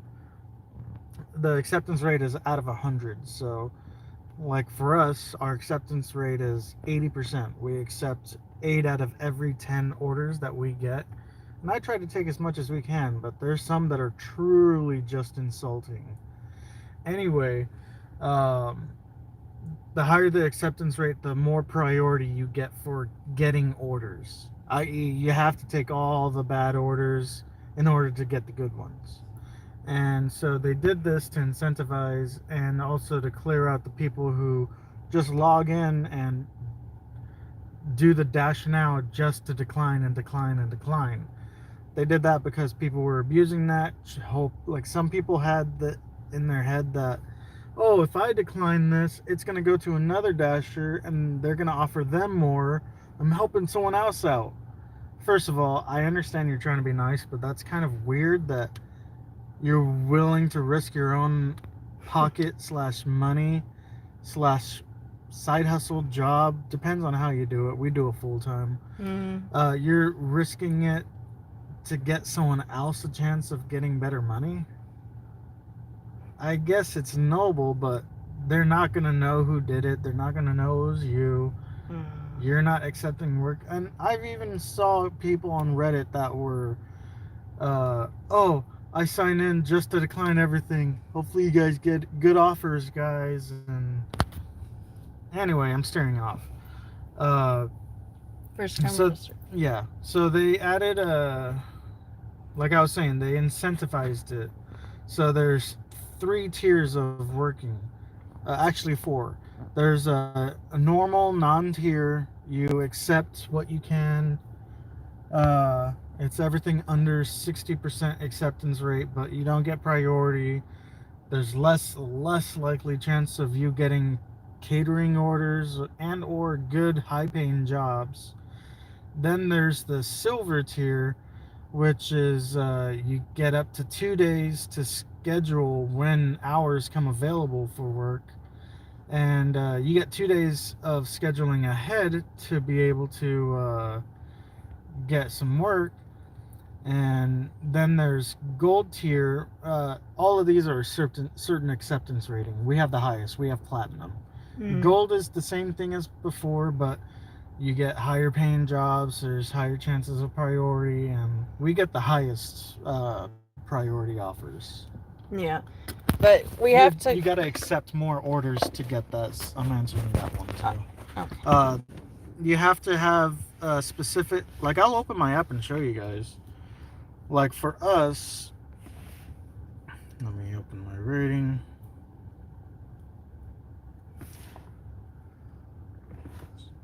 So for us, we have the platinum status.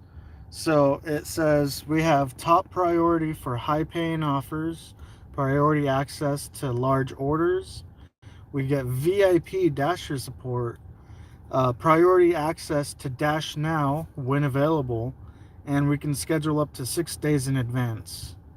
And because of how much we accept offers and take all of them, we also get a discount, 30% off, up to $10 off every other Monday for when we order ourselves food. But we never do. No. We don't get paid enough to treat ourselves out to eating Chipotle or whatever we want. Yeah. Are you gonna come up? Yeah. We're gonna be going in our local grocery store that has a discount section that sometimes has some really good stuff in it. And so we're gonna check that out and then head home. But it's like a jungle. You gotta fight to secure your shifts, and if you fall behind, it's hard to get back up again. Check it out. This is why I don't like using card. Someone recently used this, and there's a timer on it for people to still use it in that card to get charged. If I really wanted to, I can fill up all of our water jugs right now, but I'm not an asshole. As a matter of fact, I'm going to wait for it to time out because I would hate it if someone accidentally, or not accidentally, I would hate it if someone stole and used our shit. Right. Actually, the store's going to close. So Yeah. It is. Yeah.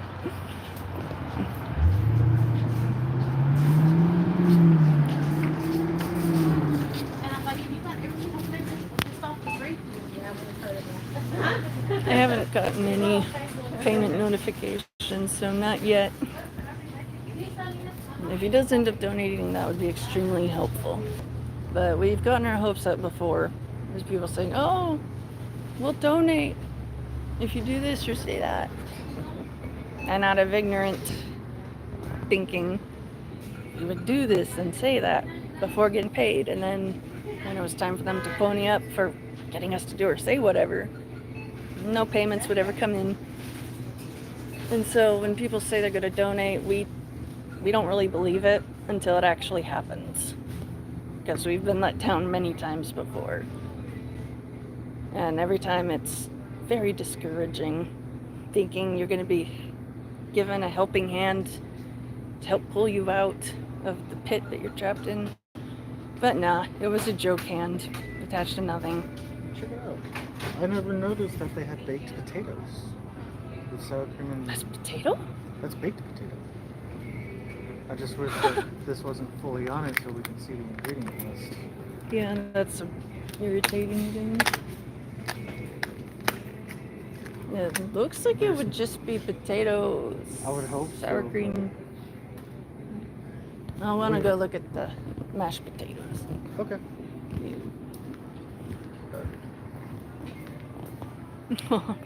Thank you for the compliment.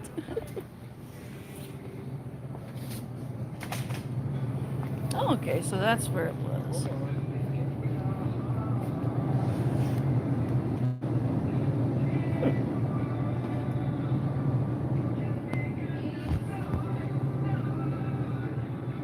What'd you get there? If that's safe, I would love to have that.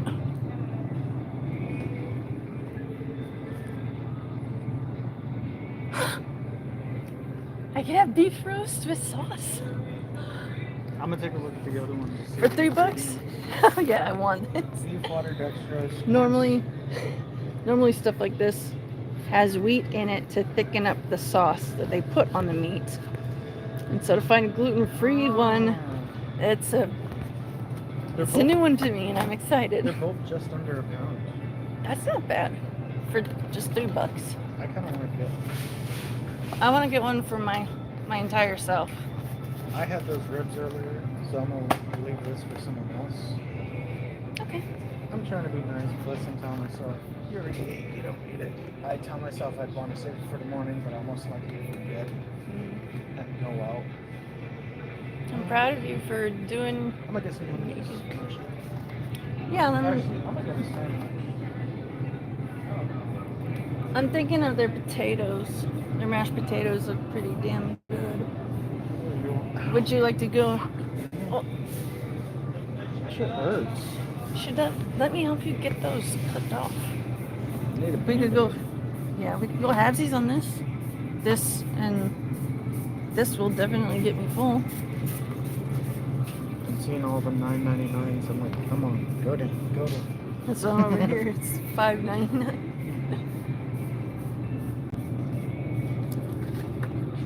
Yeah, go for it. I know you want it. I do. I am a woman of simple taste. I love potatoes and dairy. You got yourself $10 of food right there, and that's your box to your big bar. This will be at least 2 meals for me.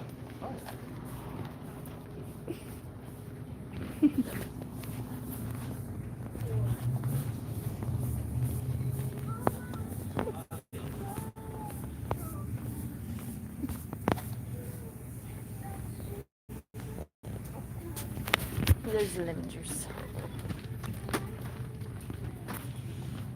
When we get our food stamps refilled, we're gonna do some good shopping.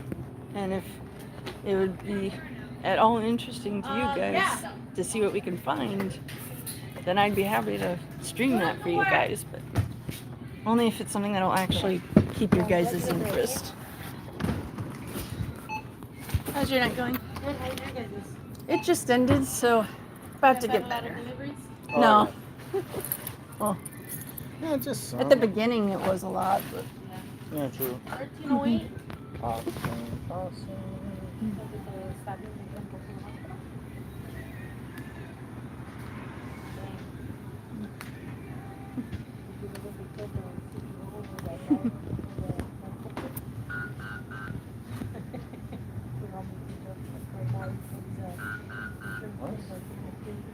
Maybe it's dirty? You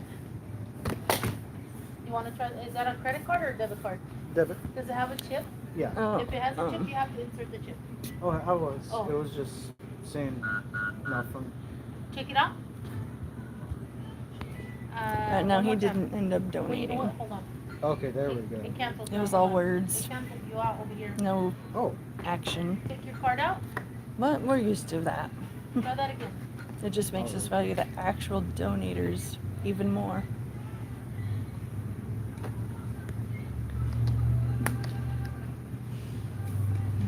When we get home, gonna nuke our food, get cozy in the trailer, and I'm gonna pull out our boy, our leopard gecko Sisu. Awesome. Thank you very much.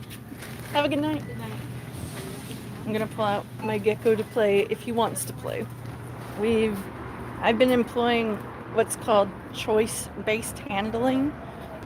I offer my open palm for him to climb on, and it's up to him if he climbs onto my hand to play or if he stays in the cage of his own choosing. And using that method is the most efficient way to earn the trust of any reptile. Because if you're always forcing them to do stuff, they're only going to look at you as someone that's always forcing them to do stuff. But when you give them the option, they feel like they can trust you a bit better. It's pretty simple and it's sweet, honestly. Caring for a little reptile. A little reptilian overlord. Right. Ooh.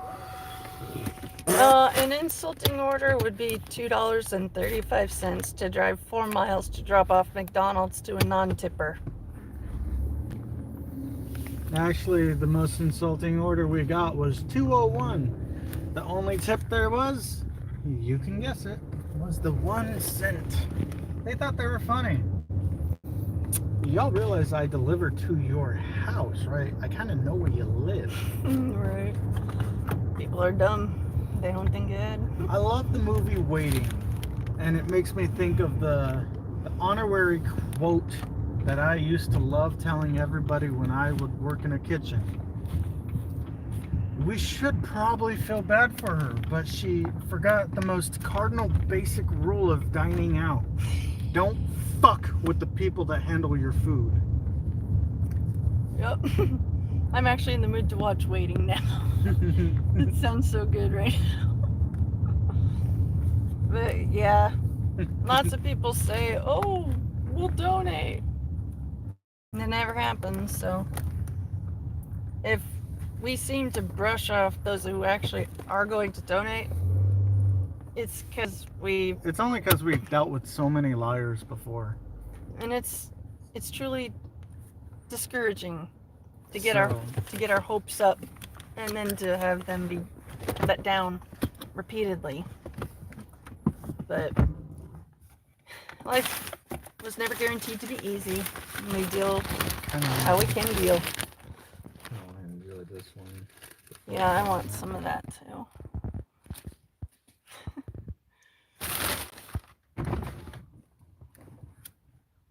The warrior, I'm talking about people who said they will donate to me, But no. but they don't end up donating. It's all just words, no actions. And it's extremely discouraging to be told, I'm going to give you money to help you with your problem, with your finances. And then no money gets sent to us. We got our hopes up, made some light plans of what to do with said money, only for it all to mean shit. So That's a hell of a difference. Look at your phone. yeah, that is a difference. Who's talking? It's that nigga over there. Bam!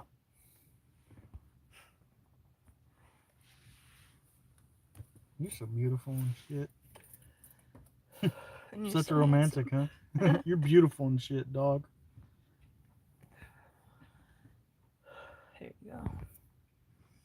It's not entitlement, dumbass. It's people not following their word. It's people saying, I will give you money. And we say, oh, thank you. That money will help us greatly. And then they don't send us the fucking money. They lie to us. Get our hopes up. When you're drowning and someone offers you a hand to help pull you out of the water, would you not be devastated to find out that hand was fake and attached to nothing? Because that's how it feels every time people say, oh, I'm going to donate to help you. And then nothing comes in. And if you've been going through what we have, you would not be so rude. Yeah, minimum wage for door dashing. Everything's just fucked, basically. Use your time out to think about your actions. Right. Yeah, I need more of that. Yes, ma'am.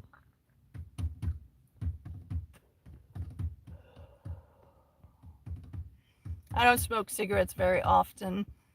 She But just takes drags here and there. yeah, but when I'm extra stressed, this helps. I don't always drink, but when I do, I don't. Stay sober, my friends.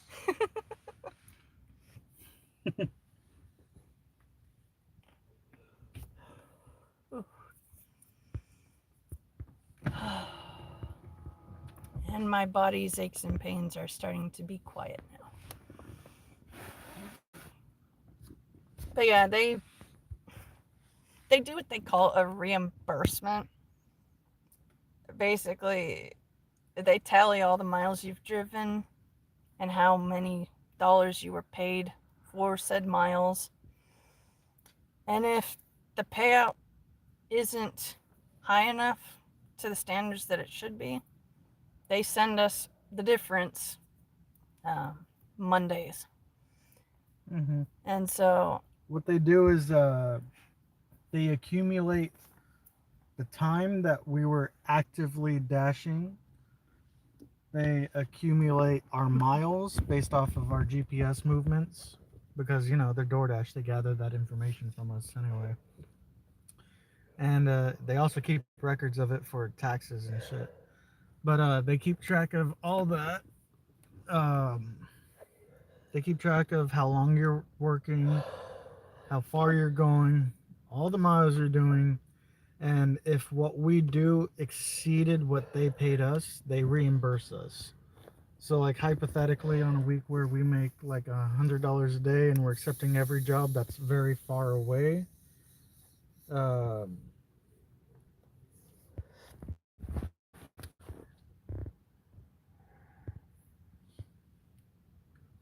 um,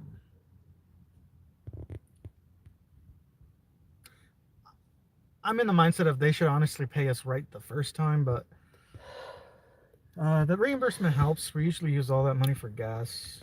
And what are you talking about $100 glasses, dude? yeah, Are you seriously. high? These are glasses that are from, what was it, Family Health Car Network? Yeah. When driver does one trip and gets 20 at the end of the hour. She has white teeth because she takes care of her teeth. Yeah, I use a sonic toothbrush. I don't have the best gum health. I neglected my gums for a couple years when I was in a really bad spot.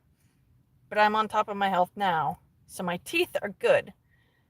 It's just my gums are giving me some trouble, and sometimes I have pain taking in a sharp inhale through my bottom teeth.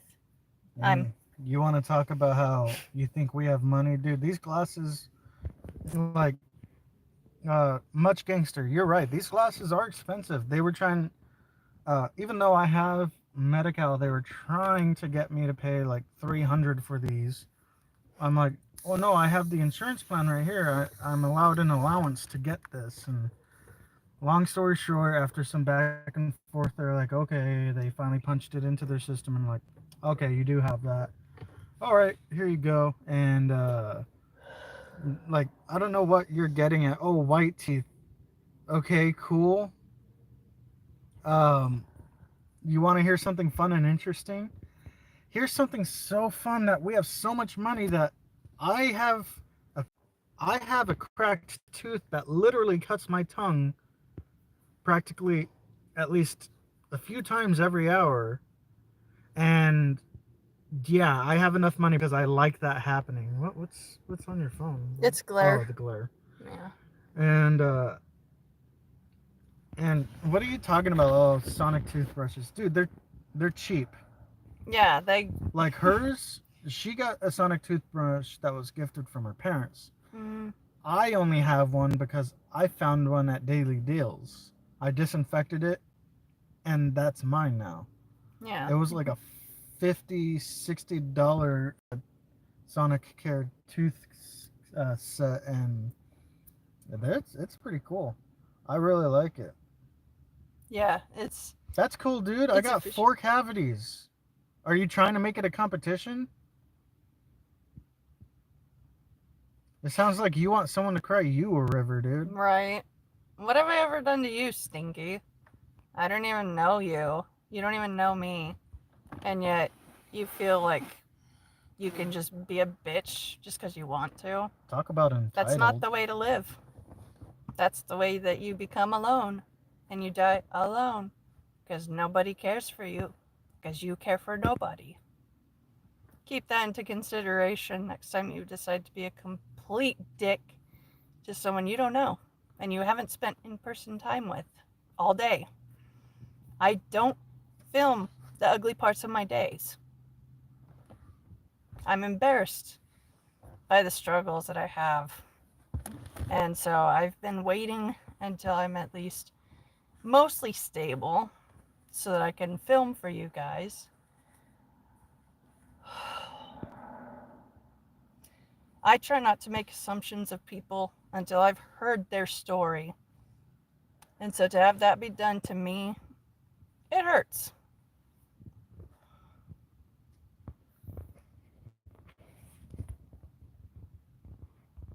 I appreciate and accept your apology, Stinky. I forgive you. I'm sorry to hear that you're sad too, and that you're also struggling. I know it's hard, but I'm praying for you that things will get better. We've had a lot of people praying for us, saying encouraging things to me. And though I have mental illness, I have the best grip on it now than I ever have. And part of that is because of people here who are kind and understanding and show sympathy for the pain that I'm quite honest about having to deal with. And in return, if I can make them feel more understood and less alone, then that's extra healing for me, because I feel best when I'm helping other people feel better.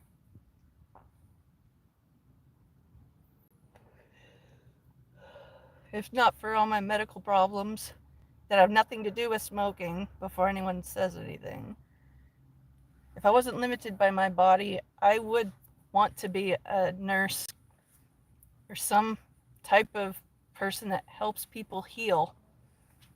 And so I have YouTube Lives as a way to do that for you guys, sharing the life advice that helped me when I was struggling, when I had no one to help me. Okay, that's a hell of a turnaround. Thank you, Stinky. Well, Thank you. That $10 does truly help. We've had a lot of people lie and say, oh, we'll donate. And we get excited and they don't. So your donation means a lot. These are happy, almost tears. It's been hard. that pays for But your thank food. you. Yeah, you've just bought me dinner, basically. And I thank you for that. Thank you much, Gangster. It means a lot to be reassured that I have changed. I'm not who I was when I started doing YouTube stuff. No, it's the car turned off. I'm. What the hell? That was weird. Okay, there we go. Oh, I'm gonna turn it on. Last time I was doing that with that shit plugged in is what was causing our car to die. Oh yeah, that was not fun. But I've gone through a lot since I started doing YouTube. I fell off the radar for years because of traumatic things happening to me. Some of it was my fault. I made dumb choices that had consequences, and other hurts were put on me by other people's choices. And so I was in so much pain and trauma. I curled in on myself socially. I stopped talking to my friends. I stopped trying to be sociable. I basically saw each day as survival mode. Wake up, have energy drink or coffee, work, try to eat, work, try to eat, work, get home, shower, get ready for bed, sleep, and then wake up and repeat that over and over. And I had to force myself to get better. I was not easy to live with. I was a total nightmare, if I'm honest. But seeing the pain that I was causing those who cared about me, that was the kick in the ass that I needed to actually fight for healing. I was weak. I stayed down when life kicked me because I was tired of being kicked. And I figured, can't get knocked down if you're already lying down. But then that's when life pulls a sneaky on you and kicks you when you're down anyways. And I've had to really force myself to heal. I had to force myself to counter every negative thought that I have about myself with a positive thing about myself. Radical acceptance, basically. Acting as my own therapist. Treating myself how I would treat a friend who was going through the exact stuff I am. And it's helped. And it's because of the Lord Jesus, my loving husband, therapy, and constant access to medical cannabis that I'm able to continue on and actually have genuine smiles and laughs for you guys. This gives me back a quality of life I otherwise did not have. And physical pain was a huge part of why I stayed isolated. It's hard on the spine when you're out and about working all day, and it's even harder if you gotta go out and play after working. And so, thank you. Let's go inside, okay? Yeah. It was great being live. I just have to say, healing is a choice. It's super hard to make, but it can be made. And I love you guys who are struggling, and I'm praying for you, even if I don't know your name. I'm praying for all you guys who are watching, who are going through stuff, because there is power in prayer, and there's even more power when hurting people come together to share their hurt and pray for each other. And that's my main goal of being on YouTube again, making myself be useful and helpful to other people, while also healing myself with positive interactions with you guys. I'm gonna leave that description here for you. Yeah, that sounds good. Okay, I got my dinner in my hand.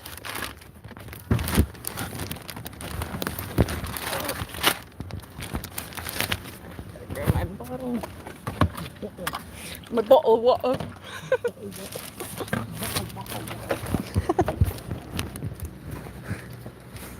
I hope our thing is fully charged.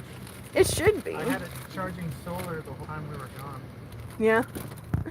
We're now headed to our humble trailer to drop off our things. I gotta go in the house to microwave the food that we just got. Yeah, babe? You're gonna need to go to the front if you're planning on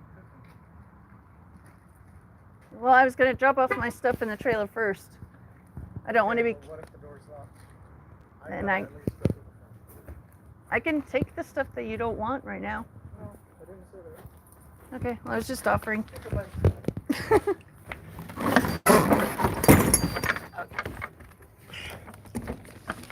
We're in my in-laws' backyard, living in a fifth wheel. So we truly are struggling. If we had the means to have a better life, we would be living a better life. But life chooses which cards it deals. And all we can do is choose how we play those cards.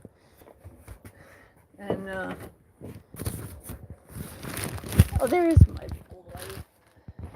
He is awake and he is out and he just looked at my face. I'm gonna have to show you guys his little face. Alright, let's flip the camera around.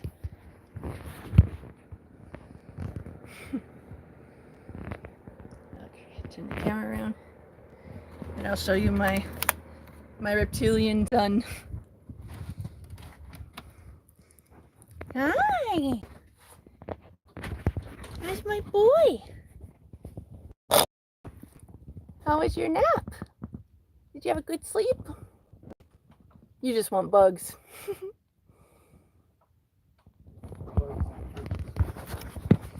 This is how we find him when we come home most nights.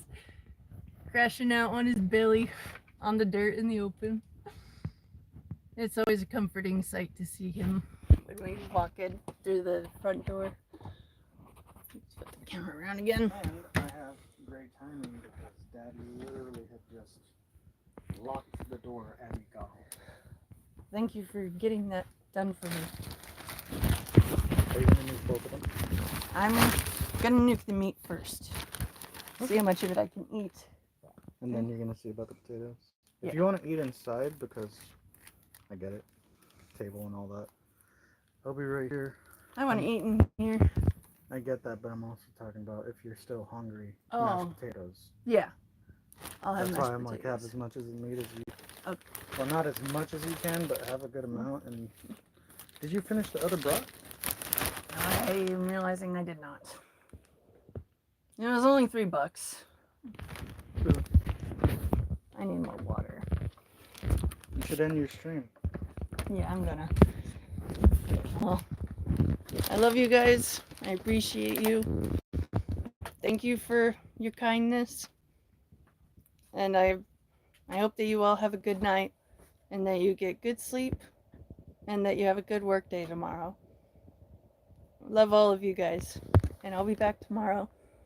Be good to each other. Okay?